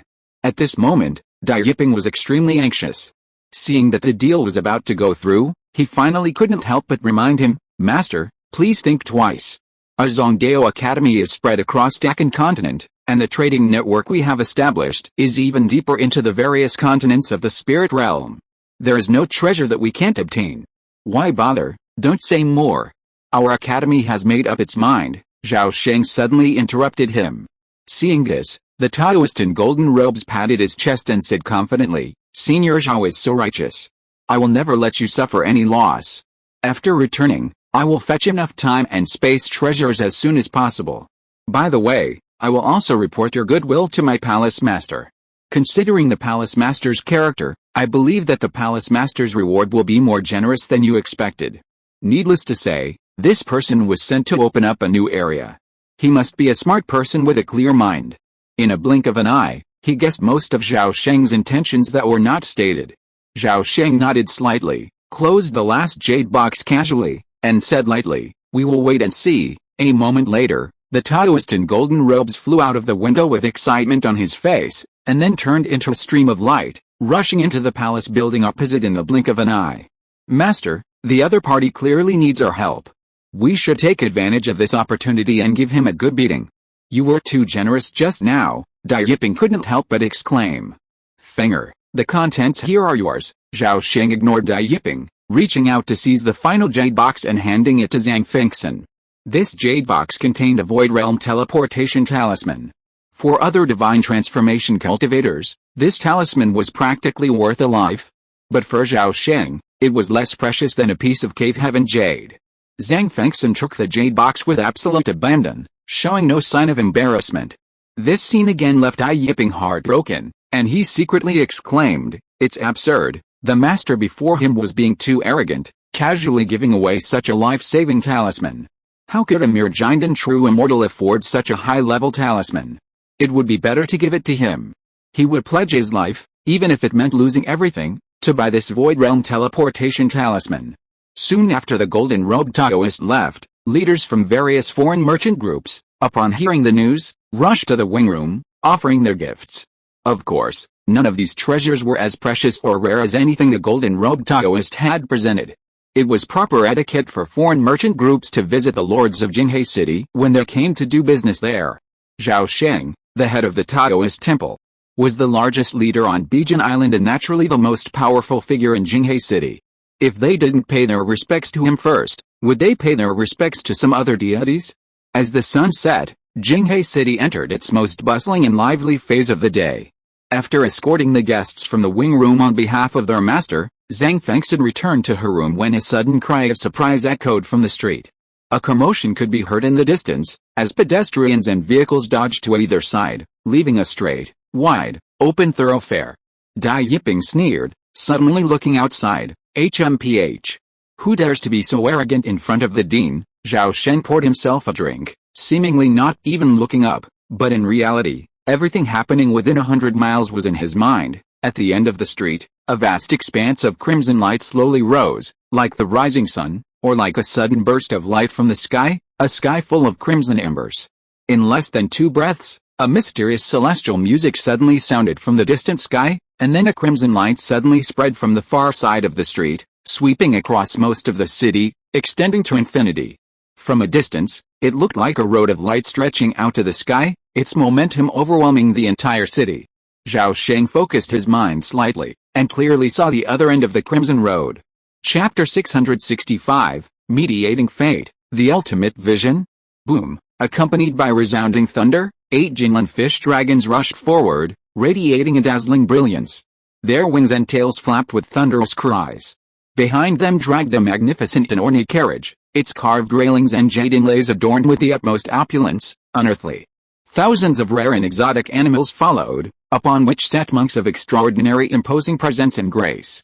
On the high platform before the carriage stood a towering man, wearing a golden crown and a fish dragon robe. His face was square, with thick eyebrows and large eyes. He appeared honest and stern, but in reality, he held a profound arrogance. Zhao Sheng, at a glance, felt his demeanor was unpleasant. Yet, this man was Chen Jumo, the current patriarch of the Jinglan Shen family, a man whose cultivation had reached a similar level of divine transformation. Behind this person stood a woman in a red palace dress. She possessed a stunning face and a graceful figure, instantly capturing the attention of the entire city. Huh? Zhang Fengxian suddenly exclaimed, a hint of surprise on her face. Fenger, do you know this woman? Zhao Sheng frowned, a hint of surprise. Zhang Fengxian bit her lip and replied calmly, Master, I don't know that woman, but she possessed something that just now caused my blood to surge. Zhao Sheng pondered, so that's how it is. I'll get it for you later. As he spoke, beams of light shot up from all over the city, enveloping dozens of figures in the ethereal light. They quickly descended to the sides of the imperial carriage and bowed in unison. Upon seeing these prominent figures appear, much of Jinghe City erupted in excitement. The inhabitants knelt in unison, as if pre-rehearsed, and thunderous cheers of welcome echoed from all corners. Haha. Junior brother, so you've been hiding here. You've been so hard to find. A chuckle suddenly echoed in the side room, and Zhao Sheng's heart skipped a beat. He looked in the direction of the sound and saw someone sitting next to him. The man was dressed in a dark Taoist robe, with azure eyes and a square face. While his features were ordinary, his demeanor was surprisingly graceful and unrestrained, leaving a lasting impression. Zhao Sheng's face was filled with surprise, and he instantly recalled a legendary figure. He couldn't help but ask tentatively, Senior brother Chen Bei. He hadn't expected that the first meeting between the two brothers would be in such a place. Square-faced Chen Bei laughed at himself and said, Why? Is it because of my plain appearance that I have disappointed you, junior brother? Zhao Sheng hurriedly stood up and bowed his head when he heard the words, Please forgive me, third senior brother, I just didn't dare to recognize you for a moment. I heard that you went out of the world to travel to the Western Star region. So I didn't expect that you would come back so soon. As he said that, he immediately ordered his disciple, Fenger, come forward and pay your respects to your third uncle. Zhang Fengxian immediately bowed and said respectfully, Junior nephew Fengxian, pays homage to third uncle, no need for formalities. Chen Bei waved his long sleeves, and at the same time, a crystal pill appeared in his hand. He stretched out his hand and stuffed it into Zhang Fengxian's hand, smiling and said, I came back in a hurry and didn't bring many good treasures with me. This Yu Shanking pill was obtained by chance during my travels. Let it be a gift today. Thank you, third uncle, for the reward. Zhang Fengxian bowed again. After this brief incident, Zhao Sheng finally, out of curiosity, inquired about his senior brother's purpose. Chen Bei sighed softly, pointed outside at the Chen family patriarch receiving congratulations from the entire city, and complained with a look of resentment, It's all because of that idiot out there. This loser can't do his job properly, and only does stupid things. If he weren't my biological son, he wouldn't have been the patriarch. Zhao Sheng glanced out the window and happened to see the dragon-shaped imperial carriage parked above the city, a show of strength and arrogance. My nephew is a bit ostentatious, but he's not as unworthy as you say, senior brother, he said insincerely. Chen Bei smiled broadly, you knew I was in charge today, yet you feigned ignorance and made such a fuss. You should have bided your time, but you deliberately hid your presence. What else could this be but foolishness? Zhao Sheng was surprised by his third brother's frankness, but he smiled calmly, It's just a little phase, nothing to worry about. Senior brother, you wouldn't have returned this time for such a trivial matter, right? Excuse me, junior brother. Chen Bei bowed slightly, then shouted out the window, Idiot, get out of here. At the same moment, the man in the imperial robes atop the imperial carriage shuddered, a look of horror on his face. Then, without caring about anything else, he leaped down in full view of the crowd, swiftly soaring into a palace building in the middle of the street. The woman in the red dress panicked upon seeing this, quickly transforming into a streak of fire and flying into the side chamber after him. A moment later, the man in the crown, Chen Jumo, poured tea for his uncle with a dejected look. while the woman in the red skirt stood trembling beside Zhang Fengxian, her face pale. So it was you, this witch, who was trying to sow discord between us. You have a vicious heart and deserve to be killed. Chen Bei's expression was gloomy, and a blue sea slowly emerged behind him, with huge waves and a storm. It looked like he was about to take action. Upon hearing this, Chen Jumo's right hand, which was pouring tea, trembled suddenly, and he opened his mouth to speak but stopped. It was not until then that he realized that he had almost planted the seeds of disaster for the family, and he also realized how much his father valued the 9th junior brother in front of him, to the extent that he would be furious if he even slightly offended the other party. At this moment, Zhao Sheng suddenly intervened. "Brother, please listen to me." Chen Bei's eyes flashed, and he asked with a hint of surprise, "Junior brother, are you going to plead for this vile woman?" Zhao Sheng said calmly, "Brother, if we make such a fuss over such a small matter, it would seem petty of me if word got out. How about this? I'll spare the death penalty and just give her a minor punishment." "Haha, I was wrong. It's just right that you make the decision, junior brother." Chen Bei laughed heartily, realizing that his excessive concern had led him to act rather drastically. The woman in the red dress looked at Zhao Sheng pitifully, her eyes filled with pleading. Everyone present knew she was merely a scapegoat. The true cause of all this was Chen Jumo himself. Over the years, Zhao Sheng's presence had significantly impacted the status and interests of the Jinlin Chen family. This was the reason for today's demonstration of sovereignty. Chen Jumo had regained his composure, his eyes deep and deep, standing silently by. Although the woman in the red dress was his beloved concubine, as long as no one died and his uncle vented his anger, no matter how much punishment he faced, it was nothing. "Fenger, what do you think your master should do?" Zhao Sheng's words instantly made the seemingly invisible Zhang Fengxian the center of attention in the room. Zhang Fengxian understood what he meant and immediately stepped forward to the woman in the red dress. After circling her twice, she suddenly smiled and said, "Sister, that blood essence stone bracelet on your hand is so beautiful. Can I borrow it to take a look?" The woman in the red dress was overjoyed. She immediately took off the bracelet and nimbly slipped it onto Zhang Fengxian's right wrist, saying flatteringly, "I found this bracelet by chance and am giving it to you today. I hope you won't dislike it." Needless to say, the combination of a jade wrist as white as snow and a blood-red blood essence stone bracelet was a match made in heaven. Zhang Fengxian donned the bracelet without hesitation, turned to Zhao Sheng, and showed it to her master. The bracelet consisted of 13 agate-like, blood-red crystal beads of varying sizes. The largest was about the size of a thumb, sealed within a drop of crimson flame, creating a mysterious and vast appearance.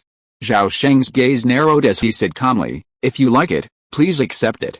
It will serve as a perfect punishment." The woman in the red dress was as if pardoned, and Chen Jumo's frown softened. Chen Bei's face was filled with disgust as he harshly scolded her, "You disgraceful creature. Get out of here. And you, take your hordes of soldiers and generals with you and get out of Jinghe City right now. You are not allowed to set foot on Bijin Island for 100 years. Chen Jumo, upon noticing his father's wrath, quickly pulled the woman in the red dress out of the room. A commotion soon erupted outside. With thunderous roars, the dragon-like imperial carriage and a large group of troops quickly fled Jinghe City. As glorious as the Chen family had arrived, they left in disgrace. At this moment, Zhao Sheng sensed the impending incident and signaled to his disciple, who quietly withdrew from the room. Chen Bei secretly praised his junior brother's foresight and, with a wave of his hands, enveloped the entire room in layers of azure enchantment, completely isolating the interior from the exterior. "Junior brother Zhao, I won't hide anything from you. The reason I've turned back so hastily this time is precisely to secure the Dongshan Lingshu, Cave of Heavenly Access, left behind by the Daniyang Patriarch," Chen Bei stated bluntly. Zhao Sheng didn't seem surprised at all. He simply asked calmly, "Oh, did Master tell you?" "Yes, I do have the spiritual pivot, but it's shattered. Most of its principles have been lost, and it's close to collapse." Chen Bei's eyes lit up upon hearing this, and he said eagerly, "Junior brother, don't misunderstand. I don't want the spiritual pivot, I just want to observe it for a while. When the deadline is up, I will return it intact." With a flip of his hand, 3 pieces of cave heaven jade and several jade slips appeared on the table. In addition, there were 9 pieces of top-grade Sumeru mustard stone. Sumeru mustard stone was even rarer and more precious than cave heaven jade, and was an indispensable treasure for opening up the cave heaven. "Please look, junior brother." The treasures are just a token of my appreciation. The most important are these jade slips, which not only record the detailed process and experience of my promotion to return to the void, but also the 3 secret methods of return to the void for refining the essence, energy and spirit. All of the above can be regarded as the reward for borrowing the cave heaven's spiritual axis for a look. Zhao Sheng's eyes swept over the treasures on the table, and he couldn't help but secretly exclaim that his third senior brother was so arrogant. He thought to himself, the other party has already received the master's advice in advance, so it is obvious that he cannot refuse. Since he can't refuse, he might as well make some benefits first. Thinking of this, Zhao Sheng asked, I wonder how many years third senior brother wants to borrow it. As he spoke, a fist-sized, dim and colorful ball of light suddenly appeared on his right hand. It was the cave heaven's spiritual axis that was about to collapse. Chen Bei's eyes lit up, and he immediately raised an index finger. How about 100 years? Once that's up, I'll definitely return it. Zhao Sheng, upon hearing this, exclaimed graciously, 100 years is too short. Senior brother, why don't you lend me a few hundred more? Chen Bei nodded with a smile, not short at all. The great path cultivated by the Daniyang patriarch is incompatible with my own. 100 years spent observing the structure and operation of his spiritual pivot is more than sufficient. Spending more time afterward would be useless. Very well, senior brother, please keep this. Zhao Sheng flicked his finger, presenting the spiritual pivot to the other party, who gently caught it and tucked it into his sleeve. With this important matter settled, Chen Bei visibly relaxed. He quickly recounted to Zhao Sheng the various anecdotes he had encountered during his travels in the Eastern Star region, as well as the customs, landscapes, and specialties of the various Hangxi realms. Zhao Sheng had finally met a senior brother who had achieved a return to void great accomplishment, so how could he miss the opportunity to learn more about the 9 Questions Immortal sect? Under his conscious or unconscious guidance, Chen Bei quickly turned the conversation back to the 9 Questions Immortal sect, immediately recounting the great masters of the 9 lineages, including those who had achieved the state of unity and even the great tribulation surpassing master.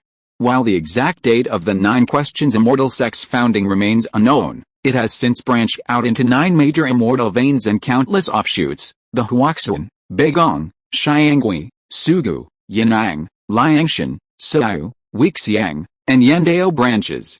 The opening of each immortal vein signifies the birth of one or more immortals. Throughout countless centuries, the 9 lineages have experienced ups and downs, each taking turns to wield power within the sect. Today, the Yinang lineage is the most prosperous of the 9, followed by Huaxun and Beigong.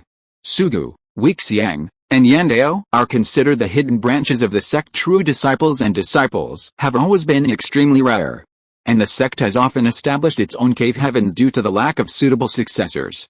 However, as long as the immortals of the main lineage survive, the 3 hidden branches will always produce new descendants, occasionally excelling in history.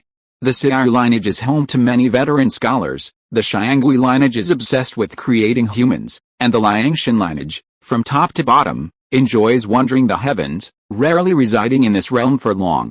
The most enigmatic of the Jiwen immortal sect is the Suyu lineage, a lineage that has always been a single lineage, with no more than 3 members in each generation.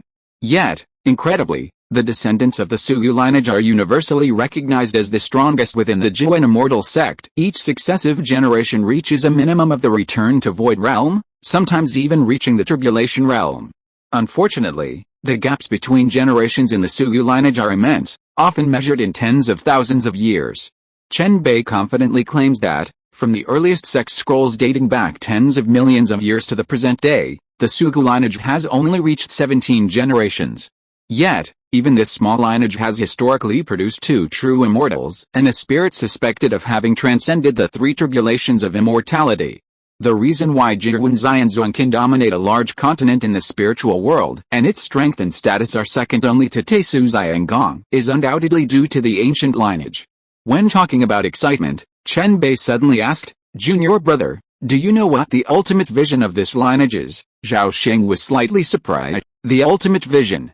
Isn't it to transcend the tribulation and ascend to become a true immortal with long life? Chen Bei shook his head and said, No, ascending to become an immortal is only a result, not the ultimate pursuit of this lineage. The word mediation in this lineage comes from the question of how can we examine it when the upper and lower parts are not yet formed. Mediation is the beginning of creation, and creation, gives birth to all living things in the sky. What this lineage pursues is the supreme avenue of creation. Zhao Sheng was moved after hearing this, and exclaimed, "The avenue of creation."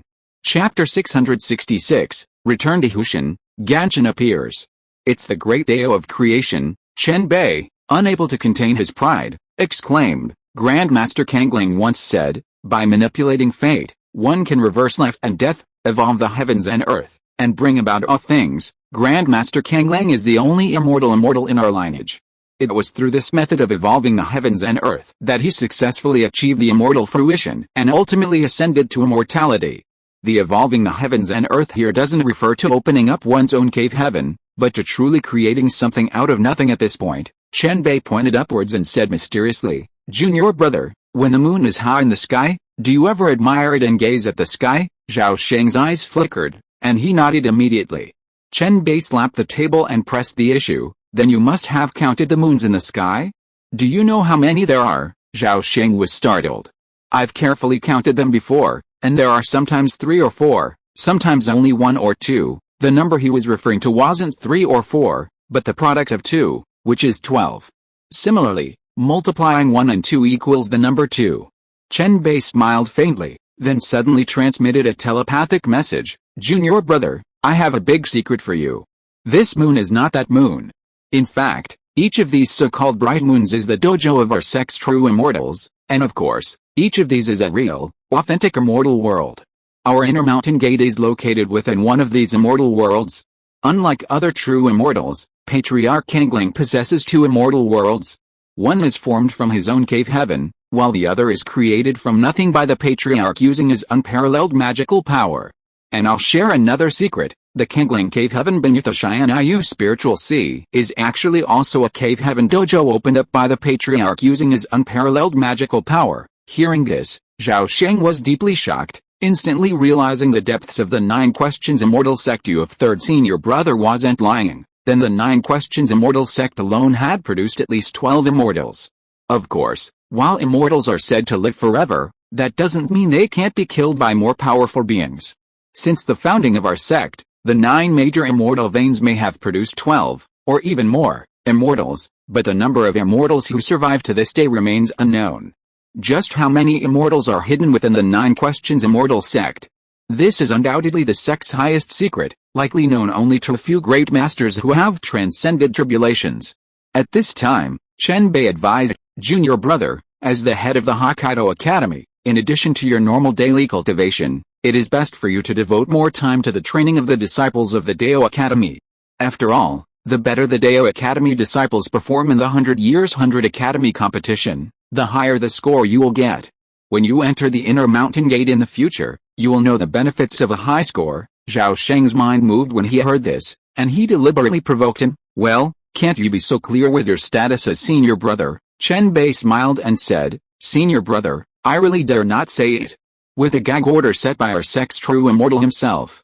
Who dares to reveal the secrets of the inner mountain gate to the outside world? Zhao Sheng wanted to hint at it again, but the other party had already seen through his thoughts and pointed out directly, Junior brother, listen to my advice. Don't ask around in the future. Just focus on your cultivation. When you break through and return to the void, the inner mountain gate of our sect will open its gates and let you come and go freely. Zhao Sheng nodded thoughtfully after hearing this, then bowed, saying, Thank you, senior brother, for your advice. I, junior brother, will diligently cultivate and ascend to the return to void realm as soon as possible. He was well aware that, having come from the lower realms, even as a disciple of Yan Wuxiu, he wouldn't have the full trust of the sect's higher-ups. Perhaps only after successfully breaking through to the return to void realm would he truly be respected by the sect's great masters. After all, a true lord of transformation could only live for a few thousand years, while a half-immortal return to void could boast a lifespan of tens of thousands. 10 days later, dusk fell, and 6 bright moons slowly emerged from the sky. Under the boundless, ethereal moonlight, Jinghe City grew increasingly bustling and bustling. On the top floor of the palace, Zhang Fengxian approached the window. Seeing Zhao Sheng gazing up at the moon, she whispered, Master, our uncle has been gone for half an hour. Zhao Sheng hummed, his gaze slowly shifting from the 6 bright moons to his disciple's face beside him. At that moment, a vivid crimson flame suddenly appeared between Zhang Fengxian's eyebrows. In the moonlight, it radiated a subtle mystical aura. Compared to 10 days ago, Zhang Fengxian's aura was much more vibrant, and the fiery Zhenitong coursing through her body had risen by half a level, faintly approaching the magical power unique to the nascent soul realm. Zhao Sheng examined his disciple for a few moments before suddenly mumbling, "Go back. It's time for you to enter the immortal burial ruins and see the world." "Really? Master, you can't lie to me." Zhang Fengxian's eyes lit up at the words, and she quickly confirmed them. When has your master ever lied to you, huh? Back when you accepted me as your disciple, ahem. Why are you bringing up these old stories?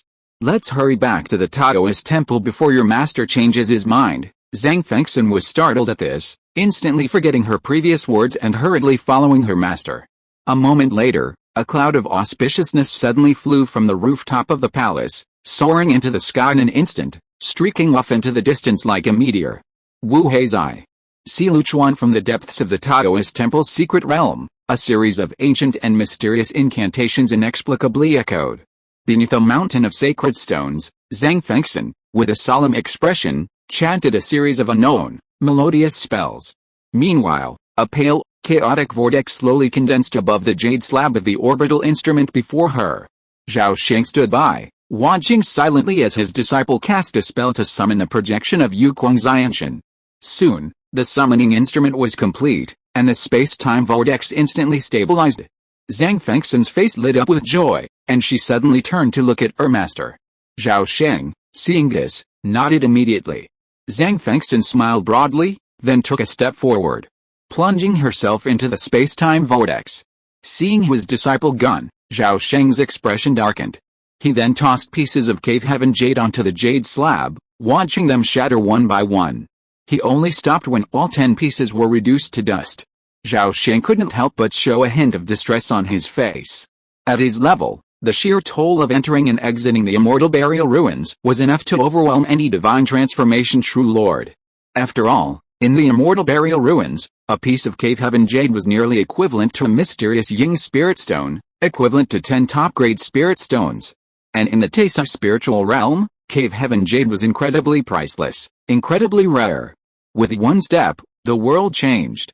As Zhao Sheng's footsteps touched the ground, a sharp cry suddenly rang out in his ears. "Get out!" The voice was remarkably familiar. It came from his disciple, Zhang Fengxian. Zhao Sheng's eyes snapped open, and a surge of overwhelming will erupted from his body, instantly enveloping an area 1,000 feet in radius. The long street remained dilapidated, with ruins crumbling outside. The most striking feature was the enormous, monstrous skeleton of a beast, dominating the earth. 2 feet away, Zhang Fengxian, clad in red, glared with a stern expression across the street at a white-haired old man holding a 3-foot-long rapier. As the force field of will enveloped the gray street, an overwhelming, terrifying murderous intent instantly surged through everyone's minds. They trembled and froze, their faces etched with shock and terror. For a moment, the long street fell silent, as more than a dozen statues stood motionless. The next moment, the white-haired old man vanished, evidently terrified, fleeing back to the netherworld. His disappearance alerted the others.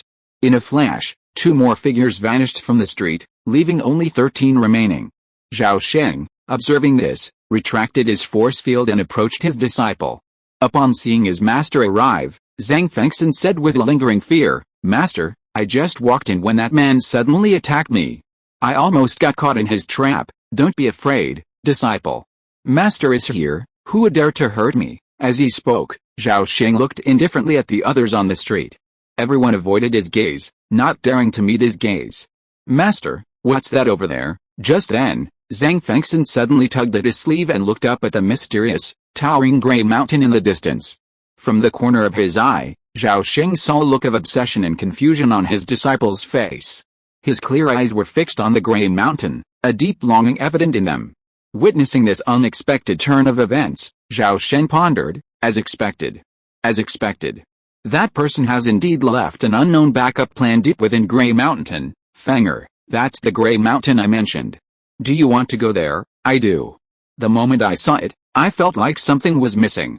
And it felt like something was constantly calling me. Zhang Fengxian muttered to herself, the confusion on her face completely gone, replaced by a look of deep resolve. Okay, let's go to Grey Mountain. I'll escort you there. Zhao Sheng had barely finished speaking when his disciple refused. "No, master, I want to go alone. It's dangerous." Looking at his disciple, who now seemed like a completely different person, Zhao Sheng paused for a moment before saying, seemingly helplessly, "All right. Be careful. I'll be waiting for you here." "Yes, I'll definitely be back soon," Zhang Fengxian said, suppressing her inner urge and nodding with determination. A moment later, Zhao Sheng stood at the entrance of the long street, his gaze piercing as his disciple Zhang Fengxian rapidly approached the gray mountain. Not long after, her figure vanished into the depths of the vast ruins. Zhao Sheng sat cross-legged at the street entrance, waiting for a long time, but even after being expelled by Yuquang Xianshan, he never saw his disciple return. Alice. With a soft sigh, Zhao Sheng was gone from the street entrance. 10th place in this competition, Niu Ganshan of Flame Peak. As Vice-Dean King Nian Daoist pronounced the words Niu Ganshan, a loud cheer suddenly erupted from a platform to the west. "Brother Niu, that's awesome. Congratulations, Brother Niu, for placing in the top 10 of the competition. You'll definitely achieve golden elixir. Amazing.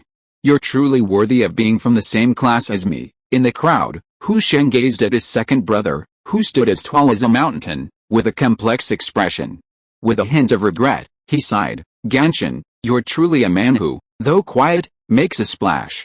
I underestimated you before, and I apologize." Niu Ganshan patted Hu Sheng on the shoulder and said nonchalantly, "Brother, you and I have been brothers for over 60 years.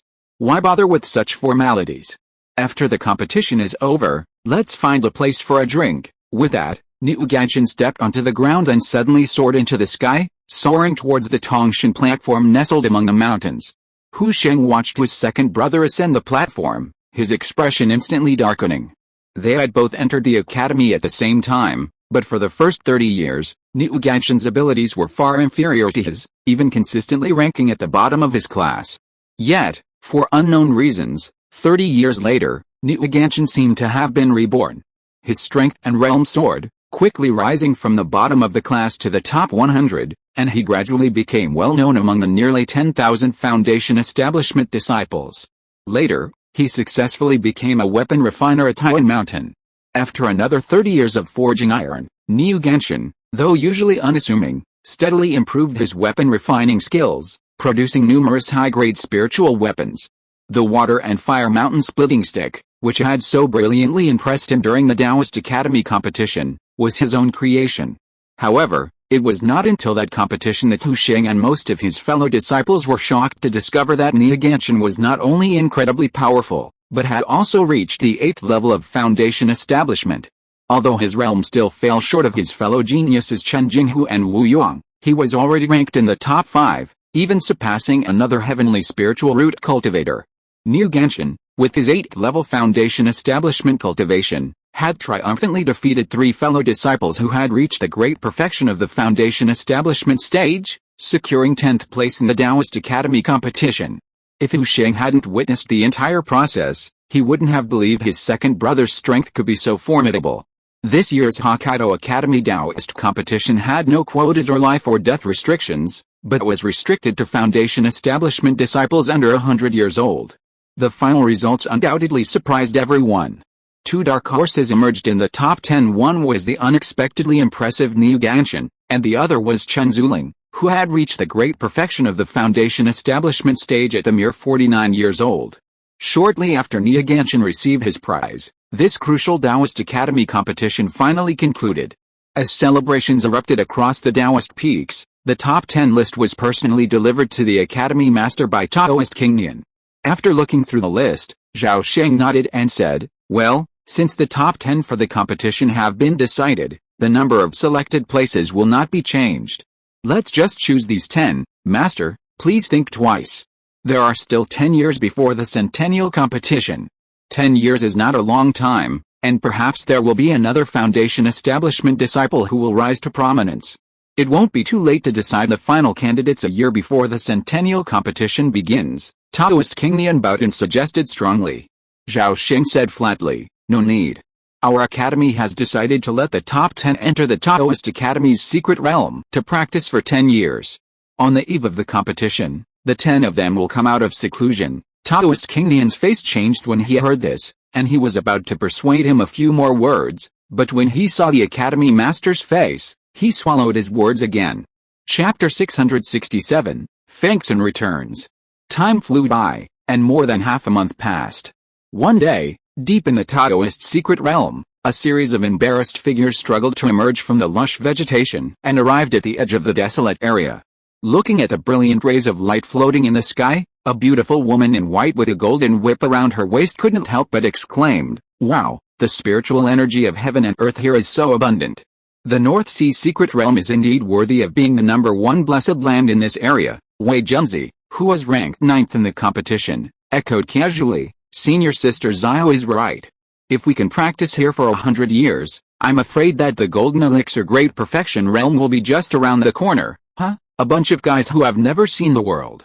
How can this secret realm compare to the mountain gate of our sect? As long as you enter there, 100 years is enough for a mortal to break through to the nascent soul realm. Upon hearing this, the stunningly beautiful Chen Jinghu immediately scolded her cousin, Zuling, "Don't be rude." Chen Zuling was handsome, and when he saw his cousin scolding him for outsiders, his expression suddenly became ugly, and he felt a little embarrassed. Seeing this, Niu Ganshan immediately spoke up, "I don't dare to hope for even a top 100 in the competition. Just making it out alive will satisfy me. Reaching the top 100 in the competition is incredibly difficult. If you're only at the foundation establishment stage, there's absolutely no hope. Only by breaking through and consolidating your elixir, becoming a golden core true person, can there be even a glimmer of hope." The person who spoke up was Zi Changfeng, the swordsman who had won first place in this year's Dao Academy competition. He was born with a natural sword physique, having reached the great perfection of the foundation establishment stage 20 years ago. However, to hone his flawless swordsmanship, he had sat atop 10,000 swords peak for over 2 decades, never willing to take that next step. Zi Changfeng's sigh of emotion instantly drew the attention of the other 9, their initially elating feelings brought back to a harsh reality. Perhaps, aside from this swordsman, none of the other 9 could claim complete confidence in surviving that terrifying thunder tribulation. The fact that even half of them advanced to the golden core stage was a stroke of luck. Haha. Just as everyone felt a sense of sympathy, a wild laugh echoed from above. Everyone looked up and saw 3 beams of light descend from the sky, stopping abruptly just above their heads. The light dissipated, revealing 3 imposing giants Henrun. Senior brother Chen Yizhou, President Zhu, Master Kan. Upon seeing the arrivals, everyone's expressions were deeply moved, and they all bowed their heads in greeting. This was because these 3 were arguably the most outstanding disciples of Hokkaido Academy in the past 100 years, and the ones most likely to make it into the top 100 of the Centennial 100 Academy competition. Chen Yizhou slowly descended before the group and gracefully greeted his fellow disciples. Zhu Hong, the former president of the Endeavor Society, was noticeably more serious. After exchanging a few words with Zhao Zhengjiao and Niu Ganshan, he turned and gazed at the Urabachi well in the distance, his expression slightly fascinated and excited. Master Kan's real name was Kan Qinghu. He usually called himself Old Master, but he appeared to be a pale-faced scholar in his early 20s. With just a few words, he reassured the 10 elites of the foundation establishment stage, leaving them with a positive impression. After a brief exchange of pleasantries, Chen Yizhou suddenly frowned and said in confusion, "Strange. It's already this late, why hasn't Fengxin appeared yet?" At these words, everyone froze and fell silent, as if the word Fengxin held some magical power. Zhu Hong's expression changed slightly. After a moment's hesitation, he said calmly, "Junior Sister Zhang is our academy's foremost prodigy. This competition requires no one to be without her. Senior brother Chen, please be patient. Junior Sister Zhang will appear in due time." Master Kan added, "I haven't seen Junior Sister Zhang in years, but I heard the Academy's master has accepted her as his disciple. She must be constantly at his side." As soon as he finished speaking, Chen Yizhou, Zhu Hong, and Zi Changfeng shuddered, their faces filled with shock. The others were equally astonished, clearly only just learning this shocking news. "Old scholar, where did you get?" Zhu Hong paused mid-sentence and hurriedly bowed his head in a deep salute. Noticing a towering figure looming in midair, everyone finally reacted and hurriedly bowed their heads in obeisance, shouting in unison, "Hokkaido disciples, we greet the master." Zhao Sheng's gaze slowly swept over the crowd. Although he wasn't entirely satisfied, he said calmly, "No need for formalities." Upon hearing this, everyone stood stiffly in their positions, awaiting the master's orders. Zhao Sheng offered no words of encouragement, but simply stated, "You can cultivate in the secret realm for 10 years. After 10 years, those in the golden core realm will automatically qualify for the grand competition. However, there are only 10 spots available for this competition, and the extra 3 will be eliminated." As soon as these words were spoken, the faces of the 10 outstanding foundation establishment cultivators changed, and everyone felt a sense of danger. Zhao Sheng didn't bother to read the expressions of his followers. He continued, "For 10 years, you may freely use all the resources within the secret realm, but you may not take them out. Furthermore, each of you will have 3 opportunities to consult me. This promise is indefinite, and I hope you will cherish it." "Alright, I'll leave it at that. If you have any questions, you may ask me now." After Zhao Sheng finished speaking, everyone hesitated. Seeing this, Chen Yizhou gritted his teeth, stepped forward, and bowed. "May I ask, Master, for the next 10 years, may we enter and exit the secret realm freely?" "Yes." With that, Zhao Sheng waved his sleeves, and 13 milky white tokens shot out from under them, landing in each person's hand. Seeing Zhao Sheng so agreeable, Zhu Hong felt a surge of excitement and immediately shouted, "Master, may we open the Heaven and Earth Pavilion on Sutra Repository Peak? The Heaven Pavilion won't allow us to enter, and the Earth Pavilion can only be entered once." Zhao Sheng replied decisively. "Master, I'd like to take advantage of this first opportunity to learn from you." Zi Chengfeng's words immediately drew everyone's attention. Zhao Sheng was surprised, but he nodded calmly, "Yes." However, Chen Yizhou and the others, unwilling to miss the opportunity to speak face-to-face with a true Lord of Transformation, quickly rushed to ask questions.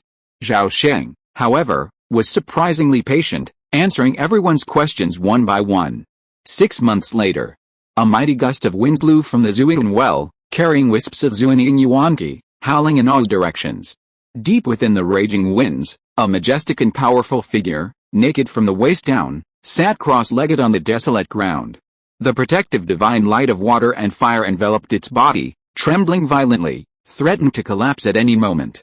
Not far away, Zhao Sheng looked down at the water and fire mountain splitting stick in his hand, a hint of a smile on his face. This staff weighed 1,000 jin, its entire body a dark gold, its surface covered in countless strange array patterns. However, few knew that this precious staff was actually hollow. Though its rank was low, a mere low-grade magical weapon, the concept behind its refining was truly novel, its most ingenious aspect hidden within its hollow interior. Zhao Sheng couldn't help but sigh, how many talented individuals are there in this world? A mere foundation establishment cultivator could have such a brilliant idea. He could harness the power of the water and fire spiritual patterns and the treasure's forbidden power to indirectly catalyze the generation of annihilating divine light. This ingenious concept is truly rare. However, this staff is too crudely crafted, and there are so many areas for improvement. I'm itching to practice with it, and that kid is in luck. With a resounding bang, the water and fire mountain splitting staff was instantly enveloped in layers of purple thunder and fire, its surface patterns instantly obliterated, and then countless ancient runes reappeared. 3 years had passed. In the secret realm, where the sun and moon are absent, Zhao Sheng was training Zi Chengfeng, who had just transcended the tribulation and condensed his elixir. Although the 3-yang immortal slaying sword is incredibly powerful, you must remember one thing: the Shaoyuan, Zhangguang, and Liaoyang must intertwine their true and false aspects. True and false are determined by the heart. Never strike without return. Always retain a certain amount of sword intent. Suddenly, Zhao Sheng raised his eyebrows and looked up, feeling something, toward the end of the secret realm. Zi Chengfeng, watching this, immediately grew nervous, fearing their opportunity for instruction would be unexpectedly interrupted. But what you feared came true. Zhao Sheng smiled faintly, casually pulled out a jade slip, and then entered into it a wealth of sword-controlling knowledge and a nascent soul-level sword technique. Then he flicked the slip into Zi Chengfeng's arms. "Here's the jade slip. I have matters to attend to." With these words, he vanished into thin air, leaving Zi Chengfeng disheveled in the wind. In less than 2 breaths, Zhao Sheng appeared within the main hall of Bihei Peak. Waiting within, a stunningly beautiful woman awaited him. It was none other than Zhang Fengxian, who had vanished for over 20 years. Upon entering the hall, Zhao Sheng paused, a look of surprise on his face as he gazed at his disciple's back. Even with his keen eyesight, he couldn't quite fathom his disciple's true depth. Even the mere sight of her back evoked a sense of unfathomable depth. Just then, Zhang Fengxian slowly turned and bowed to Zhao Sheng. "Master, your disciple has returned." With those words, the unfathomable aura surrounding her vanished, as if it had only been an illusion. Yet, Zhao Sheng knew she was completely different from before. "Congratulations, fellow Taoist, on successfully deciphering the mystery of the womb. Millennia to come, you will surely ascend to immortality." Zhang Fengxian's expression was as calm as water, and she whispered softly, "My past lives were like a fleeting dream. Although I recall many things, I've forgotten so much. Past lives cannot be recaptured, but memories of this one are still fresh. My surname is Zhang, my name is Fengxian, and nothing else matters." Zhao Sheng's eyes flickered, and he suddenly smiled. "Great, great. If that's the case, I've fulfilled my promise. This great cause and effect can finally be resolved." "I feel a great sense of relief," Zhang Fengxian replied. "Master, your kindness to me is like rebirth." "This kindness, Fengxian, will never be repaid." Zhao Sheng smiled wryly at this and shook his head, thinking, is it difficult to repay such kindness? Will this good disciple one day kill the master to achieve enlightenment? This thought immediately remained in his heart for the rest of his life. Zhao Sheng quickly changed the subject and asked about his disciple's experiences over the years. Zhang Fengxian didn't hold back, explaining that after climbing Grey Mountain, she was taken inside a celestial palace nestled within. She then remained half awake and half asleep, unknowingly recalling numerous events from her past life, including several methods for achieving immortality. Zhao Sheng's eyes lit up with a divine light upon hearing about these methods. But the next moment, Zhang Fengxian's words shattered his hopes. "Master, I'm sorry. She set strict restrictions ahead of time. I, your disciple, know so many profound methods, yet I can't even utter a single word." Zhao Sheng's joy was in vain, but he had been prepared for it, and wasn't too disappointed. He firmly believed that one day, his exiled disciple would surpass him in cultivation. On that day, his disciple would return the favor, and guidance would be a breeze. "Let's not talk about that. Fenger, what realm have you reached in your cultivation now?" "Master, I've reached the great perfection of the golden core. I only need a single opportunity to transcend the tribulation and condense into an infant." Zhao Sheng nodded and said, "The timing is perfect.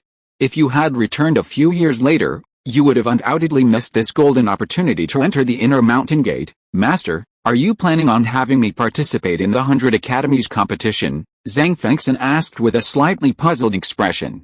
"Indeed. The inner mountain gate offers countless opportunities. I will surely shine once I go. My cultivation will advance by leaps and bounds, far surpassing my level of cultivation by 1,000 times. Furthermore, I have great expectations. I hope that once you achieve success in your cultivation, you will in turn support me in my cultivation." Zhao Sheng's attitude was sincere and his words were very frank. For some reason, Zhang Fengxian felt relieved and immediately promised to fully support Master's cultivation in the future. Soon, the atmosphere in the hall became joyful. Soon after, Chen Yizhuo and others, who were in seclusion in the secret realm, came to see Feng Xianzi, who had returned in such a grand manner. Zhu Hong and Master Can, whose strength had greatly improved, were about to test their mettle against Zhang Fengxian. Unexpectedly, they couldn't even withstand a single blow from the woman, and were met with disastrous defeat. This disastrous outcome immediately frightened Chen Yizhuo and Zi Changfeng, who, once eager to challenge, retreated. From then on, Zhang Fengxian became the undisputed leader in everyone's eyes. Time flew by, and in a blink of an eye, less than a year had passed since the start of the Centennial 100 Colleges competition. Spring blossomed, summer grew, and flowers bloomed. One day, two beams of light, one blue and one purple, streaked across the sky above Jinghe City, speeding towards Bihei Peak in the center of the island. Soon, the two beams reached the peak's heights and suddenly plummeted towards the main hall atop it. At that moment, a purple lightning bolt suddenly shot out from the hall, soaring into the air and revealing the figure of Zhao Sheng. Two uninvited guests arrived with incredible speed, hovering across from Zhao Sheng in a flash. One of them, with a dignified appearance but a nervous expression, was Deputy Dean Chen Danwang. Beside him was a beautiful woman in purple, dressed in a long, gauze dress. Her figure was slender and graceful, her eyes sparkling with allure, captivating and captivating. The woman's eyes flickered as she scrutinized Zhao Sheng. A flicker of greed suddenly surged within her, but her expression concealed it so well that Zhao Sheng, without his keen eye, would have missed the subtle shift. Fellow Taoist, what is your name? Zhao Sheng asked calmly, bowing. The purple-clad woman smiled charmingly, bowing, and said, my name is Wan Liuer, and I'm honored to meet Dean Zhao. Zhao Sheng didn't respond, his gaze falling on Chen Danwang, who was standing nearby. Sensing the dean's penetrating gaze, Chen Danwang forced a smile through her despairing face. Master, Senior One is not an outsider. He is also a true Lord of Transformation who walked out of the Hokkaido Academy. If you are listening to this novel on a channel other than Fanfic World, it means it was downloaded and re-uploaded without effort. We warmly invite you to visit our channel, Fanfic World. There you will find the original version of this story and many other novels of various genres. We look forward to seeing you dive into a world of incredible novels. Chapter 668, Return to the Void Demon Attacks, the Infernal Plan begins. Oh, I didn't expect fellow Taoist One to be a senior at the Taoist Academy. I had expected a bloody fight the moment we met, but fellow Taoist One's response has caught me off guard, Zhao Sheng said with a faint smile. Chen Danwang's face suddenly changed. The purple-dressed beauty Wan Liuer's smile froze for a moment before forcing a smile. Master Zhao, I don't understand what you just said. I came here to ask a favor of you. One of my juniors, haha, with a cold laugh, Zhao Sheng's body erupted in 1,000 lightning bolts, as if he was about to strike. Such obvious hostility immediately silenced the other party. Seeing this, the beautiful woman in the purple dress simply dropped her smile, her expression turning icy. She coldly demanded, I know I haven't revealed any flaws. How could you see through my disguise with just one sentence? Have you disappointed me, fellow Taoist? Although your disguise was flawless, it's a pity that you carry the aura of the Red Eyebrows demonic Dao, and even if you wanted to, you couldn't conceal it. Back then, I almost dismantled the Red Eyebrows statue to study it. That's why I am very familiar with you, your evil ways. From the first glance I took, I knew your true form was a demon reborn from a body snatched away. Zhao Sheng spoke calmly, his smile growing even wider. Haha, since you're so familiar with my Dao, why don't you return to the Red Eyebrow Dao with me? My Dao is the most respected. The beautiful woman in the purple dress laughed inexplicably, her voice becoming unusually rough, resembling a completely male voice. Before she could finish her words, her expression suddenly changed. A loud boom. The hall below suddenly lit up with a blinding white light. A white barrier, covering the sky, slowly rose from Bihei Peak, enveloping the entire void within 100 miles. Waves of majestic and magnificent law-shaking fluctuations spread out. At this moment, even the beautiful woman in the purple dress, who had come prepared, couldn't help but change her expression. As the most important and vital location of a Taoist temple, Bihei Peak must be well protected against external enemies.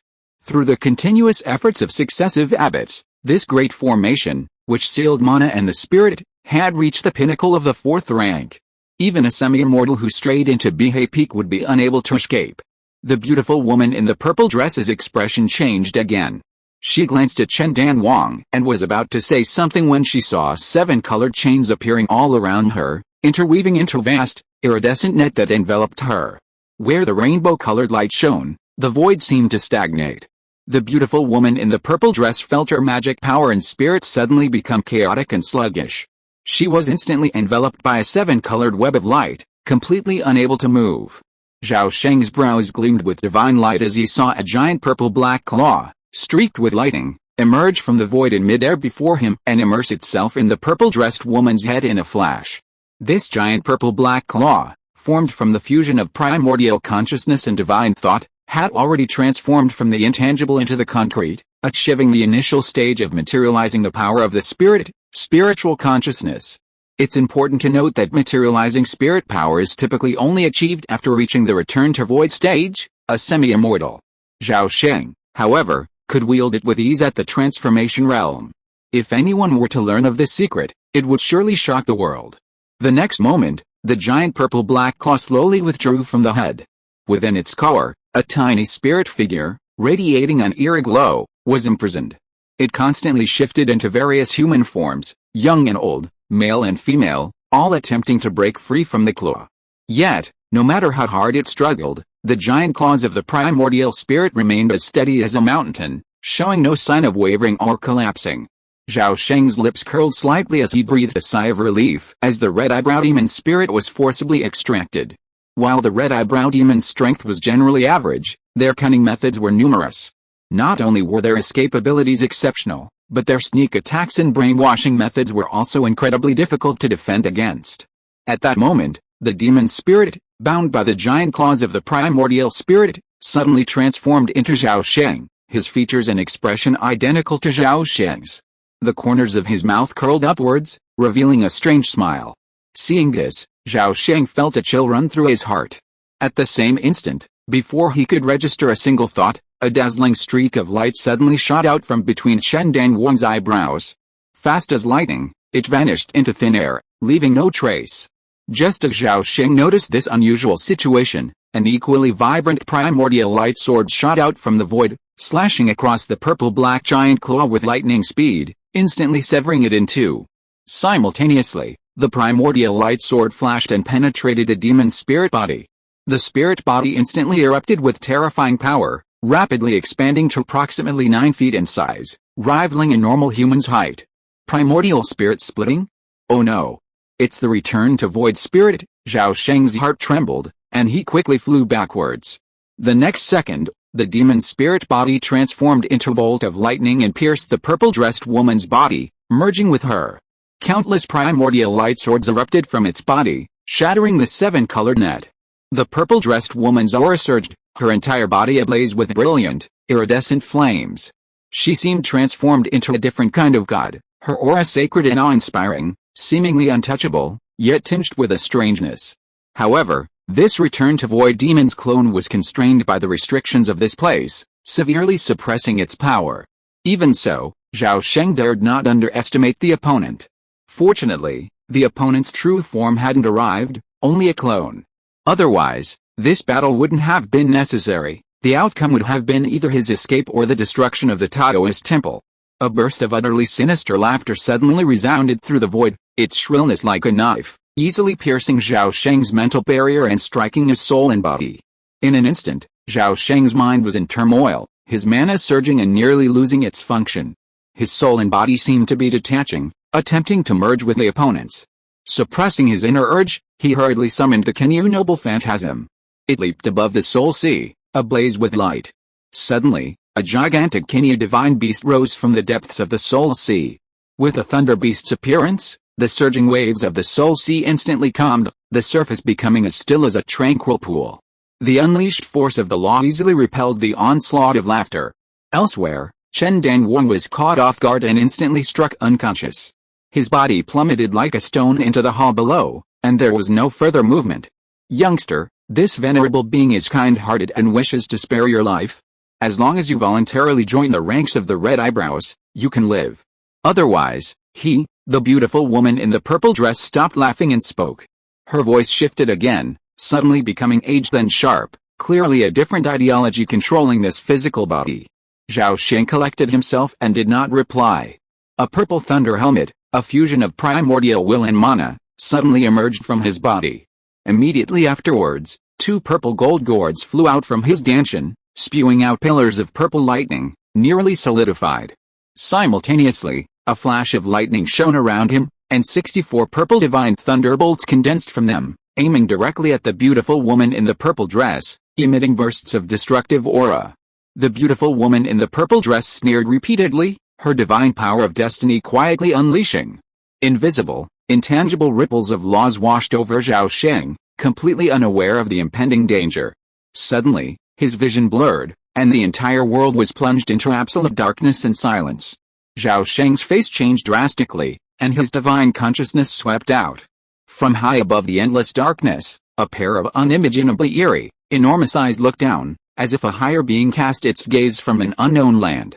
Zhao Sheng felt insignificant, like an ant. The invisible gaze fell upon him, but he felt no discomfort. Instead, he felt a warmth of returning to his mother's body, a comforting feeling that was almost indescribable. Under the gaze of the strange giant eyes, Zhao Sheng felt his mind relax, unable to harbor any hostility. But above the purple mansion soul sea, the Kinyu Dharma image was now shrouded in layer upon layer of iridescent light, its primordial spirit gradually growing a patchwork of magnificent markings, resembling a cluster of captivating yet dangerous growths. Zhao Sheng was no ordinary transformation god, true lord. His will and spirit were resilient and powerful, far exceeding the return to void demon's expectations. Watching his eyelids twitch as he tried to open them, awakening from the control of the bewitching god's heart light, the beautiful woman in the purple dress couldn't help but flash with shock. After all, his consciousness had reincarnated twice, and he had lived for over 30,000 years. She had encountered countless transformation god cultivators before, but few had managed to reawaken under such a powerful bewitching god's heart light. The bewitching god's heart light was her ultimate weapon, practically invincible under the return to void state. Otherwise, the Venerable wouldn't have sent her. The importance of the Wujian plan to the Chimera heaven was clearer to anyone than her, the seventh absolute ancestor. Boss, if we can devour this man's soul, I'm afraid our consciousness will be even more stable. This deal is worth it. At this point, the beautiful woman in the purple dress suddenly changed her tone, speaking like a delicate woman. Seventh brother, don't set your sights on this man. He's a true disciple of Old Monster Yan. If we kill him, it won't be a big deal if Old Monster Yan hunts him down. But if we disrupt the Venerable's plan, even if we split our spiritual consciousnesses into 99, we'll all be doomed in the end. The purple-skirted woman's eyes flashed, and she switched to the voice of a middle-aged man. Then listen to third brother, she said, turning to look at Zhao Sheng. Zhao Sheng had surprisingly regained consciousness, his gaze shifting towards her, a look of inexplicable horror on his face. You can actually wake up on your own, the old voice rang out again, its tone sounding extremely surprised. Zhao Sheng suppressed his abnormality, his eyes focused, and a silver-white, majestic and ferocious Kenyu mask suddenly appeared on his face. At the same time, his soul domain expanded, instantly covering a sea of thunder for miles around him. HMPH, you're still dreaming of a comeback? Wishful thinking, the purple-skirted woman rebuked with disdain. As soon as he finished speaking, 64 purple sky divine thunders shot towards him, poised to explode. Before they could explode, they were suppressed by an invisible and intangible force field of will. Each one remained suspended in midair, gleaming with lightning, unable to explode.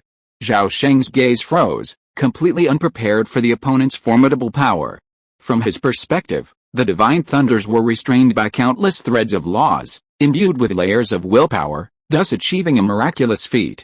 The return to void demon before him was incredibly powerful, surpassing even Si Li Fengyan and Xuanzan, whom he had encountered in the Dajin realm.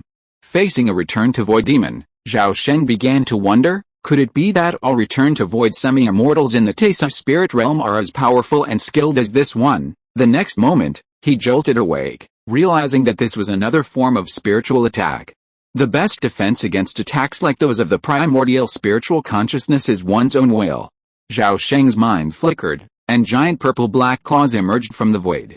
In the blink of an eye, they rippled through the opponent's willpower field, unleashing the purple heavenly divine thunder. Threads of purple lightning suddenly exploded, rippling the void as the intense force of the thunder law swept forth. Zilala, a vast expanse of lightning enveloped the void for miles. Suddenly, it seemed as if a deep, pitch-black hole, several miles in diameter, had appeared in the sky, its edges gleaming with lightning. The unique environment of the spirit world significantly weakened the power of the purple heavenly divine thunder, significantly reducing its destructive range. You don't know what's good for you. At that moment, a sharp cry suddenly emanated from the black hole. The sound cascaded, as if countless voices were shouting simultaneously, sending a chill through the heart. The instant it reached his ears, Zhao Sheng silently cried out, "Not good." The next moment, his vision went dark as his soul was once again subjected to the same strange attack. Fortunately, he had made preparations this time. The Kinyu Dharma image roared like thunder, instantly suppressing the eerie divine voice. Fortunately, the other party doesn't seem to have any murderous intentions, otherwise I'd be in trouble this time. Zhao Sheng breathed a sigh of relief, yet a lingering fear welled up in his heart. If he had known this would happen, he shouldn't have come out of seclusion in the past few years. If he had diligently cultivated day and night, he might have already reached the great perfection of the spiritual transformation realm by now, and wouldn't be in such a dangerous situation right now. But now, it was useless to dwell on such thoughts. Giant spirit battle body, activate. His mind raced. Zhao Sheng finally decided to use his ultimate trump card. With a sudden roar, his body expanded dramatically. However, at that moment, Zhao Sheng's heart trembled violently, and he suddenly realized that someone had intruded into the secret realm. In a flash, he suddenly remembered Chen Dan Wang, who had just fallen into the hall. Oh no, it's him, Zhao Sheng thought to himself, not caring about the enemy in front of him, and instantly teleported away. A beautiful woman in a purple dress, missing an arm, flew out of the black hole. Seeing this scene, she paled with shock and exclaimed, "Teleportation? Impossible." Before she could finish her words, she vanished into thin air. The next second, she reappeared in the same spot, her expression distorted, yet tinged with a hint of fear and bewilderment at the unknown. Impossible. This person isn't in dark sky, but where did his true form go? Chapter 669, The Four Gods Are Destroyed. The Secret Realm of the Spiritual Veins. Zhao Sheng emerged, looking up at the earth below. But at that moment, a vast, earth-yellow vortex suddenly formed around him, emanating a powerful tearing force. The vortex appeared with almost no warning, catching Zhao Sheng off guard. His lower body immediately sank into the vortex, nearly being sucked in. The moment he fell into the vortex, a brilliant divine light erupted from Zhao Sheng's body. His spirit and will domain expanded, forcibly suppressing the vortex's suction. He soared into the sky, instantly escaping over 10 miles. Just as he was about to escape the vortex's range, a vast, turbid mud suddenly surged from the vortex, miraculously disregarding spatial distance and clinging to his chest and abdomen, simultaneously polluting the Thunder Realm. The ochre mud dragged Zhao Sheng's body down, and the surrounding void was filled with dense ochre threads of the Dharma law. Zhao Sheng struggled like a flying insect caught in a spider web, but the threads of the earth law tightened, slowing him down. Suddenly, his legs lost feeling, and nearly half of his mana solidified. Simultaneously, his legs and thunder armor petrified, turning gray. His heart tightened, and his willpower suddenly transformed into a massive axe blade. The axe blade flashed with countless purple lightning, severing the stone shell of his lower body like an electric knife. The next moment, Zhao Sheng had vanished from the spot. When he reappeared, he had reached the sky above the Urabachi well, landing within the space-time fault formation, surrounded by layers of colorful barriers. Only then did he finally catch his breath. Looking out, his face paled slightly. The sky above the secret realm was shrouded in a vast expanse of earthy yellow haze, resembling a pool of murky, foul yellow mud soup that swirled and bubbled with giant bubbles. Meanwhile, the haze slowly crept toward the surface, but was blocked by an expanding, multicolored barrier mid-air, resulting in a momentary stalemate. Then, a yellow figure condensed from the sandy haze, transforming into a bald, elderly man in a loose yellow robe, his skin as pale as stone, and his features strikingly resembling Chen Dan Wang. Despite his face being identical to Chen Dan Wang's, Zhao Sheng knew this person was no ordinary being. He was likely another returned to Void Realm demon. Upon seeing this person appear, Zhao Sheng couldn't help but feel bitter. He had always been law-abiding since becoming the Academy's head, never once provoking the lunatics of the Red Eyebrows. Now, two returned to Void demons had arrived. Who had he provoked? "Master, we're here, help." Suddenly, a faint cry for help emanated from the edge of the Zuian well. Zhao Sheng looked down and saw Zhang Fengxian, Chen Yizhou, and 7 others clinging to the edge of the formation pillar, relying on the colorful barrier above them to struggle against the increasingly powerful force of the Earth Principle. Seeing this, he immediately formed a seal with his hands and emitted dozens of spiritual lights, causing a crack in the colorful barrier, temporarily allowing Zhang Fengxian and the others to take shelter inside the formation. The 7 Jinden juniors had barely escaped within 10 steps of the formation pillar when they collapsed to the ground, gasping for breath as they used their magical powers to resist the temporal storm surging from the Zuian well. Although the environment within 100 miles of the Zuian well was extremely harsh, it was still much safer than staying outside the formation. Zhao Sheng flashed, suddenly appearing before the 7. He telepathically transmitted, "What just happened? Fenger, tell me." Zhang Fengxian remained calmer than the others. Aware of the dire situation, she lost no time and immediately transmitted the entire incident to her master through her spiritual sense. In a split second, Zhao Sheng grasped everything, and a sense of relief washed over him. It turned out that things weren't beyond repair. It was thanks to his timely arrival that things wouldn't be so catastrophic. Otherwise, in a matter of minutes, not only would all the Jinden disciples have been abducted by the demons, but even the space-time fault formation would have been breached. If the Zuian well had exploded, the consequences would have been disastrous. The situation was dire. Zhao Sheng, after merely exhorting his disciple took to the air, confronting the Fangxi demon across a colorful barrier. Zhao Sheng's expressionless face glared at the yellow-robed figure Chen Dan Wang as he slowly approached the barrier. He spoke in a cold voice, "No matter who you are, exit the secret realm immediately. Otherwise, don't blame me for crushing this great calamity beacon talisman." As he spoke, a milky white jade talisman suddenly appeared in his palm, gleaming with a faint white light. The Zhao Immortal sect bestows a great calamity beacon talisman upon each abbot's succession. This talisman is extremely difficult to refine and is incredibly important. It can only be activated when a Taoist abbot faces an unstoppable catastrophe. If this talisman is crushed, the Zhao Immortal sect will dispatch powerful beings of the fusion realm to the lower realms for rescue at the fastest speed. However, doing so would mean the abbot has seriously neglected his duties, and the person who recommended him would also be implicated. For a fusion realm master, the destruction of the abbot is a minor matter, but losing face in front of other fusion realm masters due to their apprentices' incompetence is a far greater matter. Therefore, Zhao Sheng would not choose to crush this talisman unless it was absolutely necessary. The yellow-robed Chen Dan Wang glanced over with an icy gaze, then spoke in a hoarse voice, "Want me to retreat? That's easy, as long as you make a deal with me." Zhao Sheng's heart stirred, as if he had thought of something, but he still shook his head expressionlessly. Since ancient times, good and evil cannot coexist. "How could I associate with you evil demons and heretics?" The yellow-robed old man scolded him disdainfully. "HMPH, so pedantic. Let alone you, a mere divine transformation, even your master Yan Wuxiu often flirts with heretic demonic cultivators. At our level, the distinction between good and evil has long been blurred. In order to transcend the tribulation and ascend to heaven, the dirty deeds you righteous immortal sects secretly commit are even more unscrupulous than those of us in the demonic path. Boy, if you keep clinging to the distinction between good and evil, I'm afraid you'll only stop at divine transformation in this life, with no hope of returning to the void." Zhao Sheng's expression remained unchanged, still shaking his head. "I will only count to 3. If you don't retreat, I will fight to keep you here today, a mere return to void realm. A split consciousness? Why bother with a Dao? Don't you know that those of us in the red-eyebrow Dao fear nothing death?" "Hey," the yellow-robed old man laughed strangely. As he spoke, the yellow sand haze that filled the sky sank several dozen feet again, eroding layer after layer of the colorful barrier. Its recovery was visibly slowing down. 1. Zhao Sheng's eyes sharpened upon seeing this. He counted as he slowly closed his palms, ready to crush the talisman in his hand at the count of 3. Seeing this, the yellow-robed old man shouted anxiously, "Wait! Don't you want to ascend to the return to void realm soon?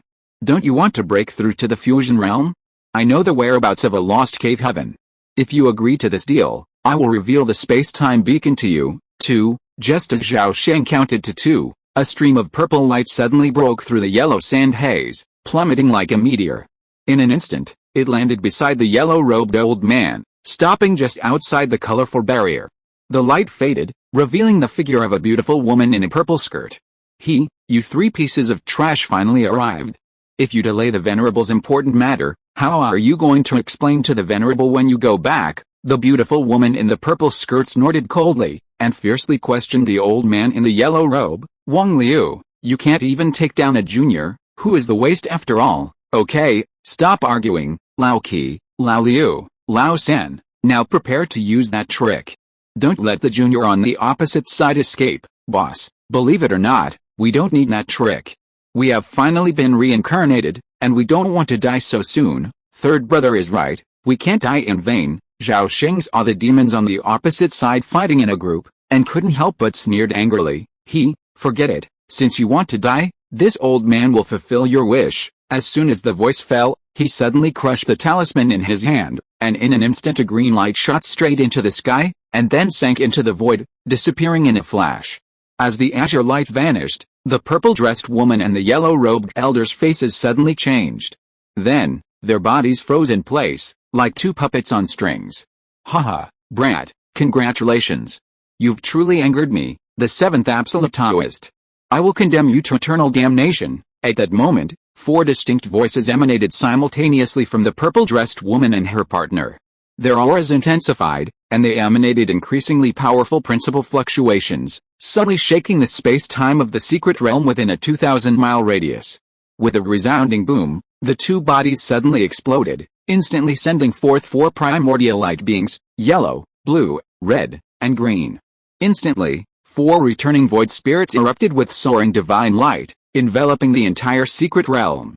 The principles of earth, wood, water, and fire instantly intensified countless times, forcibly suppressing all other principles within the secret realm.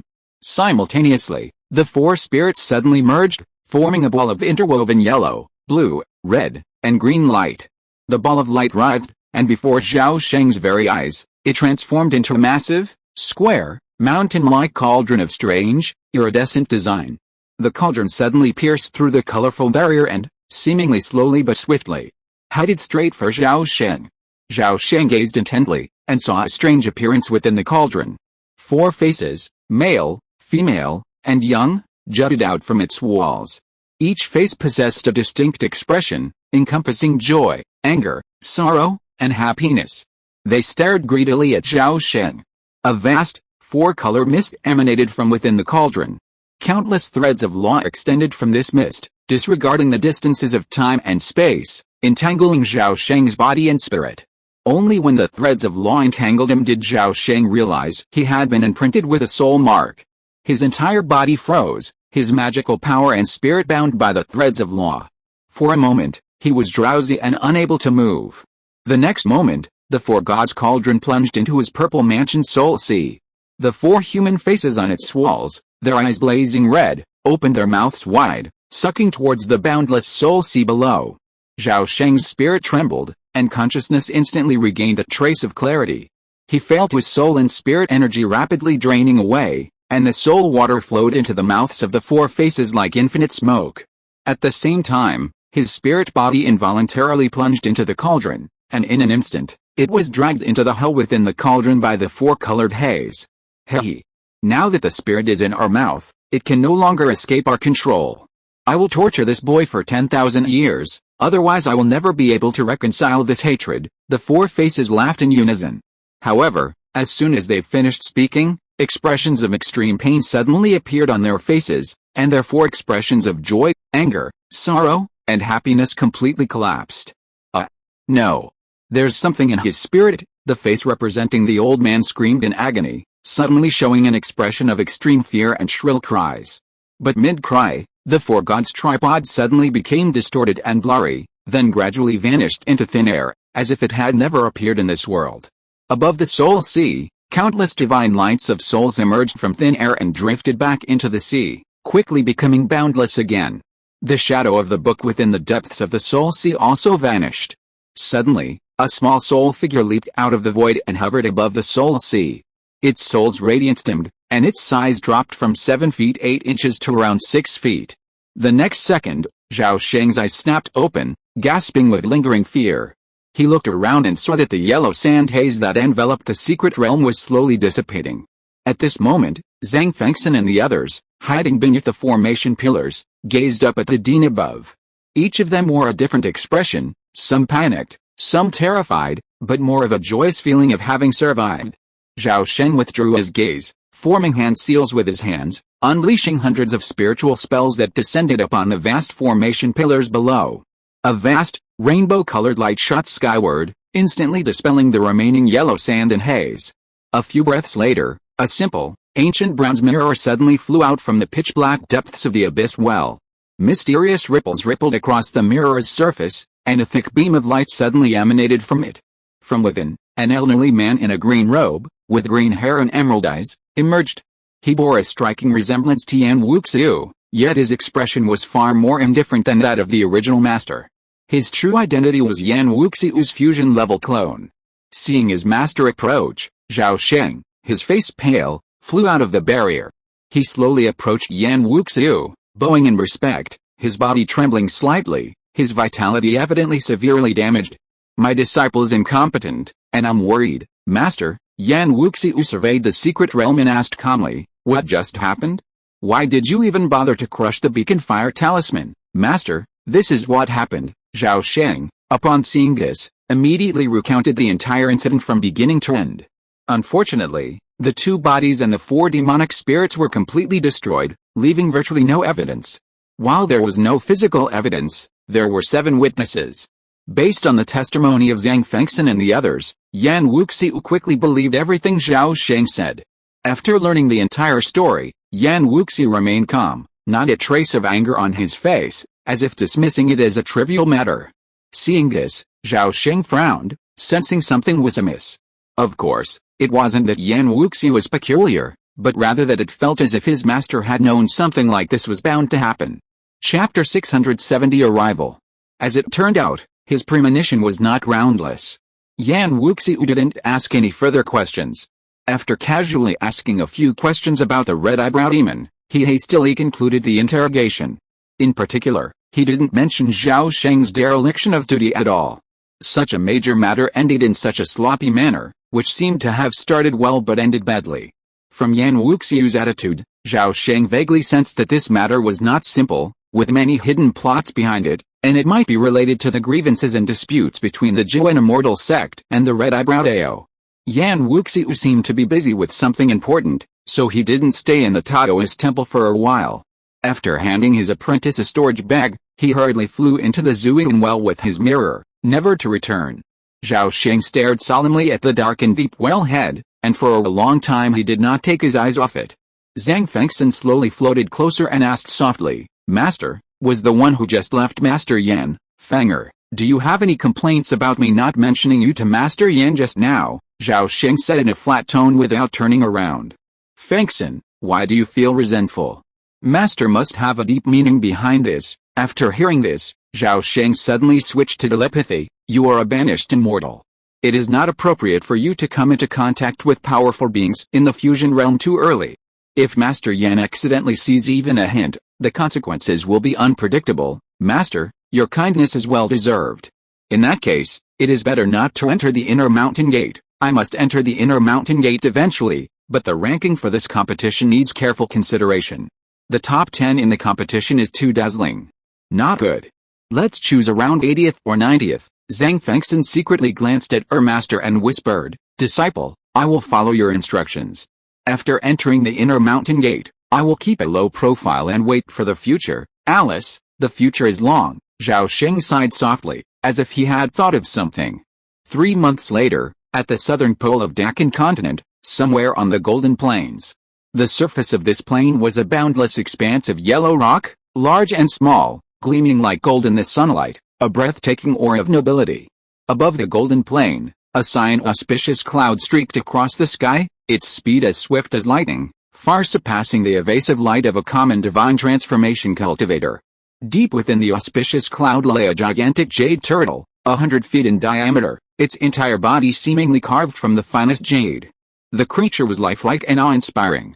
Atop its shell sat a dozen figures, the one at the front, a majestic figure with a handsome, solemn expression.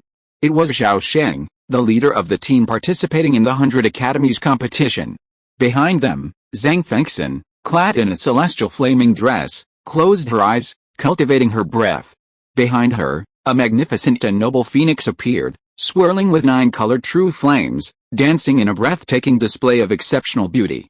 It had been over 2 weeks since the group left Nanayu City, the celestial city in the southernmost part of the state.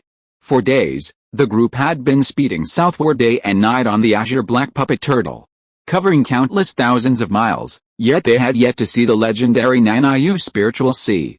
However, judging by the time, they should be almost at the edge of the spiritual sea. An hour later, Zhang Fengxian slowly opened his eyes, his expression grave. Suddenly, he transmitted his voice, "Master, it's been almost a day and a night, and those demonic birds haven't given up yet, they're still following us. Master, should we kill them?" At that moment, hundreds of miles behind, a vast crimson cloud billowed and surged, pursuing them relentlessly. As the crimson cloud rolled and surged, countless fiery red vultures, as huge as elephants and hideous in appearance, loomed in the clouds, each one radiating a murderous aura and a terrifying ferocity. At the forefront of the vulture army was a 2-headed monstrous vulture, 100 feet long and blood red. This beast possessed an imposing aura, resembling a divine-level demon king. From time to time, the 2-headed monster vulture would let out a shrill roar, often followed by countless red beams gushing from its mouth. The nearby vulture demons also joined in with strange cries, and a red cloud, spanning hundreds of miles, rolled forward. The demon group's flight speed instantly increased several times, rapidly closing the gap with the puppet turtle in front, soon catching up to within 100 miles. The two-headed monster vulture had successfully refined its transverse bone, and its intelligence was comparable to that of an ordinary human. Seeing the fat meat almost within its grasp, the vulture demon king's mouth erupted in excitement, and he shouted, "Haha, little ones, hurry up. The king will show you a taste of human flesh." In a blink of an eye, the distance between the two sides continued to rapidly close. Chen Yizhou, Niu Genshin, and other Jinan disciples turned pale, and they looked anxiously at the academy master before them. At this moment, a fierce gleam flashed in the two-headed monster vulture's eyes, and a pair of huge fleshy wings flapped forward violently. The next second, a terrifying scene unfolded. The surrounding fiery red demonic clouds suddenly brightened dozens of times. A blazing sun, thousands of feet tall, emerged from the crimson clouds and shot out, rolling down towards the crowd ahead. The void within 100 miles of space suddenly heated up, distorting space simply from the burning heat. The countless golden rocks on the surface visibly melted into golden magma. The blazing sun rapidly approached, instantly reaching overhead and plummeting downward. "How dare you!" Zhao Sheng suddenly shouted in anger. A ball of purple lightning, the size of a skull, shot up from his hand and vanished into the blazing sun in a flash. Instantly, the void shook violently, and a massive black hole suddenly appeared within the blazing sun, rapidly devouring everything around it. The black hole expanded to a massive 30 miles across, not only devouring the blazing sun in one swoop, but also blocking the path of the demonic vultures, blocking the path. Gaga! Don't even think about escaping. The two-headed demonic vulture behind them saw this and cried out in anger, flapping its wings and emitting bursts of red light. Blazing suns rose from the demonic cloud, one after another, crushing Zhao Sheng and his companions. Seeing this, Zhao Sheng's pupils shrank. His right hand suddenly expanded tenfold, and a 3-foot-long lightning sword, as solid as amethyst, instantly condensed in his palm.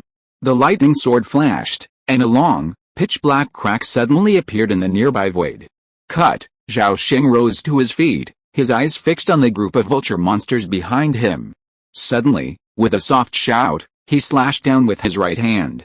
As the words left his mouth, a bolt of purple lightning struck the back of the two-headed monster vulture, effortlessly bisecting its body. A cascade of demonic blood immediately spilled onto the ground. As the two halves of the demon corpse fell to the ground, the fiery red demon vultures in the red cloud screamed in terror, becoming a chaotic mess. They then circled and scurried around, daring not to move forward. The earth below shook violently, and a raging blood-red flame rose for dozens of miles, transforming the land into a sea of inferno. Zhao Sheng sat down cross-legged again, unconcerned with the outcome of the battle in the rear, and continued to meditate with his eyes closed. Behind him, Chen Yizhou, Niu Genshin, and the others were all agitated, gazing at the dean with reverence, their hearts unable to calm down for a long time. Half a day later, they finally arrived at the vast Nanayu spiritual sea. Clouds rose from the sea, and the vast waves of clouds rolled and surged. Countless strange creatures swam and played in the sea of clouds, creating an extremely mysterious scene. The Taisa spiritual realm has 4 great spiritual seas, 10 great divine continents, and countless other islands and land masses of all sizes. The land area of Deccan continent alone is thousands of times the size of Dacian realms, truly vast and boundless. However, each spiritual sea is countless times larger than Deccan continent. Even if a divine transformation cultivator flew day and night for 100 years, he might not be able to cross the spiritual sea. This shows the vastness of the Taisa spiritual realm. After plunging millions of miles into the spiritual sea, the azure black puppet turtle swiftly sank beneath the surface, continuing its journey deeper into the ocean. After diving nearly 10,000 miles, they finally reached the edge of the equatorial ring. Below them lay a vast, boundless wall of white light, seemingly smooth and flat, like an infinite plane. In reality, this vast wall of light was a circular barrier, its sheer size making it appear flat from a close distance. Above the white wall of light, a magnificent palace hovered, encompassing nearly 100 miles. Thousands of formation pillars stood around it, all crafted from some kind of black crystal. The crystal was smooth and translucent, like the finest black crystal, emitting a faint glow, clearly some rare and precious artifact. Each pillar was carved with reliefs of bizarre creatures, some of which were menacing and terrifying, inflicting a chilling and unsettling sight. Zhao Sheng piloted the azure black puppet turtle and landed on the vast white jade plaza in front of the palace. 4 massive statues stood in each of the 4 directions. These statues were extremely ancient, covered in battle scars, as if they had witnessed countless brutal battles. They evoked a profound sense of history. One glance evoked a deep sense of security. One statue, entirely white, depicted a nun in Taoist robes, her face kind and gentle, her face radiating a smile, as if she were a living being, not just a statue. Zhao Sheng's gaze flickered as he gazed upon it. Over the years, he had pored over the collections within Sutra Repository Peak and reviewed countless historical documents of his own sect. He knew that this female statue represented the sect's founder, Xian Wondoran. Xian Wondoran attained immortality tens of millions of years ago and was now a legendary figure. Although he still lives, he has been in seclusion for millions of years, no longer involved in spiritual affairs. Only when the equatorial ring is breached by a powerful alien enemy would Xian Wondoran descend upon him with his celestial consciousness, commanding a succession of immortal puppets to slay any who come his way. Besides the immortal puppet left behind by Xian Wondoran, the other 3 were also left behind by the true immortal patriarch of the 9 Questions Immortal sect. The Taisa spiritual realm is vast and boundless, yet it boasts only 11 dominant sects. Since ancient times, there's been a saying of 1 palace, 2 sects, 3 mountains, and 4 seas. As for the last sect, it's been lost to history books and unknown to the common people, known only to the immortals. It's a profoundly mysterious entity. The Zhao Immortal sect is one of these 2 sects, responsible for maintaining nearly 1/10 of the equatorial ring realm. Nearly 1,000 floating divine palaces, like the one before them, each guard the equatorial ring realm encompassing millions of miles. This divine palace also serves as the only gateway into the inner equatorial realm, equipped with a short-distance teleportation array. Just as Zhao Sheng and his group arrived at the divine palace, other divine palaces were already welcoming their respective academy masters and participating disciples. Calculating the time, the competition still had nearly 10 days to go. Since it was still early, Zhao Sheng gave Zhang Fengxian and 10 others some free time. He himself approached the statue of the founder, hoping to observe the refining techniques of the immortal puppets. This was the first time he had ever seen such a legendary immortal puppet. This rare opportunity was too precious to miss. He gazed at the statue of Xian Wen Patriarch for a long time, but could find no trace of it.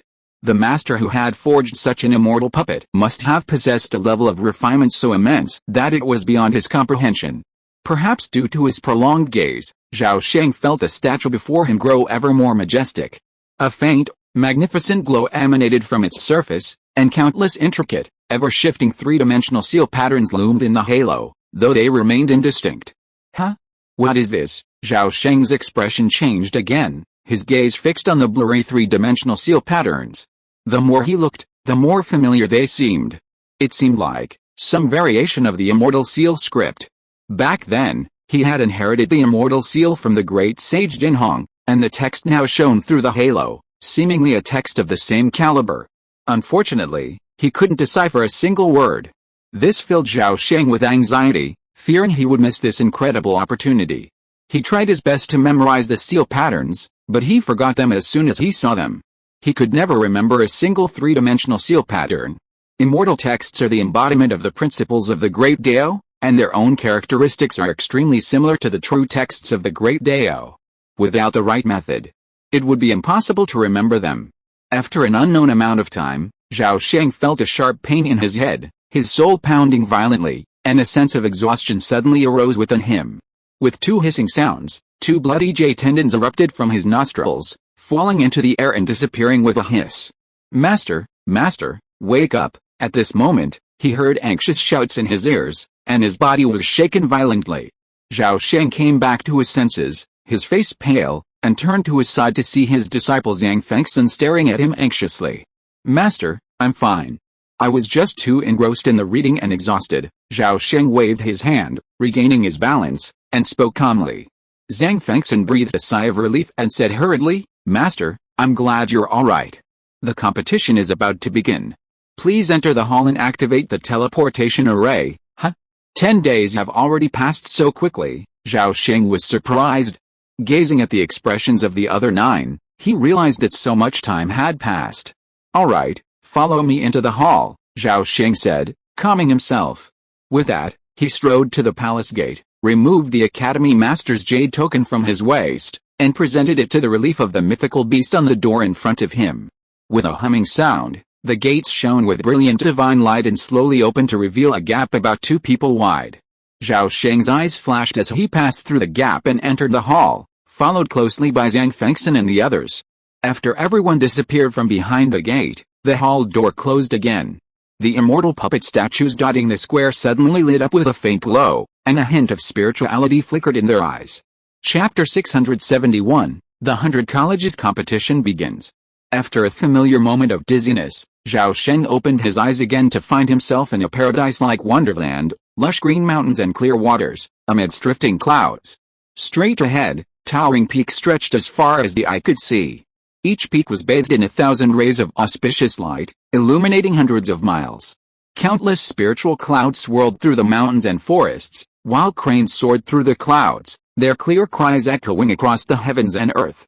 He was atop a mountain, gazing out at the distant mountains. From time to time, he could see streams of light streaking across the sky, landing on the peaks like shooting stars, a truly magnificent sight. Farther away, 1,000 mountains clashed in breathtaking beauty, their peaks cascading one upon another, shrouded in clouds and mist, shrouded in a celestial aura, creating the spectacle of a blessed paradise. Compared to the towering sacred peaks soaring into the clouds, the one beneath him, barely over 3,000 feet high, its divine light dimmed, its spiritual energy thinned, a stark imitation. Hokkaido Institution had been established for only 8,000 years, and the aura-filled sacred peak it had manifested was nowhere near the grandeur and magnificence of other established Taoist temples. Zhao Sheng gazed at it for a moment before regaining his composure. He straightened his robe and ceremonial head, then ascended auspicious clouds and soared towards a basin surrounded by mountains. This basin was enveloped by a sea of white clouds, and above it, a vivid, detailed, three-dimensional mirror appeared. The mirror, covering an area of nearly 100 miles, encompassed a vast expanse of mountains and rivers, encompassing a magnificent landscape encompassing hundreds of thousands of miles. The mountains, deserts, oceans, plains, swamps, battlefield ruins, and other terrains appeared breathtakingly magnificent.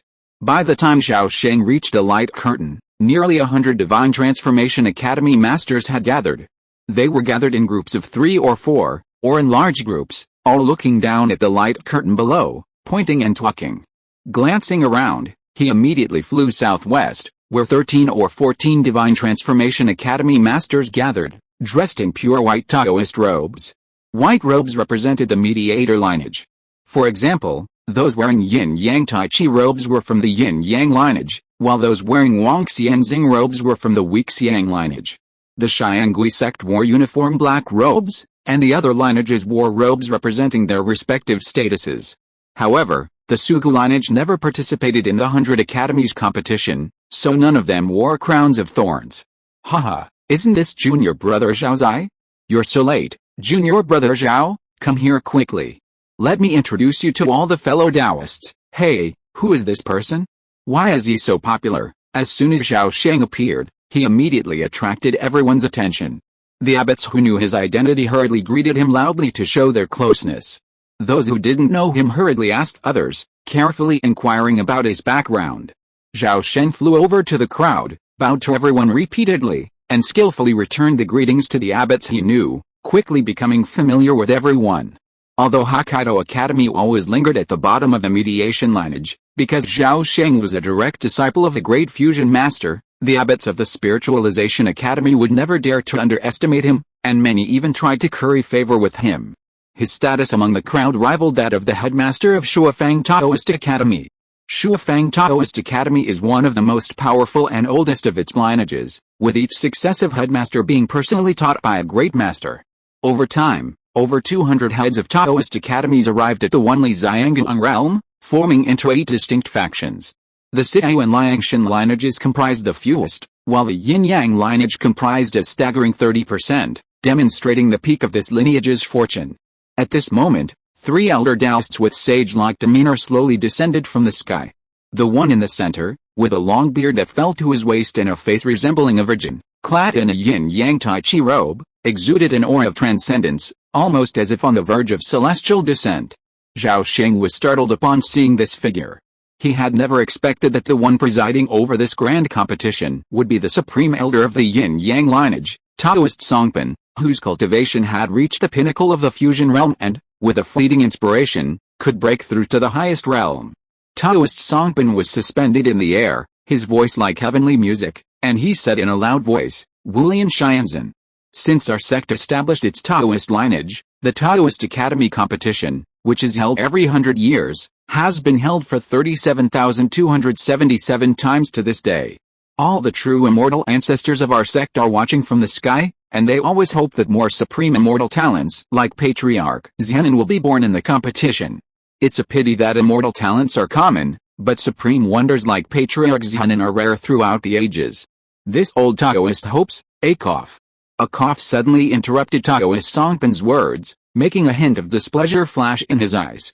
He couldn't help but look sideways to the white-robed old Taoist on his left and asked lightly, "Senior Brother Zheng, do you have anything to say?" The white-robed old Taoist smiled and waved his hand. "Junior brother, continue. I just caught a cold, it's nothing." Zhao Sheng stood at the front of the group of academy masters of his own lineage, looking at the white-robed old Taoist in the sky, secretly wanting to laugh. This old Taoist, a powerful fusion-level cultivator from the mediating lineage, was revered by all as Grandmaster Zhao Sheng. He was known for his playful and casual demeanor.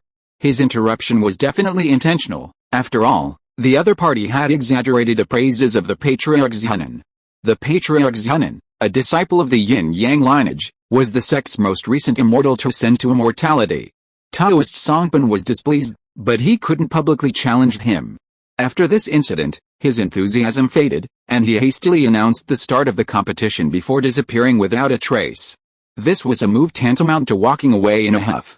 The over 200 Divine Transformation Academy Masters, each astonished, pretended to have seen nothing. They drew their Academy Master Jade tokens and searched for their disciples. Zhao Sheng was no exception. As the Jade token glowed faintly, a sudden light appeared somewhere within the myriad miles immortal light realm. His vision instantly magnified countless times, revealing a boundless, murky, and silent swamp thick with miasma. Above the nameless swamp, a fiery red figure materialized. A second later, a thick stench filled her nose. Zhang Fengxian frowned, and with a wave of her sleeve, a sheen of red light enveloped her entire body. Trapped in this fetid swamp, she felt a sudden sinking sensation, a crushing pressure rising from all around. The gravity in this area was 1,000 times greater than outside. A giant and true person trapped within this place would inevitably experience significant restrictions on the circulation of their zenitin, not to mention the strain on their physical body. Zhang Fengxian had already reached the great perfection of the giant realm, so while the environment here was harsh, it had little impact on her. After a brief moment of acclimatization, her body naturally adapted to the surroundings. Each 100 colleges competition lasted 3 years, so she wasn't in a rush to search for the luck orb or find her companions. She summoned her life-defining magic weapon, the Thousand-Feather Sword, and held it above her head. She gazed at the horizon. A series of hills loomed faintly at the edge of the swamp, low yet endless. The surroundings were desolate. The gray-black swamp water surged, forming patches of yellow mud of varying sizes, from which giant bubbles occasionally emerged. Goo-goo, goo-goo. A strange low humming suddenly reached Zhang Fengxian's ears. Slightly startled, she immediately released her divine consciousness. From within the mud, several hundred feet away, a toad's head, over 10 feet wide, slowly emerged. A pair of large, dark yellow eyes stared at her intently, their gaze cold and cruel, a chilling chill. Zhang Fengxian felt a wave of nausea, her mind suddenly shifting. A vast crimson cloud erupted overhead. A series of strange, crystal-clear flying swords, resembling phoenix feathers, detached from the main sword and shot out like flaming red meteors, hurtling towards the giant toad. Swoosh, swoosh, swoosh, as the flying swords passed, the air ignited with streams of true flames and spiritual fire. Due to the abnormal gravity of this region, the sword's speed was much slower than usual, but the chilling murderous intent they contained was even greater.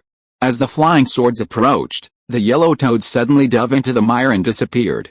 Zhang Fengxian quickly released her spiritual sense, covering a 10-mile radius to search for the strange toad's whereabouts, but found that its presence had blended into the swamp, making its presence undetectable. This monster is so cunning, it's going to be a bit tricky, Zhang Fengxian thought to herself, her brow furrowing even deeper. As soon as she finished speaking, she suddenly noticed the swamp beneath her suddenly heaving violently. A dense mass of toad heads, large and small, quickly surfaced, their countless pairs of dark yellow eyes glaring at her in a terrifying scene. On the back of a monstrous toad, as massive as a mountain, hovered a fist-sized, gleaming pale yellow spirit bead. This bead was the very essence of the toad's destiny and the most crucial spirit bead of the competition. The number of spirit beads and the overall level of destiny directly determine each participant's ranking. Seeing the spirit bead appear, Zhang Fengxian suddenly changed her mind. She extended her hand, formed a sword gesture, and shouted indifferently, "The first move of the Burning Heaven 10,000 swords art is sword out, lifeless." Sword raised, slash, slash, slash. With the word slash, the 1,000 feathered swords suddenly split into a stream of transparent feathered swords, tens of thousands of them, densely scattering across the sky. Suddenly, a hail of flying swords tore through the air like a torrential downpour, like countless meteors and flaming meteorites, crashing one after another into the swamp below.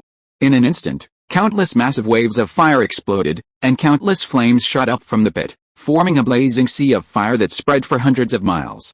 Niu Ganchen stumbled and found himself on a vast, boundless grassland.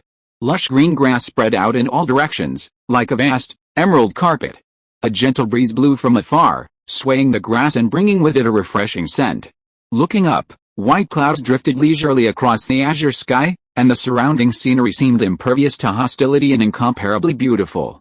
What he had not expected was the richness of spiritual energy in the air here, even comparable to that outside. Something's wrong. Legend has it that the environment within the equator is extremely harsh, and the spiritual energy is incredibly thin. How could such a beautiful spiritual place exist? Niu Ganchen removed the dark gold staff from his back, gripped its end with both hands, and surveyed his surroundings with a solemn expression. Simultaneously, his spiritual sense radiated outward, instantly covering a 20-mile radius, surveying the surroundings. However, within his reach, all he saw was this vast grassland, devoid of even a single insect, and nothing unusual. "Looks safe for now," he muttered, then randomly chose a direction and flew off towards the horizon. This strange grassland was vast, and with Niu Ganchen's speed, he wouldn't be able to escape it for a while. He still didn't see a single demonic creature along the way, and the sound of the wind quickly faded. However, he soon discovered that his vital energy was depleting at an unusually rapid rate, at least 10 times faster than outside. Seeing this, Niu Ganchen decisively landed on the ground, took out a top-grade Xianyan pill, and quickly swallowed it, practicing Qigong and regulating his breathing to quickly restore his power. Meanwhile, Zhao Sheng, through the immortal light mirror, located Zhang Fengxian, Niu Ganchen, Chen Yizhou, and the others one by one, and secretly observed their performance. His disciples were as fierce as ever, so there was no need to worry. Chen Yizhou, Chen Jinghu, and the others were scattered in different areas, and were currently safe and had not encountered any other Taoist disciples. The most worrying individual was undoubtedly Niu Ganchen. The green grassland he found himself in was one of the most unique real illusions in this trial field. If he could decipher the truth, Zhao Sheng would bet that Niu Ganchen's journey in the competition was over. Of course, if he could successfully slay the mirage, his rewards would be 10 times greater than those of the others. Several months passed. Amidst a vast mountain range, a pale-faced middle-aged man in a yin-yang Taoist robe slowly made his way along the mountain valley. Soon, he looked toward the peak to his left. There, a black light emerged from behind the mountain. Upon catching sight of him, it quickly approached. The rules of the 100 Academies competition allowed for no life or death. While fellow Academy members were forbidden from killing each other, other academies had no such restrictions. After all, they were all competitors. For the honor of their academy, their own disciples, and the lavish prizes of the competition, it was perfectly natural for the two sides to engage in a life-or-death struggle upon contact. The white-faced middle-aged man gave a sinister smile and immediately summoned a towering black and white tower, smashing it fiercely into the opponent. At that moment, the black light suddenly fragmented into over 100 dark figures, which flew towards him. Some of these figures, upon landing on the tower, instantly transformed into a patch of pitch black that spread rapidly.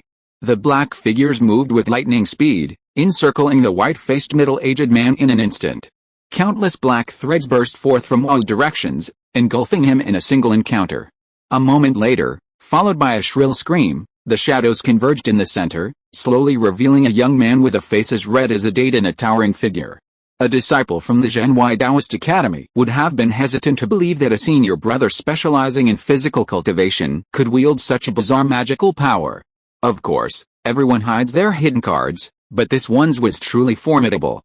Surprisingly, the tall young man before him truly possessed a special magical power. With his power to protect him, even at the first level of the Golden Core realm, he was vastly more powerful than his peers. He licked his lips, pondering, this is the third one. I wonder where the lost statue's head is hidden nearby? Anyway, there's no rush. I'll just play with these brats and get a feel for them before we move on. Quotation mark. Chapter 672 Adventure.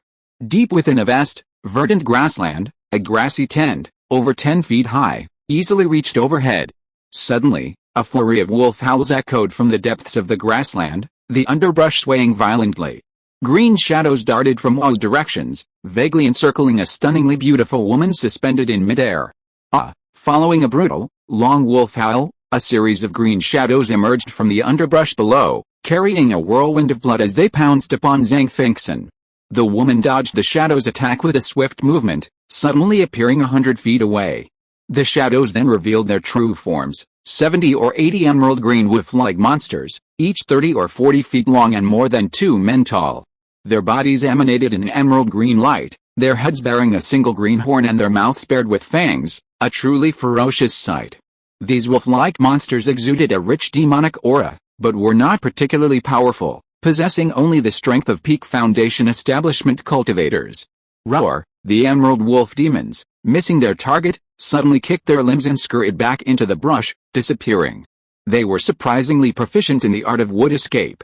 Zhang Fengxian's gaze fixed, and with a flick of her finger, 1,000 feathered swords shot out like lightning. Hundreds of feathered swords, like a scattering of flowers from a fairy, covered the grasslands for dozens of miles. As blood soaked the clumps of green grass, the remains of the wolf demons revealed their true forms, then exploded into countless green lights and dispersed. Each finger-sized pale green ball of light floated into the air and slowly merged into a spirit bead of luck the size of an egg. Seeing this, Zhang Fengxian reached out and snatched a bead, placing it in her jade pendant. The originally pale red, round jade pendant suddenly gained a new brilliance, its color transforming from pale red to pure red. Suddenly, a faint red halo appeared behind Zhang Fengxian's head. Simultaneously, within her spiritual perception, 34 light clusters slowly emerged, their starlight radiating across a radius of thousands of miles. The brightness of the clusters varied, predominantly white and yellow, with only a few fading into red. Oh, I see. With the fate coordinates revealed, this competition is starting to get interesting, Zhang Fengxian muttered to herself, her lips curled upwards. As her voice lingered, she transformed into a streak of rainbow light, speeding towards the person closest to her. The mountain range remained before her, but its color gradually shifted, transforming into a pitch-black mountain range. Even the vegetation had turned black. Black trees were something Niaganshan had never seen before, and the aura they exuded was strangely eerie, as if they weren't native to this world. 10 days ago, he nearly escaped death. With a bit of luck, he finally seized on the mirage's excessive greed. Just as it was about to be devoured, he unleashed a powerful blast of water and fire annihilation, ultimately killing it with a single blow. Afterward, he not only obtained a mirage pearl that could morph, but also a fortune pearl the size of a skull. With a single pearl, Niaganshan condensed a fortune aura and successfully unlocked the aura map. Over the next 10 days, he leveraged this aura to successfully ambush 2 individuals, only to have one killed with a club and the other severely wounded, forced to surrender all his pearls before being released.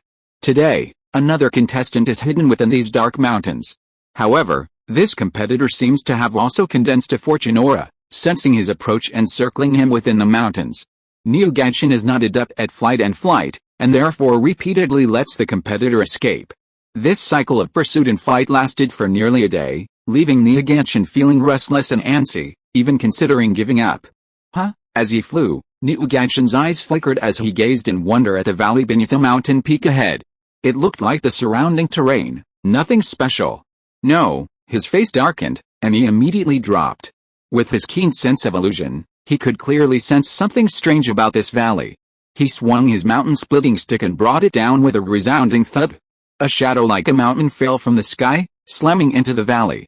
With a loud boom, the air shook, and then, above the valley, a ripple formed, creating a hole 2 or 3 feet in diameter. A faint, magnificent light emanated from it. As Niu Genshin looked over, he heard a faint whisper in his mind, and a surge of urges surged, as if a profound opportunity was calling him from below. His face lit up with joy, never having imagined such a legendary adventure would one day befall him.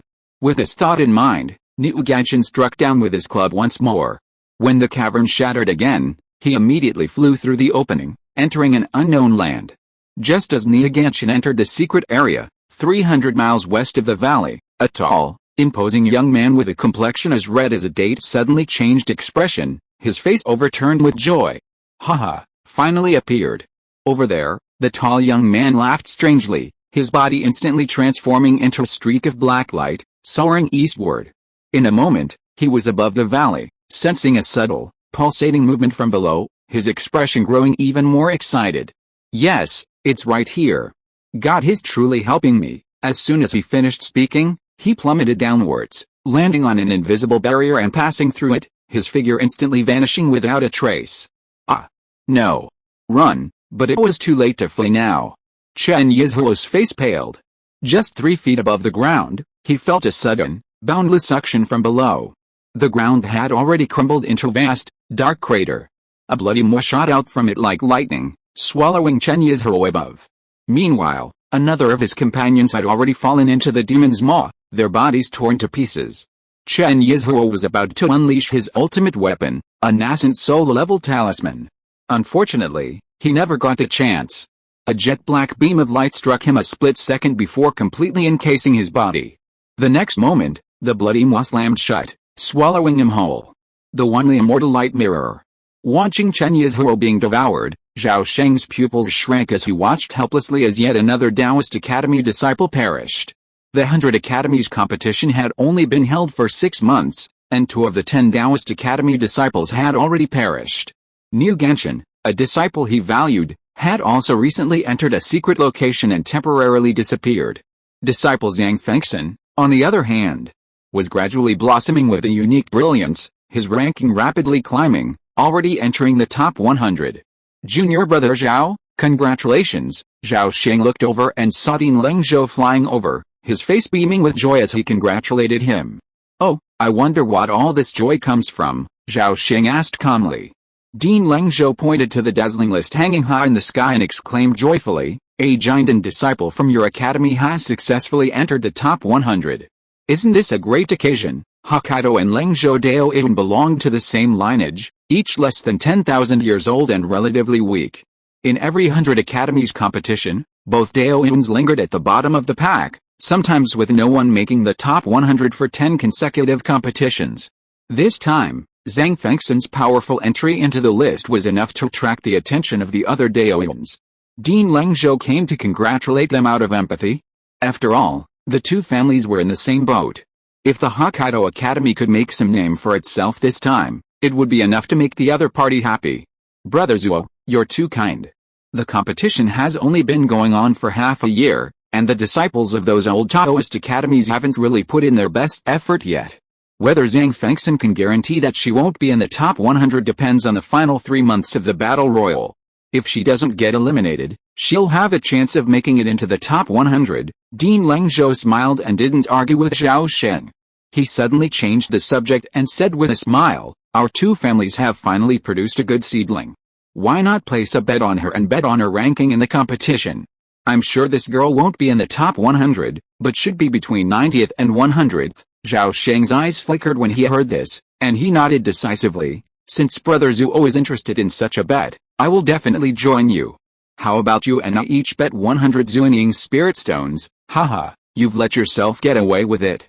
You're betting so much, and you say you don't have much confidence. Very well, I'll go all out this time too. It's just 100 years' salary, I'll bet it all. Let's go and place our bets with Patriarch Cao. This is the final straw, whether we'll become rich or lose everything. Dean Lengzhou, driven by a gambling addiction, immediately grabbed Zhao Sheng and flew to the bottom of the grand competition's lightboard. There, they found Patriarch Cao, a powerful master of the Xiangui lineage, who had reached the fusion realm and was one of the 3 presidents of the grand competition. Within the Jiuan Immortal sect, the Xiangui lineage, from top to bottom, was a group of poor souls. In their quest to refine their ideal creations, Xiangui disciples spared no expense, often losing everything and borrowing countless resources to survive, even including great masters of the tribulation realm. There's no such thing as perfection, only ever greater perfection. Therefore, the Xiangui lineage's ardent pursuit of a perfect creation can never truly be realized. For the Xiangui disciples, the process of creating a perfect creation is a form of self-cultivation. The closest this lineage has yet to achieve perfection, also known as the Xiangui, was personally crafted by Patriarch Mo, the lineage's first true immortal. It possesses a myriad of transformations, rivaling the might of a true immortal. So, to maximize their profits, even masters of the fusion realm sacrificed their dignity and openly became bankers. Many of the 9 Questions Immortal sect's senior members expressed dissatisfaction with this matter, but seeing the impoverished eyes turning green, the Grand Masters of each lineage could only turn a blind eye, to prevent the impoverished spirits of the Heavenly Ghost lineage from causing further chaos. As a result, every 100 Academy competition became an opportunity for the Heavenly Ghost lineage to make a fortune. To compete for the position of president of the competition, masters of the fusion realm of their lineage would always compete. The victor would take on the position of president. This was in keeping with the Heavenly Ghost lineage's fine tradition. Zhao Sheng and the other 2 approached Grandmaster Cao, bowed, and said, "Grandmaster, would you like to place a bet?" Upon hearing this, the black-robed old Taoist, who had been resting, suddenly opened his eyes and said calmly, "Yes." With that, he flicked his fingers and ejected 2 jade slips, which landed in Zhao Sheng and the other 2's hands. Zhao Sheng and the other 2, knowing the dealer's rules, immediately found Zhang Fengxin's name on the jade slip, wrote down the predicted ranking behind it, and then bet 100 Zuanying spirit stones. However, Zhao Sheng also bet 100 Zuanying spirit stones on Niu Ganshan, betting that he would make the top 100 of the competition. With a resounding boom, a gust of winds and gleaming blades instantly swept past the 6-winged flying lizard, its massive body instantly disintegrating into countless bloody chunks of flesh, plummeting to the ground. Immediately after, another loud boom echoed as another 6-winged flying lizard was shattered by a single blow. A massive, iron-clad figure emerged from thin air, slowly retracting its blood-stained fist. "Senior Brother Liu, there's a red glowing coordinate 1,000 miles to the east. We must hurry, or he'll slip away." A handsome young man with rosy lips and white teeth flew over to the burly man, his face filled with eagerness. "All right. Let's give this person to Junior Brother Jin. By absorbing this person's luck, Junior Brother will probably be able to break into the top 100. This time, our Shufang Taoist Academy must secure at least 6 spots for the inner mountain gate," the burly man declared with a smile, his boastful tone simply astonishing. Of course, the giant disciples of Shufang Taoist Academy never lack such confidence. This is the invincible aura accumulated over generations.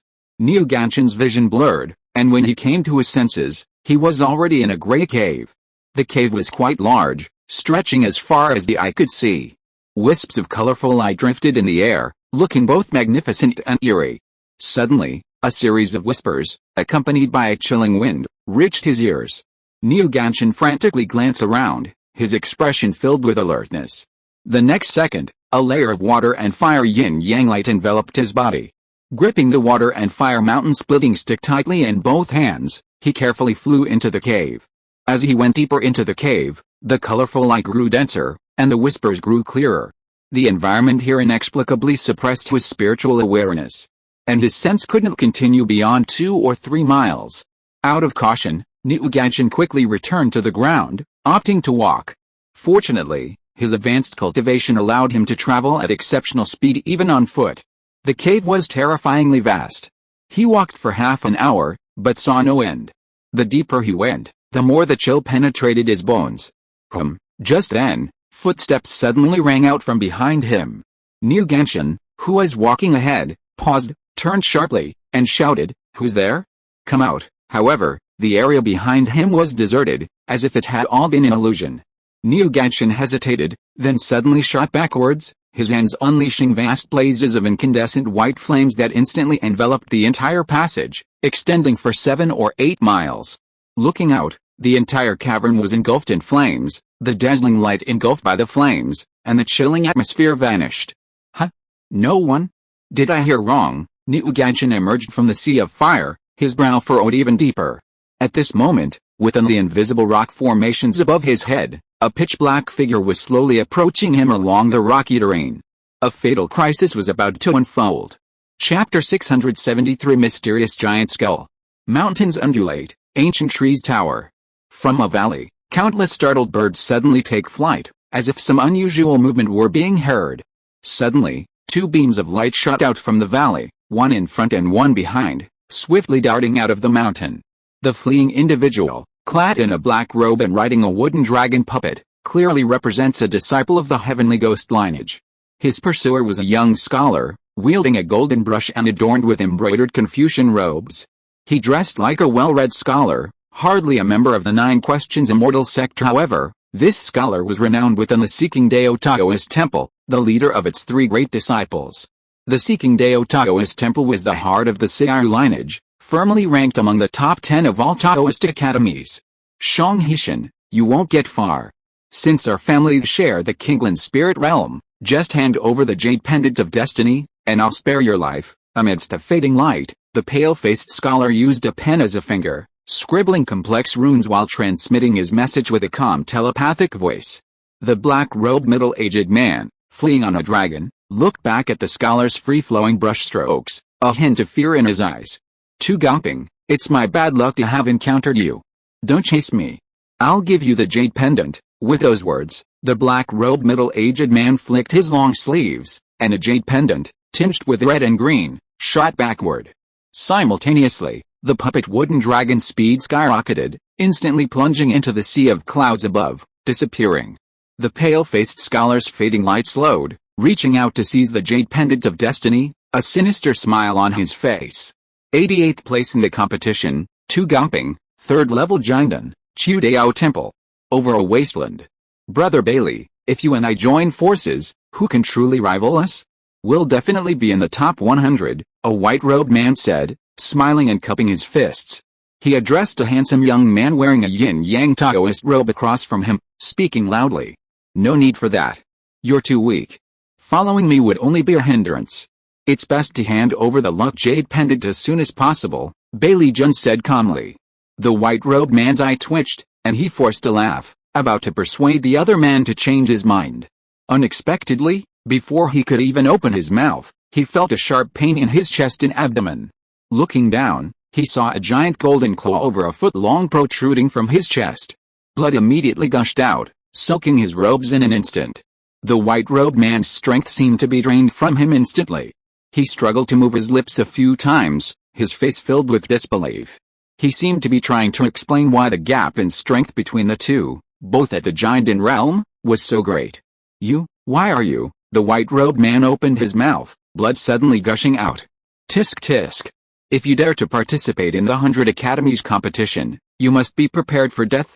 Are you trying to say that we're all disciples of the Immortal sect, so why must we fight to the death? Bailey Jun sneered, a stream of golden true fire rising from his hand and pressing it against the man's head. The white-robed man was swiftly incinerated by the true fire, reduced to a cloud of ash. This sudden change was so swift that it was almost impossible to react.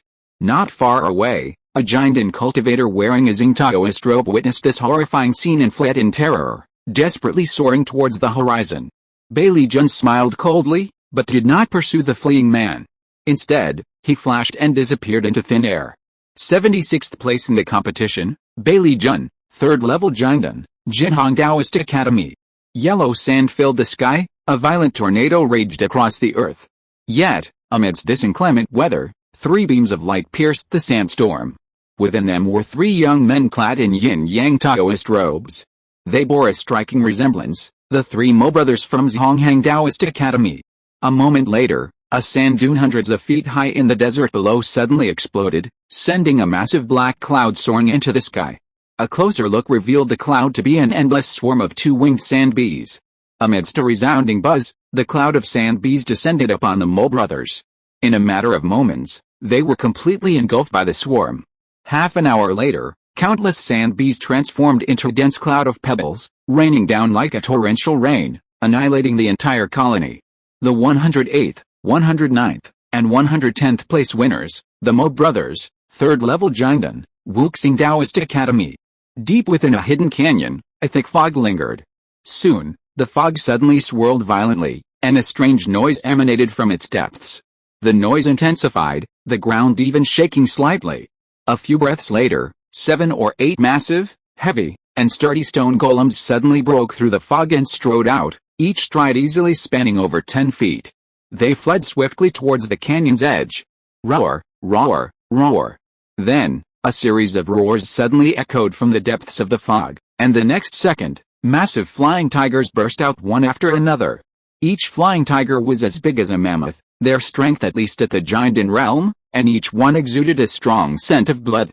Suddenly, the 4 flying tigers in the foreground violently spewed out a series of cyan gusts of wind, quickly sending 2 stone golems careening to the ground, wounded and chopped to pieces by countless wind blades.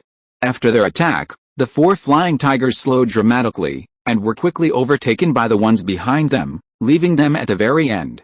The second wave of flying tigers unleashed multiple turbulent streams of azure winds, attacking the stone puppets ahead. After several such attacks, all the stone puppets were shattered, falling to the ground covered in wounds. At this moment, something unexpected happened. The head of one of the stone puppets suddenly exploded, ejecting a silver-white sphere at lightning speed. In the blink of an eye, the sphere flew hundreds of miles, transforming into a black dot before disappearing behind the mountains. The flying tigers continued their pursuit for hundreds more miles. Seeing the culprit had escaped, they roared in the air for much of the day before turning and flying back to their canyon habitat. The silver-white sphere soared thousands of miles in one breath, crashing heavily onto the side of a mountain. From within, a slender woman emerged. She clutched a jade stone half the height of a human, breathing heavily. Her ability to steal treasures from the lair of a group of demonic tigers rivaling peak Jiangdan stage required both strength and luck. The woman, Shangwen Kai'er, was currently ranked 54th in the competition, at the 3rd level of the Golden Core realm, and from the Shyangong Taoist Academy. Above a grassland, the clouds were ripped apart by the aftermath of a spell, and rumbling explosions echoed through the heavens. On one side were 7 or 8 howling moon wolves, and on the other, a massive, armored man. Judging by his fighting style, the man was likely from the Wuxiang lineage of the Jiuan Immortal sect. The battle was fierce but brief. Many of the howling moon wolves were quickly defeated, and the luck spirit orbs that condensed instantly turned the jade pendants red to green, successfully condensing a second luck aura. Tian Shenshin, at the 4th level of the Golden Core realm, was currently ranked 29th in the competition, and from the Taidao Taoist Academy. As each academy's prodigy gradually emerged from the crowd of over 2,000 disciples, deep within the mysterious cave, Niu Ganshin strode out of the sea of fire, a puzzled expression on his face. No one? Did I hear wrong? Niu Ganshin stood there, looking around, suspicion thick in his eyes. Just as he was unaware, a series of dark shadows seeped out from the rock face above and suddenly swooped down. In an instant, he was completely engulfed by the inky shadows, squirming in his place, unable to resist. Ha! With a strange laugh, a tall and majestic young man, his eyes red, leaped down from above. He gazed at the masterpiece in front of him with immense admiration and laughed wildly. Good job. That's not right. Before he could finish his words, the figure before him suddenly vanished, and the shadows vanished into thin air. At the same moment, with a whoosh, a dark golden club, with unparalleled momentum, shot out from the depths of the sea of fire and slammed into the tall and majestic young man. The imposing young man was caught off guard, his body instantly dented. Spewing blood, he flew backward, slamming heavily into the nearby rock face, his body embedded deep within, unable to move. However, physical damage was minor. After all, this body was only meant for temporary use, to be discarded once the great task was accomplished. In reality, the annihilation divine light radiating from the water and fire mountain splitting stick was the ultimate weapon that dealt the opponent a crushing blow. Zin Yuanzi mastered the shadow demon ability, allowing his consciousness to survive by attaching itself to the shadows of living beings. As long as his shadow remained intact, his consciousness and soul remained unharmed. It could be said that most 5 elements and yin-yang magic spells were powerless against him. Unfortunately, this time, he encountered Niu Ganshin. The annihilation divine light, born from the great Dao of destruction, not only suppressed the yin-yang and five elements, but was also a natural nemesis for unconventional cultivators like Shadow Demon. Thus, despite being a nascent soul cultivator, Xunyuanzi, possessed by another, was unable to exert even half his full strength. Furthermore, bewildered by the illusion, he was severely wounded by the blow. A hazy gray light rapidly corroded Xunyuanzi's body, his consciousness becoming chaotic and blurry. He faintly heard a cracking sound as he was struck again by the mountain-splitting stick, his spirit and magical powers shattered. Before he could even utter a word of mercy, 3 waves of annihilating divine light descended upon his head and body, his visible form gradually fading. Just then, the sea of fire suddenly parted, and Niaganshin flew out from behind, holding a hazy, psychedelic orb. In the blink of an eye, the mountain-splitting stick whistled, circled in the air, and landed in its owner's hands. Niaganshin, still unaware that he had slain a demonic Yuanying, merely relaxed his brows slightly as he bent down to pick up the fortune jade pendant and several remaining storage bags. Then, absorbing the other's fortune, he watched as his own jade pendant rapidly turned from yellow to red, then shone faintly with a green hue. Seeing this, Niaganshin was startled, a sense of dread rising within him. A moment later, he passed through a narrow cavern and arrived at a vast underground cavern. In the center of the cavern stood a strange, inscrutable mountain. It resembled a gigantic face, its pale pupils narrow, their corners drawn back.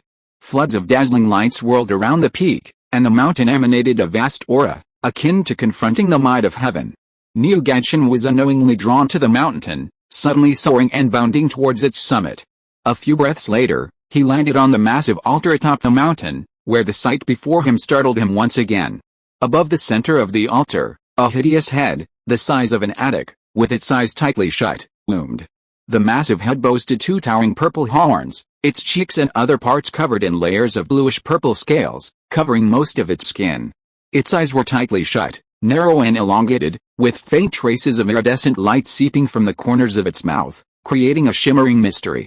The massive head was incomplete, its skull missing, its chin and ears torn and largely missing. A fiery red spear pierced through its brows and penetrated most of the shaft, creating a striking presence. Niaganshin's heart skipped a beat as he took in the terrifying sight of the massive head. The whispering in his ears became crystal clear, etched deep into his soul. This place was a sealed place, seemingly containing the head of a formidable demonic giant. He wanted to flee immediately, but the whispering distracted him. Instead, he approached the massive head with a fascinated expression. At that moment, colorful chains of light suddenly appeared in the void. Their ends reached the skull's 7 orifices, forming a faint, dense web of light. Furthermore, the spear erupted in crimson flames, suddenly humming, as if suppressing some immortal spirit or awakening Niaganshin, who was gradually approaching death. Above the altar, the divine head, sealed for tens of thousands of years, slowly opened its eyes. 2 brilliant flames ignited from the depths of its pupils, its gaze deep and calm. Yet, within the pulsating flames, a hint of a deep hunger could be seen. The giant skull's gaze slowly swept over Niaganshin. The dazzling light emanating from its mouth suddenly transformed into rainbow tentacles that, like lightning, penetrated Niaganshin's 7 orifices and Danshin, draining his consciousness, vital energy, true essence, blood, and everything else. In an instant, the massive body became emaciated, while the massive skull took on a faint bloody sheen, its aura faintly alive. Originally, Xunyuanzi had been the sacrifice, but by chance, Niaganshin had become the giant skull's food. As time passed, a glint of wisdom flickered in the skull's eyes, and it suddenly began to struggle. The previously motionless spear suddenly hummed, and chains of colorful light, from virtual to real, unleashed the materialized power of the law, rapidly thickening and tightening. At this moment, the massive skull's features contorted in agony, and a series of muffled roars erupted from its mouth. A series of bangs, and bangs followed, before the chains of light sealed around the skull were violently severed. At that moment, the entire cavern shook violently, and the altar in the mountain below rapidly cracked, appearing to crumble. In the nick of time, the mysterious fiery red spear suddenly roared with a dragon's roar, instantly soaring from the skull's abode. Suddenly, the spear, like a fiery red dragon, plummeted down, plunging into the emaciated mummy. Instantly, the dragon's roar shook the earth, and the mountains trembled. Niaganshin suddenly opened his eyes, his gaze blank, yet in unimaginable, Terrifying murderous intent erupted from him. Chapter 674, Child of Destiny. As the spear pierced the corpse, a look of disbelief crossed the giant head's face. Then, its mouth opened and closed in exasperation, and a thunderous roar echoed throughout the cave. Impossible. How could a lowly mortal make it recognize its master? I am a descendant of the first clan, and I will not perish here. Heaven's sealing chains, get out of my way. Ah, the thunderous sound echoed endlessly throughout the cave. A ferocious look flashed across the giant head, and it unexpectedly broke two more chains of colorful light. Suddenly, its maw opened, instantly sucking Niuganshin in and swallowing him whole. The next second, a grimace of immense pain twisted the giant head's face. Countless blinding red lights shot out from its eyes, nostrils, ears, and the interior of its broken skull. Within the hollow center of its skull, a fiery red dragon swam and wreaked havoc, destroying bones and remaining brain tissue wherever it passed. The massive skull, like a crumbling fortress, visibly collapsed and melted, rapidly dissolving into a vast expanse of brilliant red light. I will never die, never destroy. I will never be cunning like the human race. So all this is a conspiracy. As it melted away, the shimmering, iridescent light lingering around it flowed back into the skull like a torrent, striving to repair the immortal soul on its way to its doom. However, once the process of master recognition, laid out over tens of thousands of years, was initiated, it could not be reversed. The fate of this alien demon star had been sealed tens of thousands of years ago. In a trance, Niuganshin felt as if he had been transported back to the time before his birth. His body was enveloped in the incredibly warm amniotic fluid, feeling incredibly relaxed and comfortable. Countless inexplicable auras surged frantically into his body. This astonishing scene took place within an unknown underground cave. The red light grew stronger and stronger, slowly filling the entire cavern. As the demon star's head completely dissolved, a blood-red flesh ball formed within the depths of the red light. Its surface was densely covered with crisscrossing blood-red veins. A fiery red dragon constantly shuttled through the flesh ball, seemingly opening up something.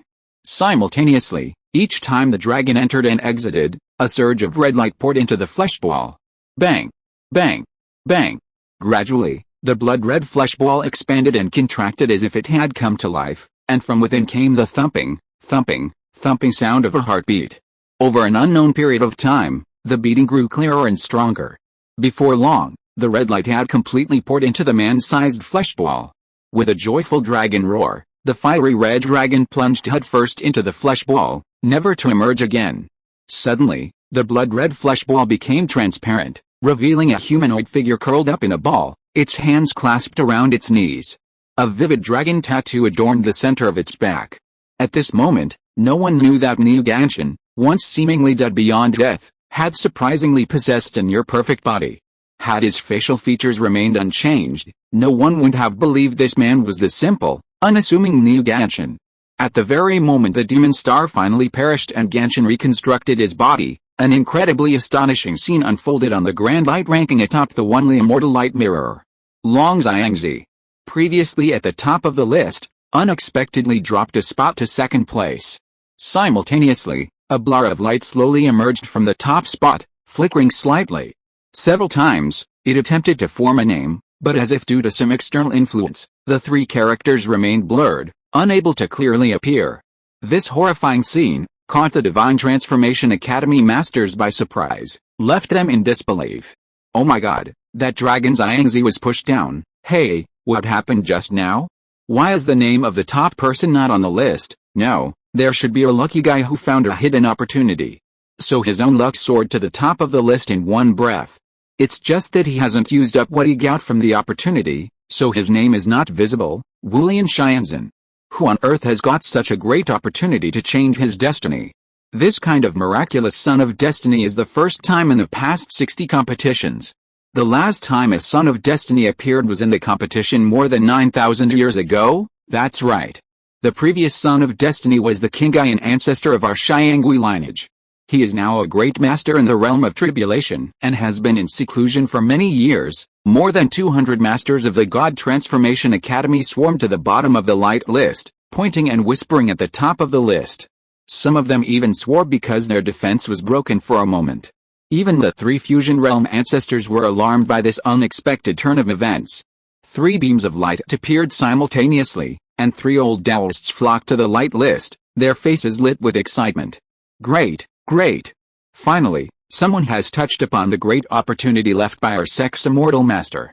This is a blessing from heaven. I wonder which lineage this child belongs to? If he's descended from a celestial ghost, Elder Zhao Sheng chuckled smugly. Don't dream, old stingy man. This child is a disciple of my Taoist academy, the Huaxun lineage. I even know who he is. Oh, junior brother, do you really know who this child is? Taoist Songpan demanded, his eyes filled with scrutiny. Elder Zhao Sheng then played the suspense, smiling mysteriously. Haha, this child's origins remain secret for now. In the crowd below, Zhao Sheng stared at the light list, suppressing his shock. While the others didn't know the truth, he saw it all clearly. At the same moment the top spot shifted, Niu Ganshan's name also disappeared. Zhao Sheng absolutely refused to believe this was a coincidence. He could only assume the true identity of the Child of Destiny was none other than the ordinary Niu Ganshan. Wow! Hokkaido Academy is going to be famous this time, he muttered to himself as he listened to the exclamations and comments of the others. However, he hadn't anticipated that sometimes surprises don't just happen once, and a second one would soon follow. As time passed, those formidable prodigies emerged one after another, and the top 100 names gradually stabilized. Few of the top 100 fell outside the top 100, and only the competition for the bottom 20 intensified, reaching a fever pitch. A year passed quickly. The second stage of the competition officially began. On this day, layers of 5 colored light curtains appeared simultaneously from the 4 directions, east, south, west, and north, enveloping the sky and earth. The edges of the 5 colored curtains gradually converged towards the center, and the area of the competition venue began to shrink day by day. This deliberate compression of the movement area to expedite elimination has long been known among disciples of various sects as shrinking the circle, a beloved tradition during the grand competition.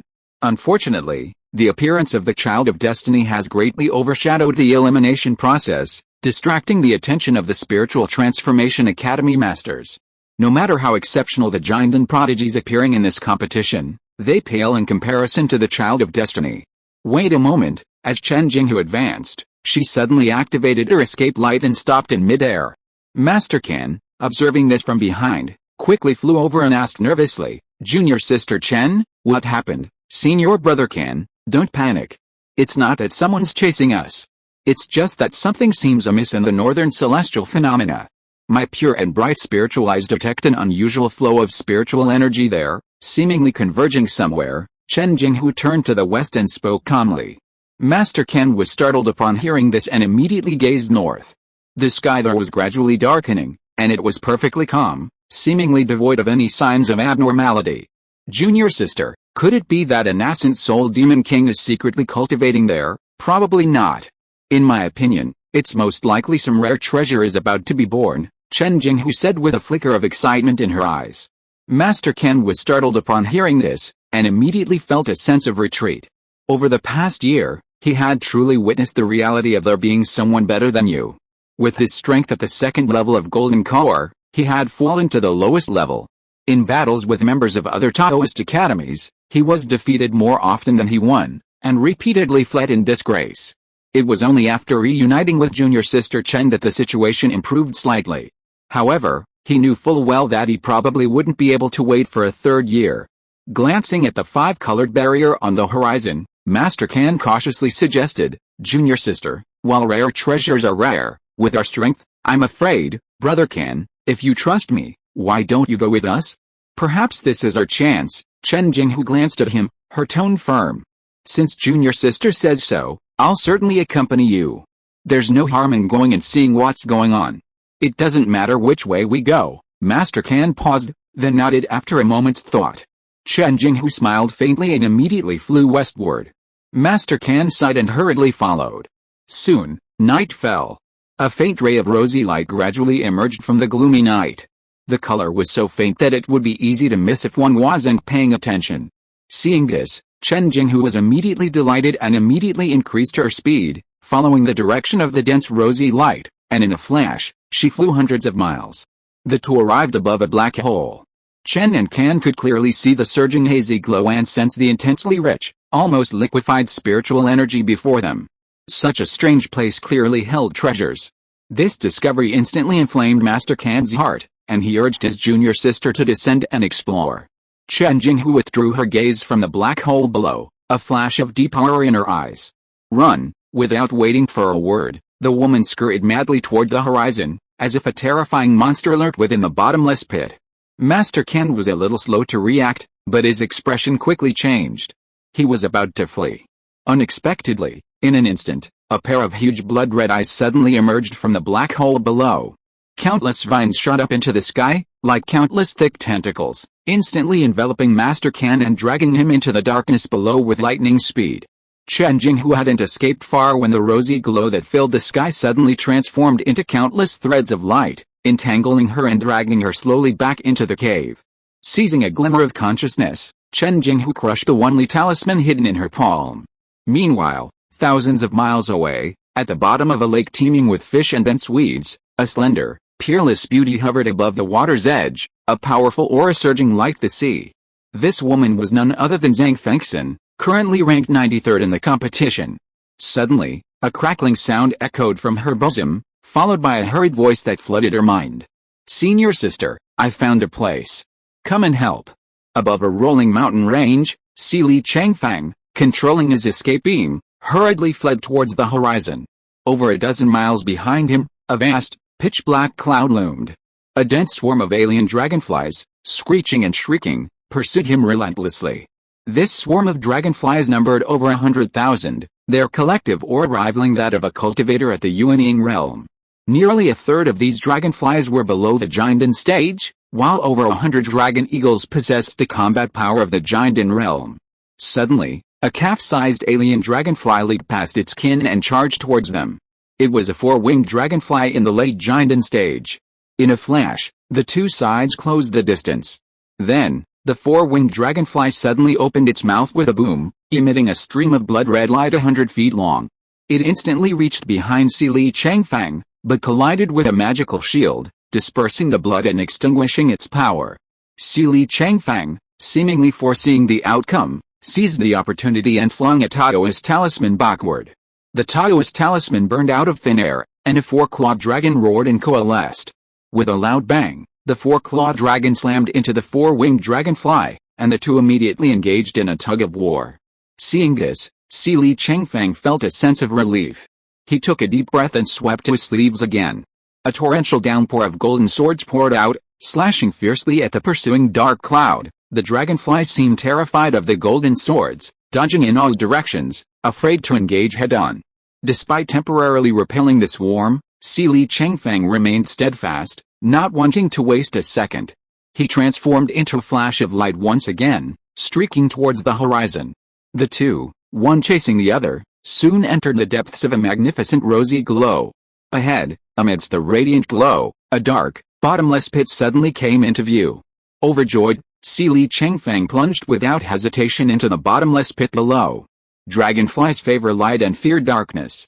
And this bottomless pit was a heaven-sent escape. However, the moment he rushed into the cave, a dazzling flame suddenly rose at the end of the night, and at the same time, a pair of blood-red eyes lit up in the bottomless cave. Chapter 675, The Birth of the Fire God Pearl, Zhang Fengxian, the second-place winner. After a short, painful scream, Li Changfang disappeared, instantly dragged into the depths of the bottomless pit by countless green vines. The swarm of dragonfly demons seemed intimidated by the powerful demonic aura emanating from the cave. They whistled and streaked in a startling arc, avoiding the surroundings of the bottomless pit in a panic. 2 breaths later, a billowing red light emerged from the east, instantly spreading above the bottomless pit. A slender figure emerged from the red light, gazing down at the deep cavern below. Sensing the overwhelming pressure from below, Zhang Fengxian's eyes suddenly sparked with a strong fighting spirit. The next moment, the red light in the sky suddenly transformed into thousands of magnificent flames, surrounding Zhang Fengxian. Like a celestial fire descending from the earth, it poured down towards the cavern below. From afar, it seemed as if a meteor shower was falling, each shooting star representing a true fire of heaven and earth.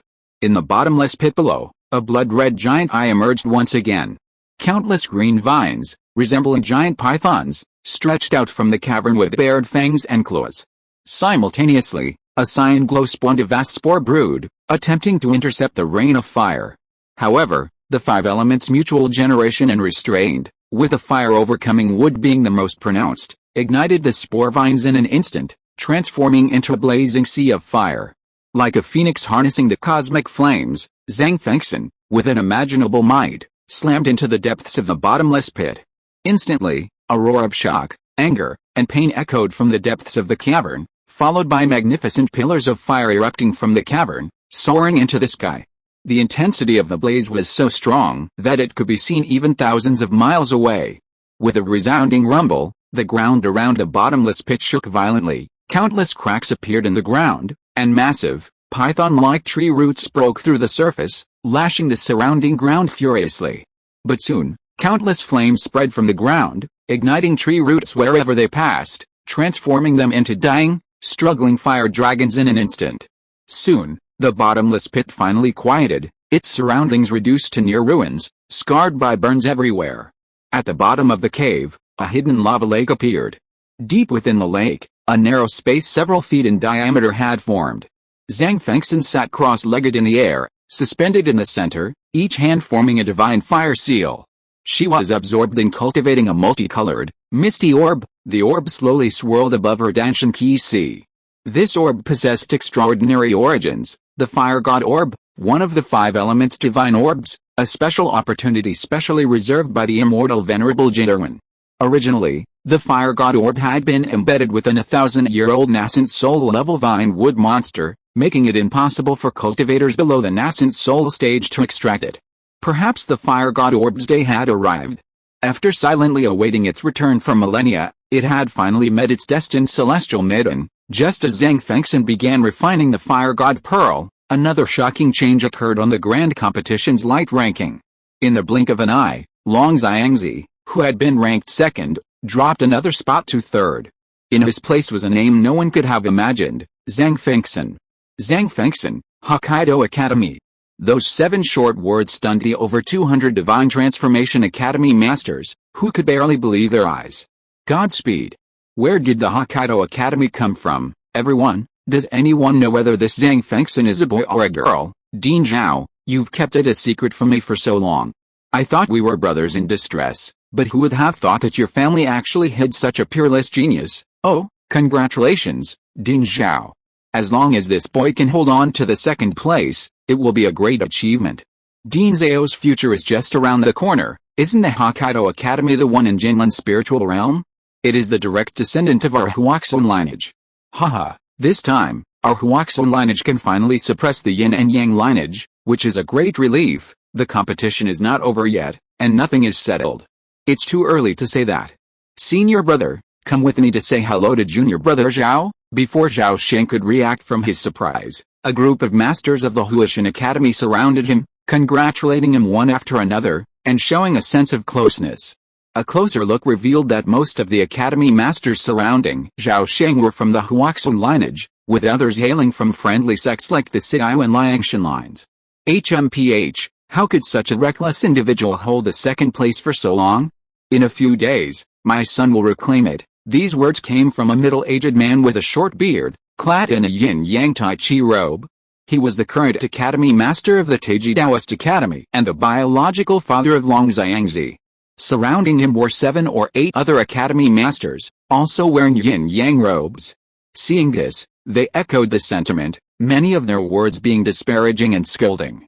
The Taiji Taoist Academy was the oldest of the yin-yang lineages, having once produced an immortal. Its status was so high that it was almost unimaginable to outsiders. Simultaneously, 3 powerful masters of the fusion realm were secretly communicating with each other, naturally discussing the sudden emergence of Zhang Fengxian. Junior brother Chun Shen, this child is destined for me. How about giving her to me? Taoist Songpin said leisurely. Haha.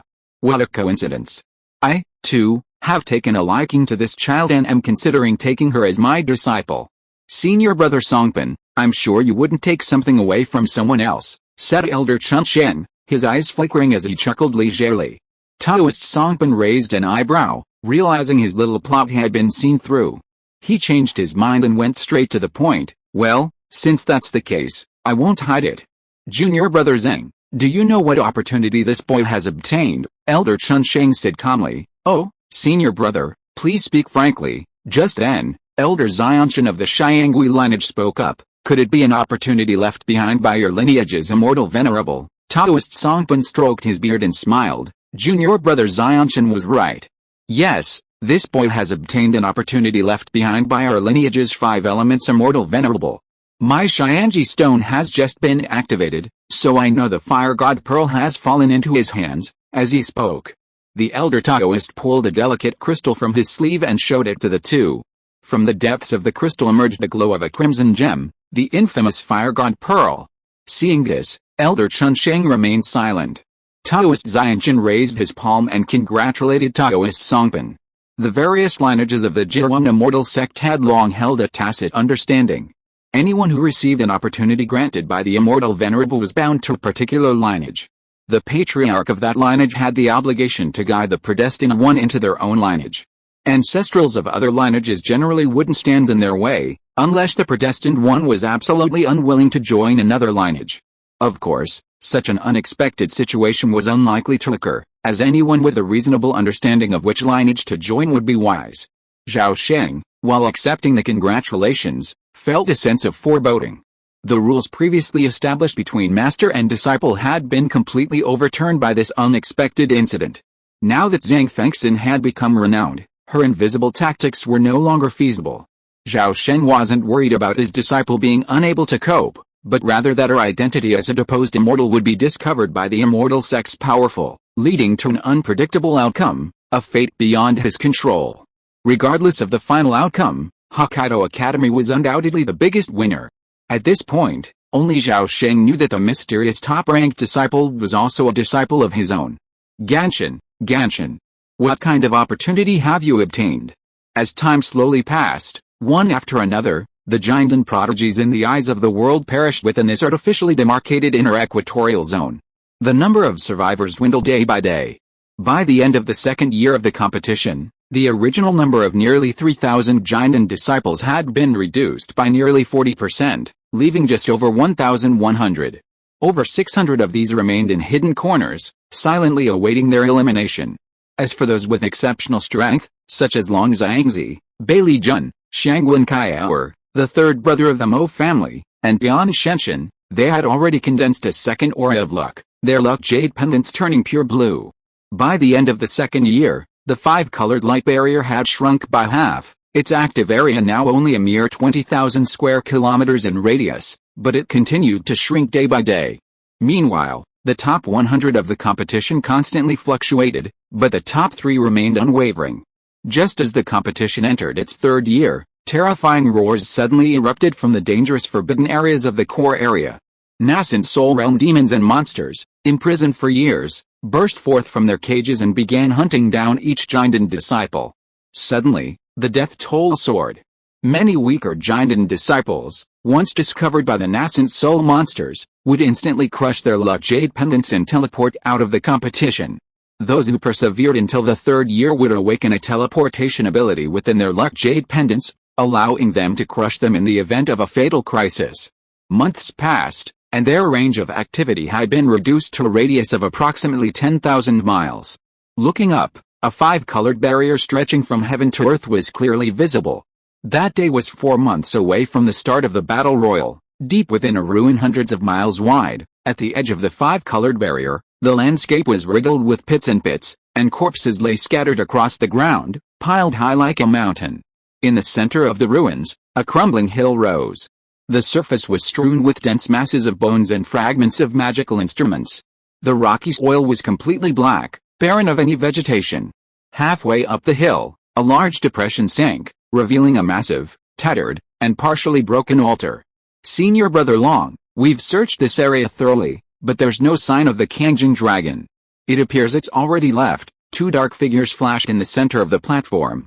2 young men in yin-yang Taoist robes could be vaguely seen, bowing to an imposing young man with a golden braid. No, that demonic dragon is inherently cunning. It will surely return. There's no time to lose. Set up the dragon trapping formation immediately. We must slay this evil beast before alerting the other great demons, Long Xiangzi shouted in an unyielding tone. A dazzling golden aura emanated from his body, sweeping across the platform, instantly reducing the withered bones of the altar to dust. Seeing this, the two giant disciples, no longer daring to defy Long Xiangzi's will, obeyed his orders and dispersed.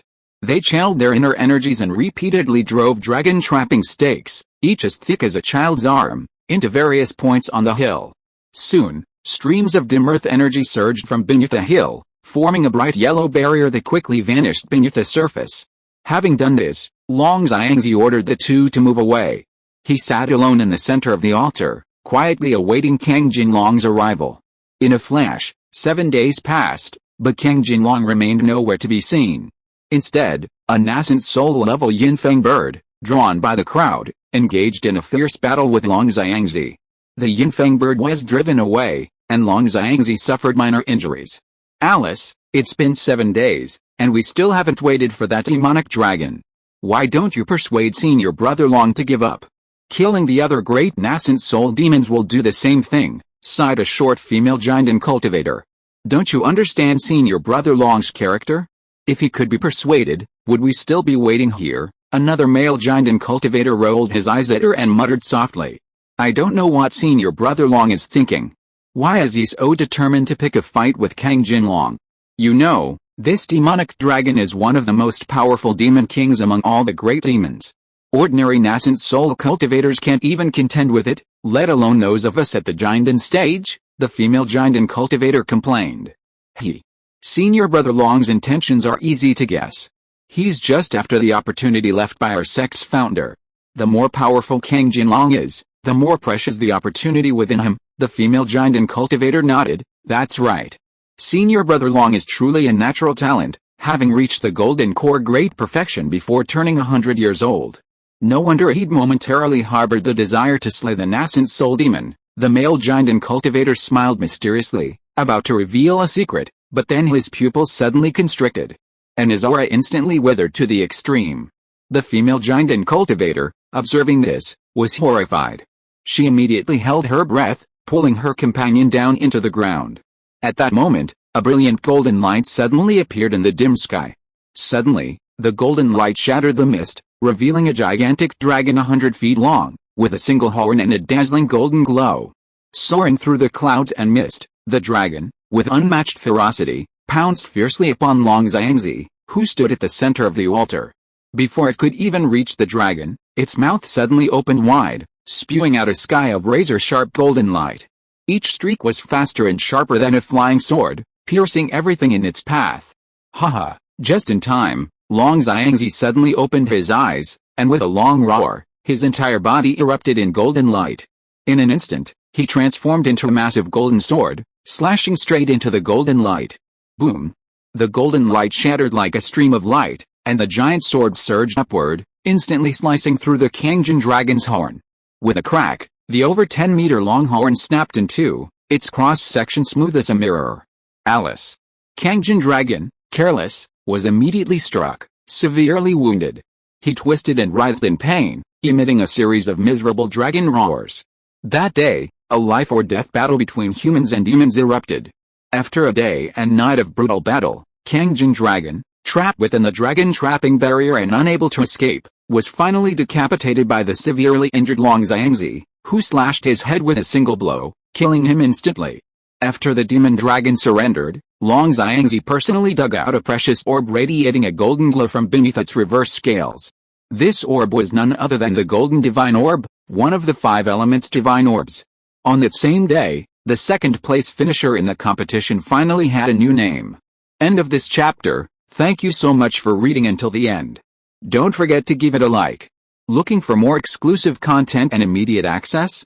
Subscribe to our Patreon. Remember, every like, subscription or donation encourages us to continue. Thank you all. See you in the next video.